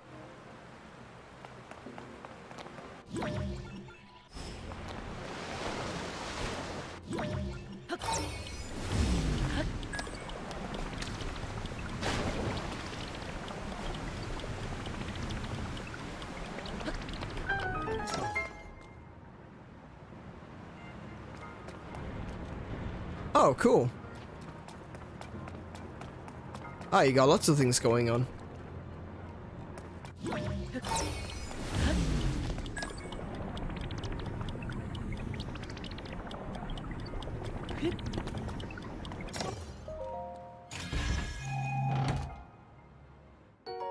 Oh, 10 arrows. Yes, please.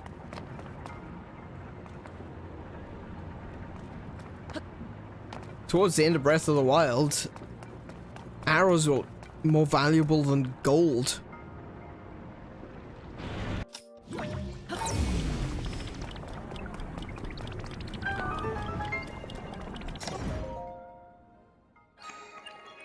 Oh, you're at the stable? You'd think that the stables would be pretty safe.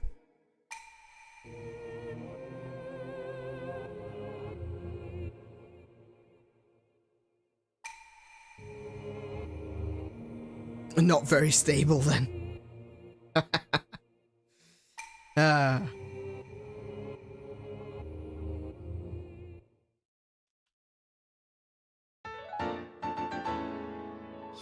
And there's the fourth one.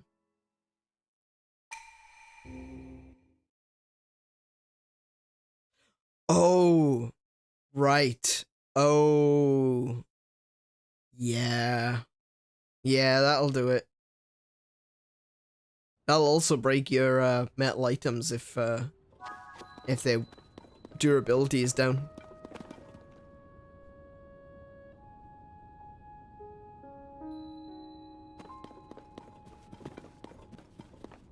Alrighty, so now we are at the top here with some gliders. Wait, no, I don't need to do that. I need to do this.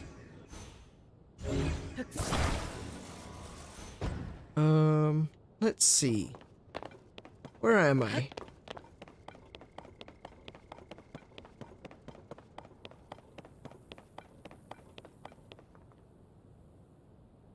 Glider right over to Oh, hang on. Where are the other gliders? Over there.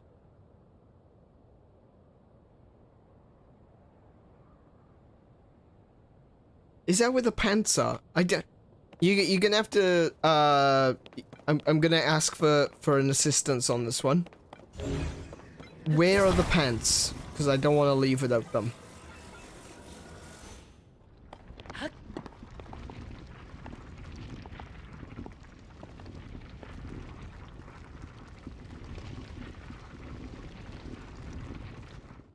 Go back to the Ascend Shrine. Oh, hello.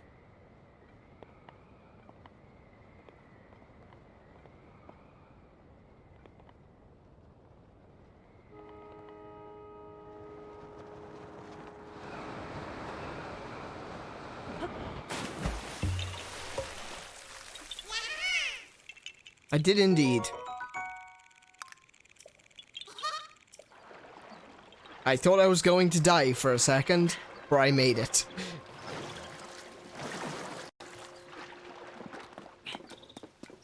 Up the tree on the cliff next to it. Ah, okay.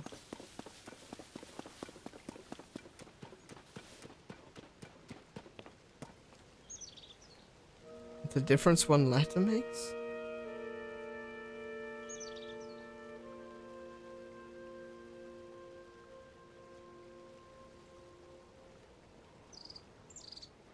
Oh, yeah, exactly. Right, okay, I got you. I got you. I'm,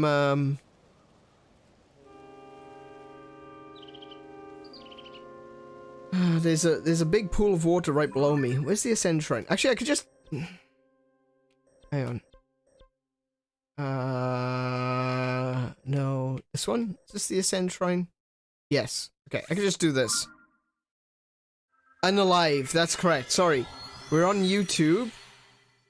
We unalive things, and we...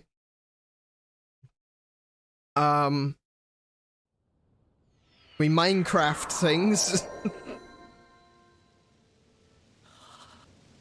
Oh, Link is getting cold again. Oh, not that one, that one.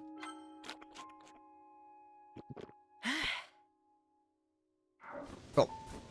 Alright. Ah, look, and I can ascend through this part of the tree. Ah. Haha, okay.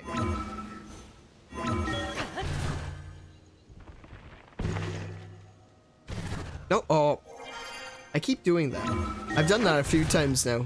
Where I, not in this playthrough, obviously, but yeah. Where I press B, because I'm like, alright, I'm through now. There we go.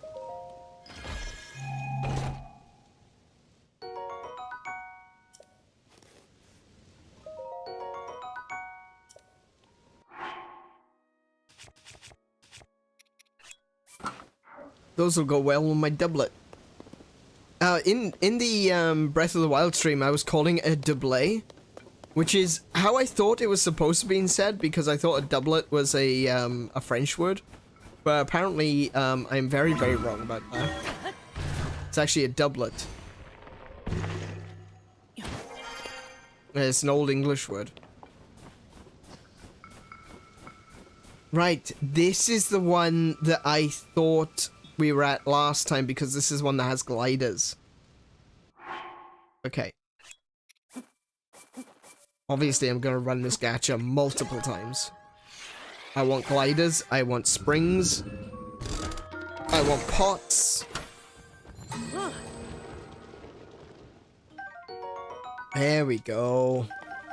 Lots of wings.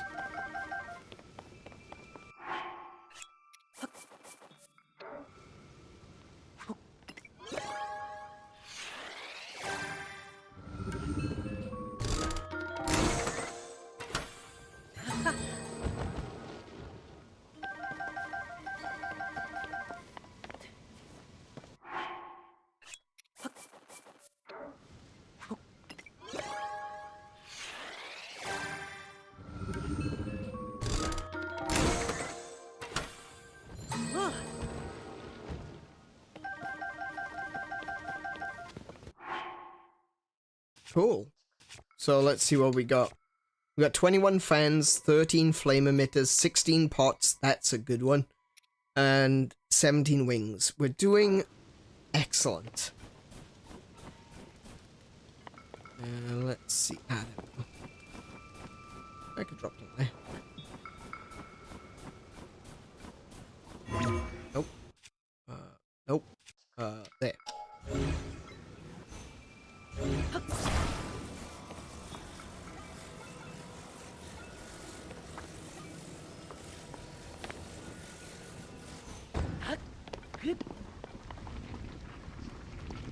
Also, I've got this, I've got some screenshots that I want to post on the Gilded later.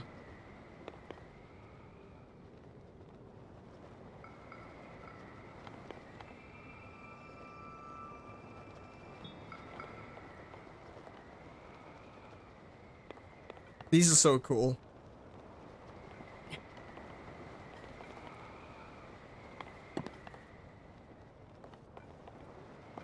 Okay, well, they're cool, but I kind of missteered there.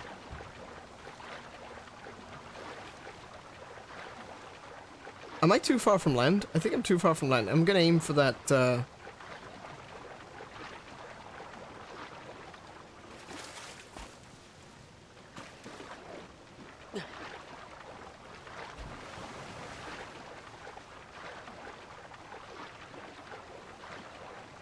Alright, we climb up the moss, and in we go, and we are done.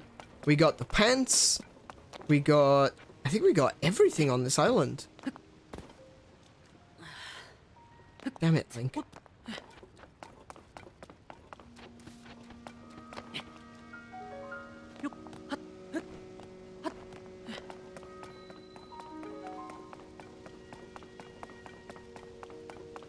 Hero of Time.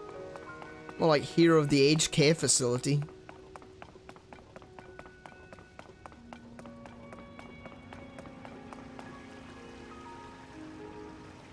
Ah, there's dragons. Dragon heads, an owl in the center. Ah. I think the #1 struggle for me is this game will be earning rupees because I will hoard items like a dragon, but I also need to sell things for money.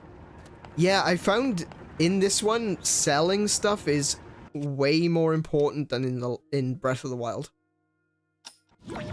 In my playthrough of Breath of the Wild just now, I was selling a lot of stuff. Because obviously I had a limited time frame to do it in. But in this one, it seems to be the major way that you're gonna earn rupees is by selling things. Which I actually kind of like, to be honest. It's... One, it makes you think about the value of the thing that you're selling, because even things like rubies and sapphires, which I mostly just sold immediately so that I could get rupees, even those things are actually useful in this one for making weapons. So you really need to balance, do I need this or can I sell it? And I love the idea that you don't get money drops. I don't know why, it's just something that's always appealed to me, is when a game gives you items to sell rather than giving you money drops. Sometimes a money drop makes sense, like if you're fighting a human bandit or something like that, for example, they may have a money purse with them.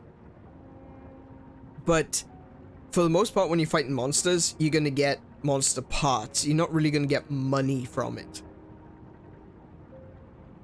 It was to no end amusing to me, and I imagine to some of us in the chat as well, when we were playing Guild Wars and you'd kill something like a Devourer, a giant scorpion, and it dropped 5 gold. It's like, why was this Devourer carrying gold?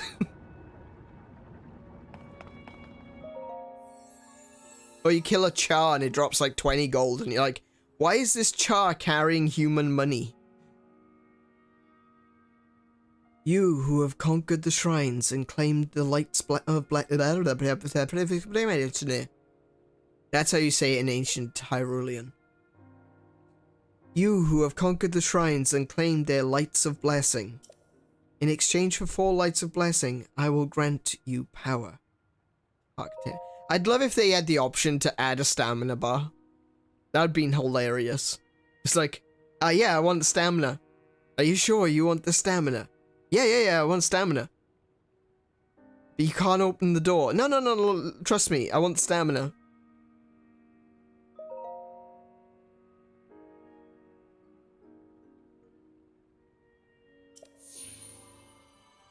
Actually, Harvesteller is exactly there. Enemies never carry money. I love that. Why would they have money? Yeah, exactly.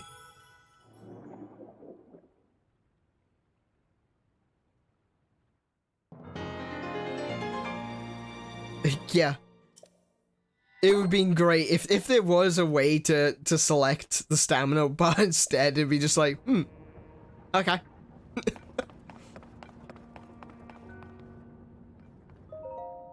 And here we go. Opening the door of time. Apparently.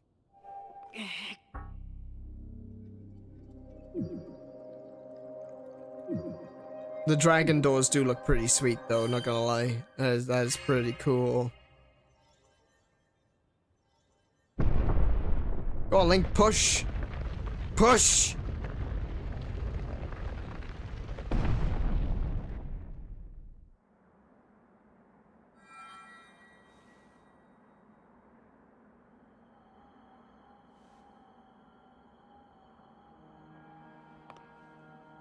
Ah, good. I see you have managed to open the door.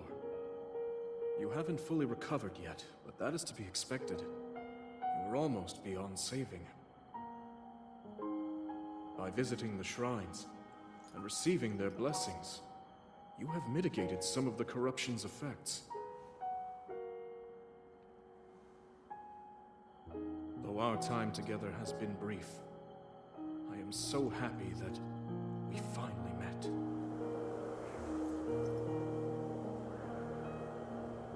You are exactly Oh, as that Zelda piano.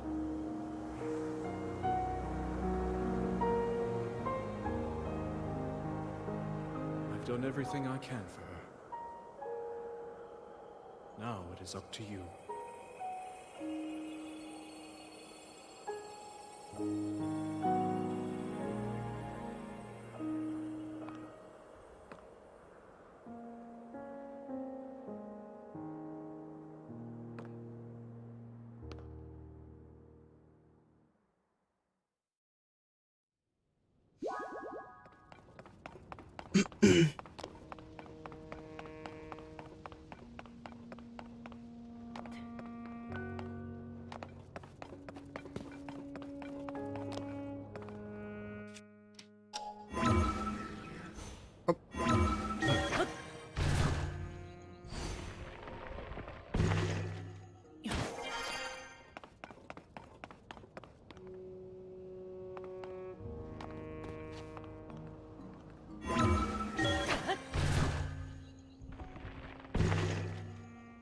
Oh, I forgot to go back to fight the golem.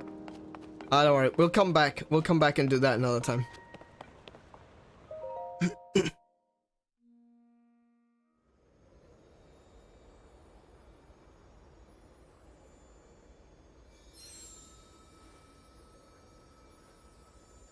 Wait, so if that's a temple of time, and that was the door of time, or the first one was the door of time, that would mean this is the pedestal of time, where you're placing the Master Sword.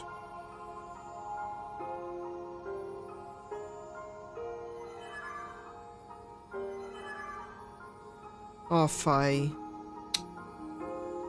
You'll be fine. We'll fix you up. Promise. We've done it before, we'll do it again.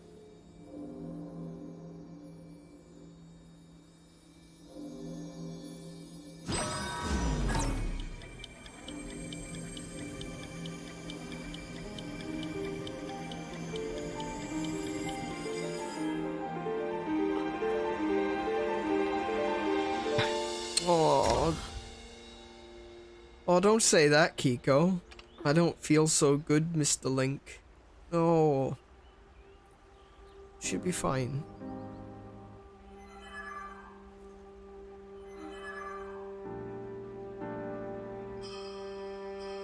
We've all had our rough moments.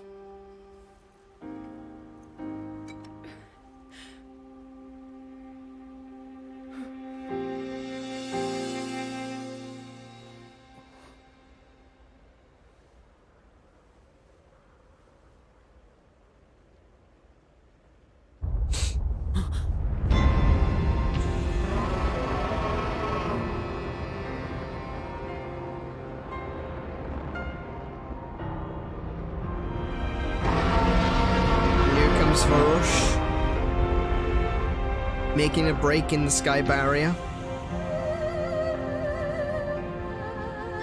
Just like in Skyward Sword.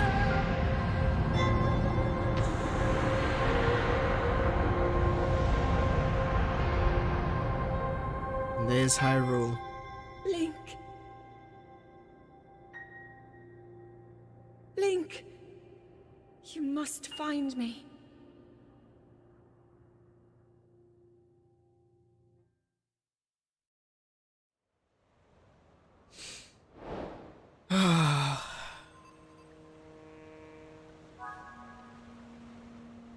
And I spent a while up here looking at all the sights from this angle. You can see some of the markings in the ground, look. You can see a lot of the locations that we've been to before. We went to last week. Like the Hebra Plains right there. There's the Low-Made Labyrinth. The labyrinths are still there.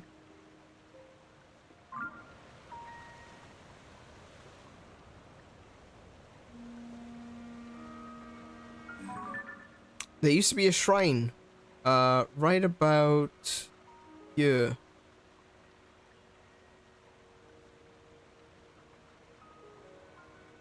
Which was always a good one for getting close to the castle. All the Ganon poop is gone.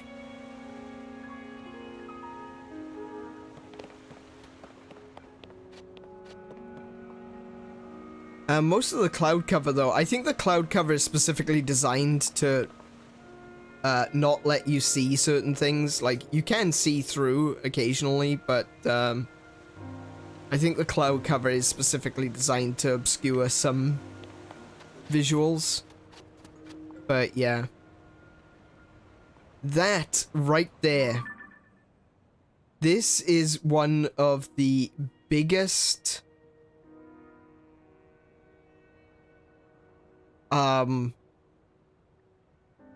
I don't know what the word is. One of my biggest intrigues in this game is right here. Because it looks like the Thunderhead from Skyward Sword. The place where you'd go to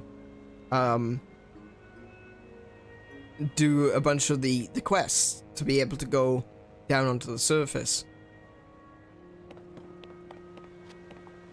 And I can't wait to go there. That's, like, I really, really want to go there. I can't tell you, I'm really excited to go there, because I want to find out what it actually is. Oh, you've been there already? Oh, nice. But, yeah. I want to see what I can see. I want to see what I can find. I want to see...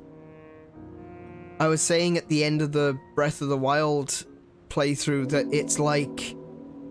It was like a greatest hits of feels.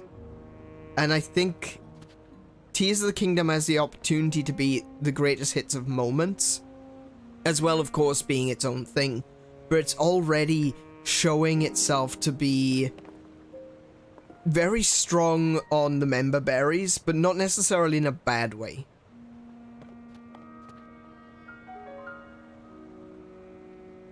I don't think it's a terrible thing to have callbacks. Ultimately, there's a continuity, there's a timeline, it's all good, you know?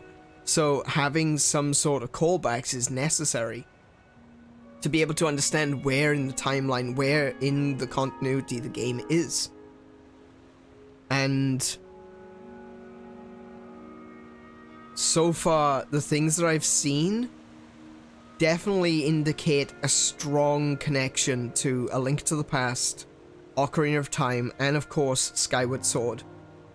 The first game, if you want to call it a trilogy, there may be more in this continuity coming, but really the first game in this continuity is Skyward Sword, Breath of the Wild, and now Tears of the Kingdom. And with that, we're not going to climb down, we're going to jump.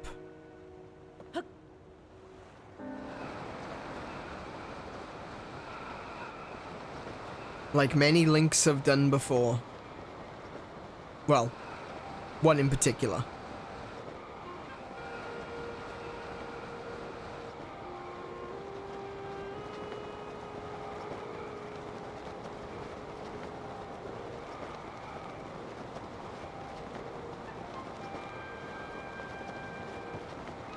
Is Kakariko Village. Hard to miss with those giant donuts. And that's where we're aiming. Right there.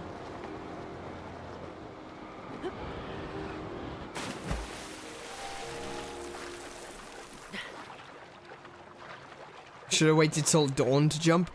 Oh, good point. I'll just have to teleport back up there. Hang on, does this work? No, it's a bit high, I think.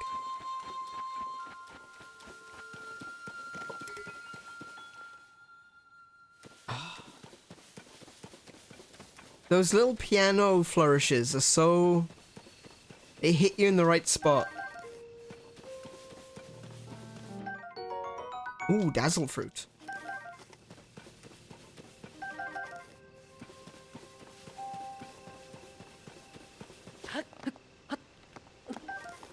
So you can already see how different the world is from Breath of the Wild. I mean, a lot of it is still very much the same, but there's a lot of things that have been disrupted thanks to the events that have occurred.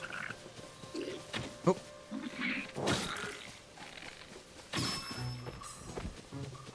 And bokoblins are significantly stronger than they used to be.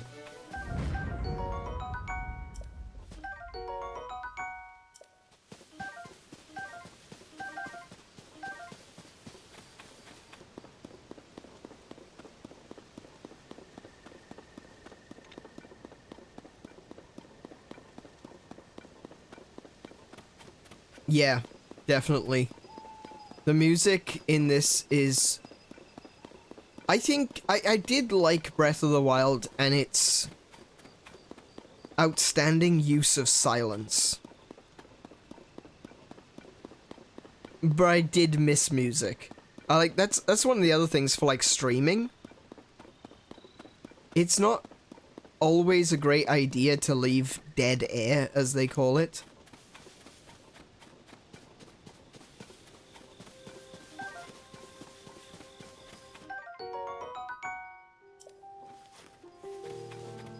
If possible, you want there to be something that is always playing. And with Breath of the Wild, it was really... It's really difficult because on one hand, you want the silence because that's what they're doing. That's what Breath of the Wild wants, is the silence, so that anytime there is music, it means something. But, the reality is that... shouldn't have done that. Should not have done that.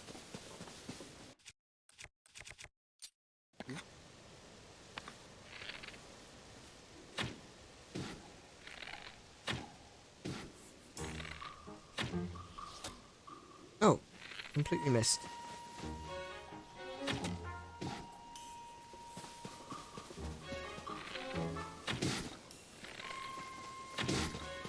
Why can I not hit their weak points?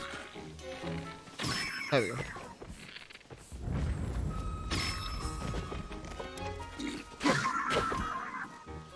I don't want a rock hammer. Oh, there's an axe head there.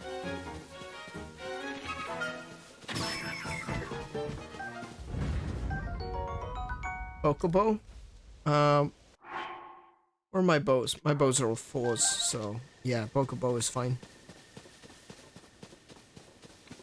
Mostly I just want the bokoblin horns.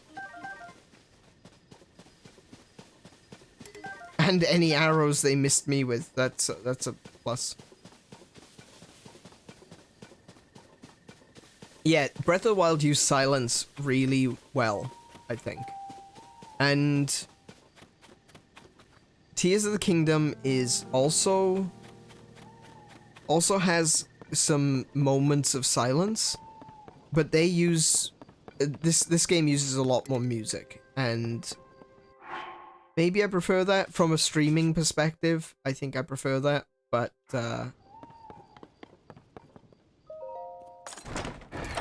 Breath of the Wild was definitely a lot more reflective.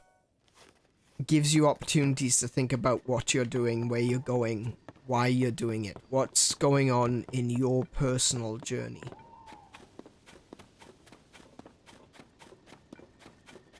Which I could never criticize. There's no way I could criticize that because it did it so well.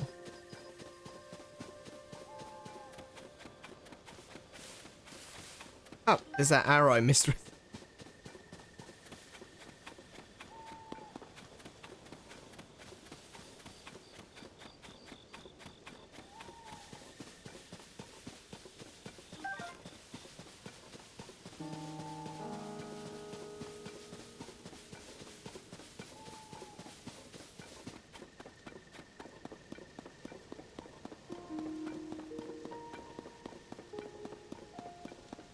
I wonder if we'll get some explanation. Like, I know in Skyward Sword there's the Great Sky Barrier,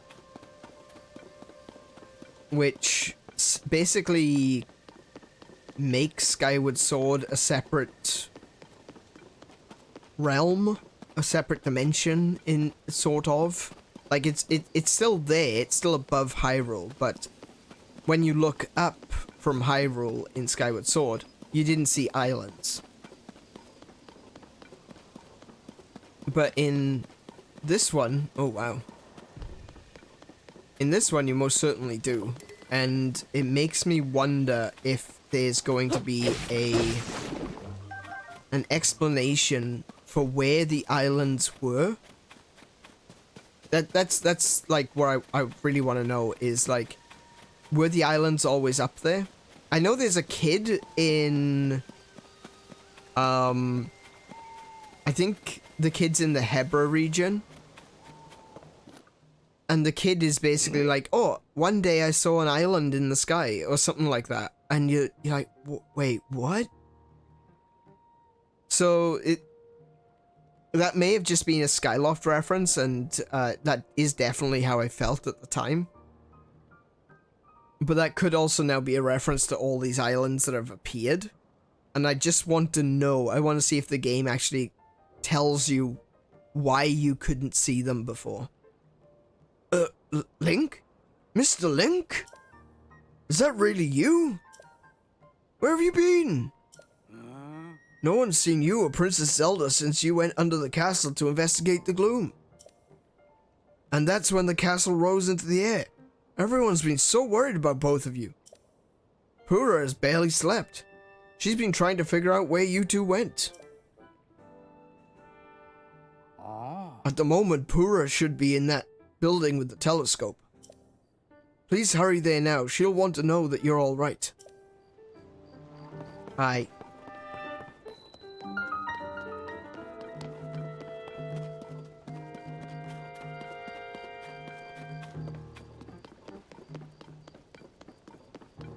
Those footsteps.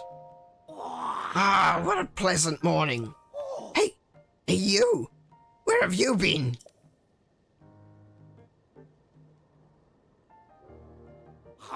Don't answer that. Tell me later. For now, you should hurry and talk to Pura. She's been in a tizzy ever since you and Princess disappeared. She's in the building with the telescope, up on the 2nd floor. Go see her and give her some peace of mind. Will you?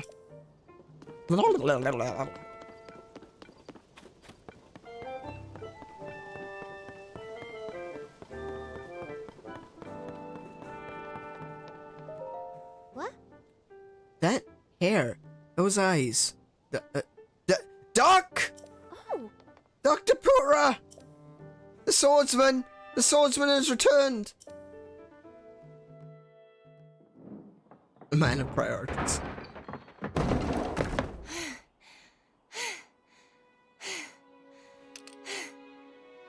Okay. Now where have you been? Linky, You're not a ghost, are you? No. Hey. That looks interesting. Focus, Pura. Focus. Phew. One step at a time. What exactly happened?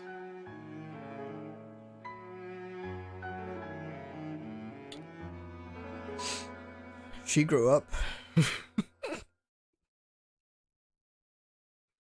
Like, damn. So when you and Princess Zelda go beneath Yep. Hyrule Castle, Last time discover a on Dragon mysterious Ball mummy. Z. which suddenly reanimates. Hey, Then Fructose, Zelda welcome to the stream. falls into a fissure and vanishes. That must have been when the castle rose and the ruins fell. Correct. Then, later, you wake up on a sky island, saved by the arm that was stuck to the mummy. You get the Pura pad from an unusual creature, and learn that your new arm belonged to someone named Rauru. The Master Sword disappears. You hear the princess's voice, and find your way here.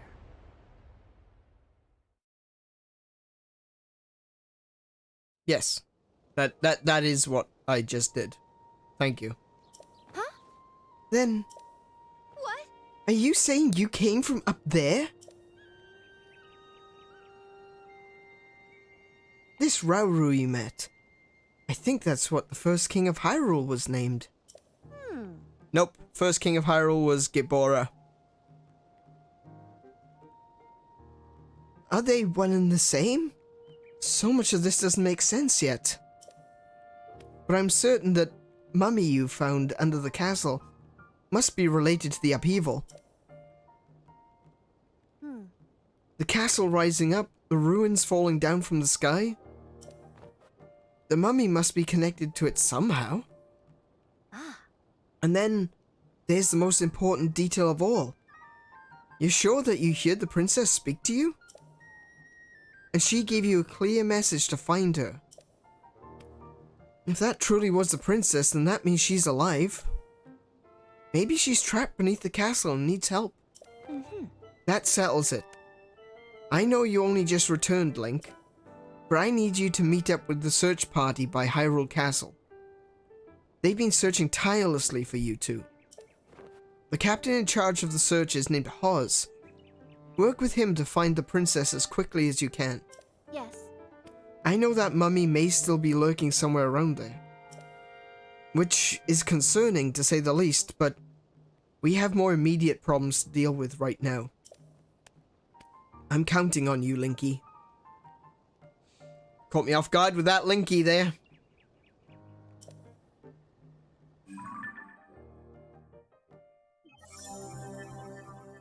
This feature I really like. I love the character profiles. Just in case you meet someone, you're like, wait a minute, who are they again?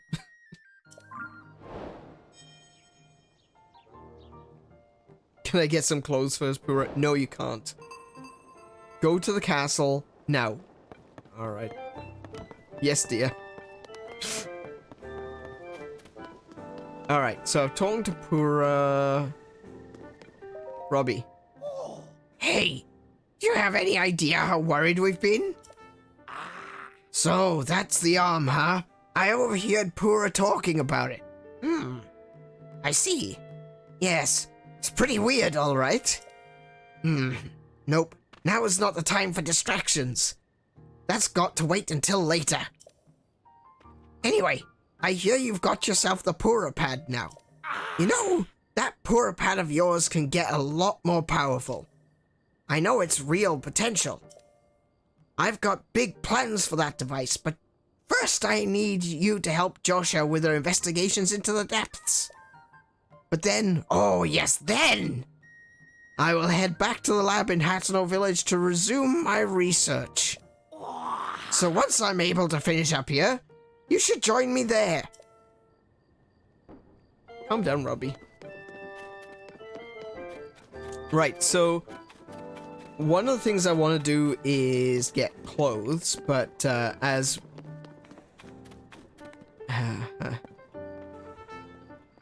it's like materials in this game are worth less than they were in Breath of the Wild, and most of the clothes are the same price. It's the only place to shop here in Lookout Landing. I know it looks like a little thrown together, because it is. But I stock a nice selection of goods. I ran a store back in my hometown, so I hope you'll support my place here. Oh. I come from a small fishing town called Lurelin Village. We all know Lurelin. It's way to the south, on the southeastern corner of Hyrule. Used to be a peaceful place too. Then the pirates arrived. I used to run the village's general store, but when those pirates arrived, I had to grab the goods I could and run. I don't know how it's going there, sorry. I don't know how it's going there now. I hope I can return someday, but now I'll just keep selling as much stuff as I can. Please, let me know if there's anything you like. Anything else you need? Yeah, I need to sell. So, I'm doing... Ooh, yes. That's a good start. To get the full set of Hylian gear, I need 330. I have 220, which means I need another 110. And I can't... Excuse me. I can't so easily make that. Oh, hang on. Yes, sell 4 of the opals. I can afford the clothes. Actually, if I... Actually, let me sell the rest of these. I can buy more arrows.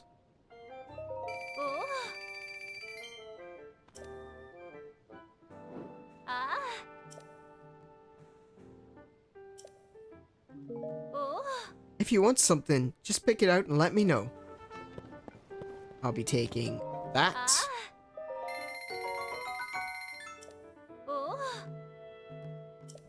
I'll be taking this. I'll be taking those. You're gonna get me demonetized, lady. Not that I'm monetized, lol. I'll just get banned instead. Ooh, 20 rupees off. Yeah, very sus noises. Alright, hang on.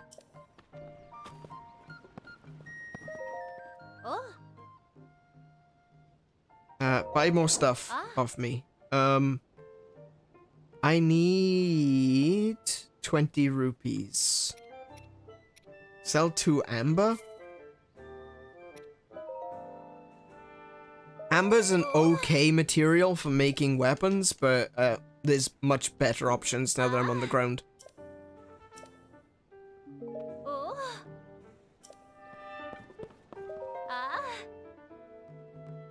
Realistic projection of events. I'll buy them all.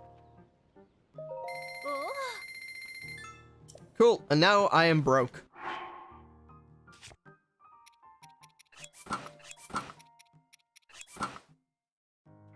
Nice.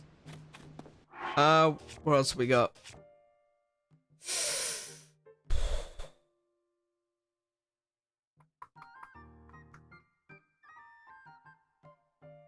Alright, so I can drop that one. That's not going to be useful to me. I'm going to keep the hammer and the axe just in case. And I'm going to... That's a +5. Bokoblin horn. Oh, Bokoblin horns are +4. That's the same as the amber. So, yeah, amber practically worthless down here. I think I'm gonna make another 2 of these.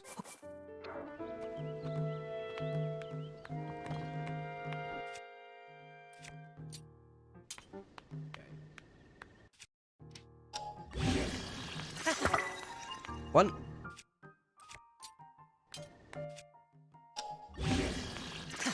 Two. Sorted. Cool. And we are good to go. Let's on... What's the time? It's nearly 10 o'clock.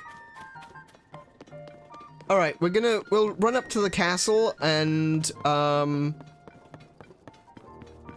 talk to the guys up there. And then I think we're going to call it for this evening. Gone on a bit longer than I thought.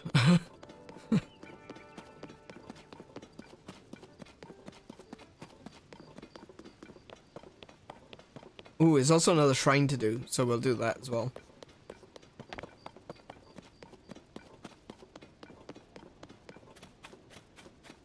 Actually, I tell you what, we'll do this shrine.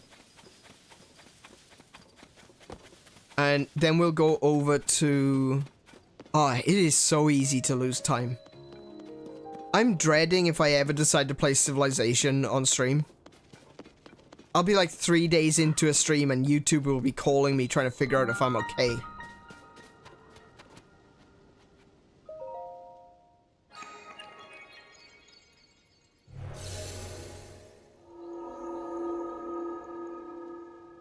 You're falling asleep in your chair. Oh, geez, thanks very much. I'm glad that I'm riveting to listen to.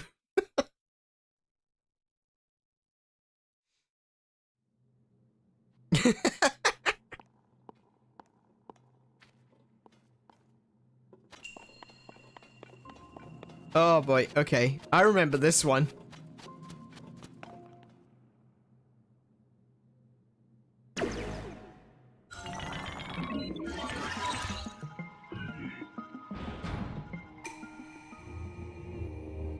The shrine purifies the ancient evil. You who have entered here, heed my instruction. Use a side hop to avoid enemy attacks. This will create an opening that you can use to strike back. Listen here, you. I'm tired of being awakens. I know. Oh wait, hang on. Yeah, let's not use the shield. That is acting like a flamethrower.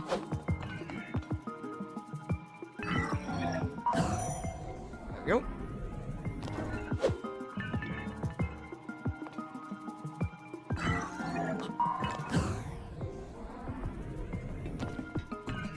Is this what I'm supposed to be doing? Side hops?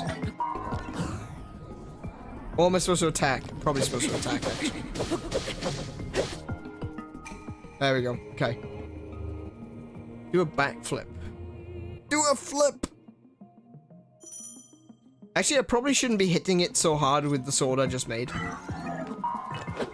Oh, hello.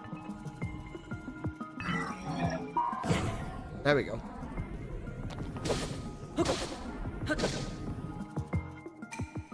You can repel an attack if you parry with your shield at the right time. Strike back in the opening you create.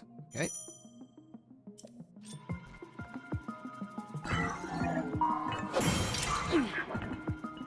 Oh yeah, and then hit him. Build up your power and then release it to unleash a charge attack. Catch your enemies in this motion to damage them. Do a barrel roll. Yep. Yep. On the plus side, I do get a new captain's horn from that one, I think. Or do I not? I hope I do.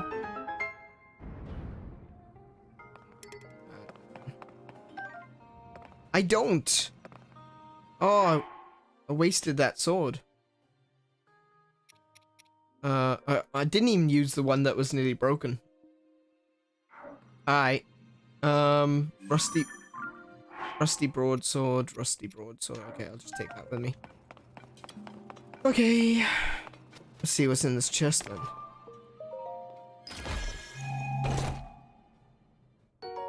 Zonite sword. Ah.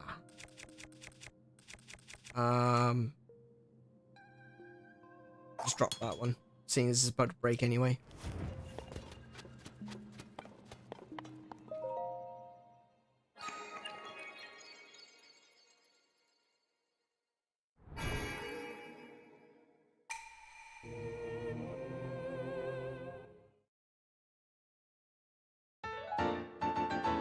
And we've done our first shrine down on the surface.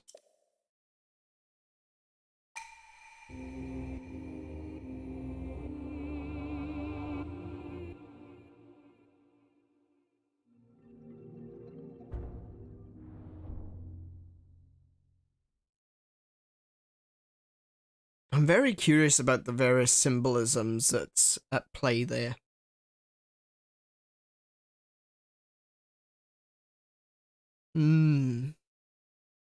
Very interesting. Alright, and we'll just head on over to this little camp here.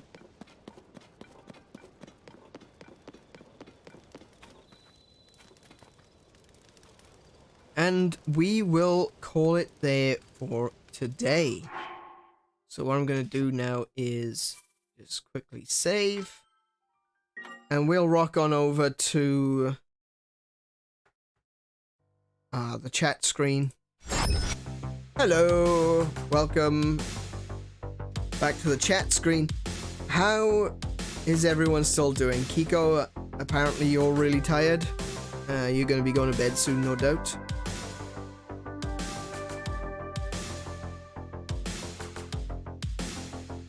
So, that was our first stream with Legend of Zelda Tears of the Kingdom.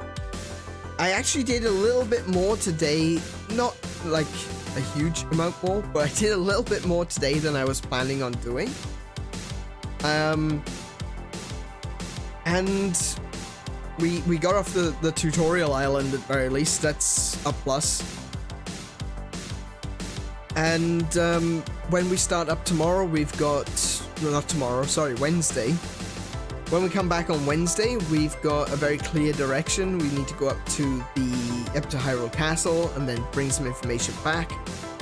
So we haven't had a lot, obviously just the starting area. So we haven't seen like a deep dive into what Hyrule has to offer just yet.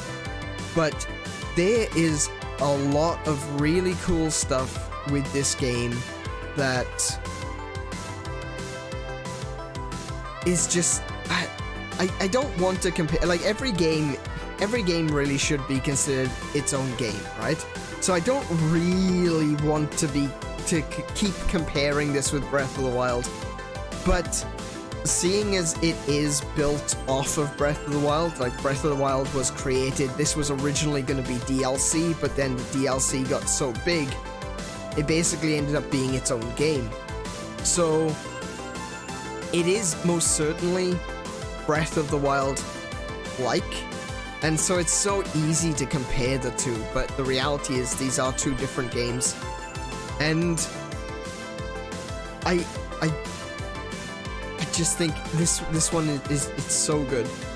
I've enjoyed what I've played with it. See, the thing is, I'm trying to not say the things that I've already seen, because I have played this off stream. I wanted to get to grips with it before I actually played it live.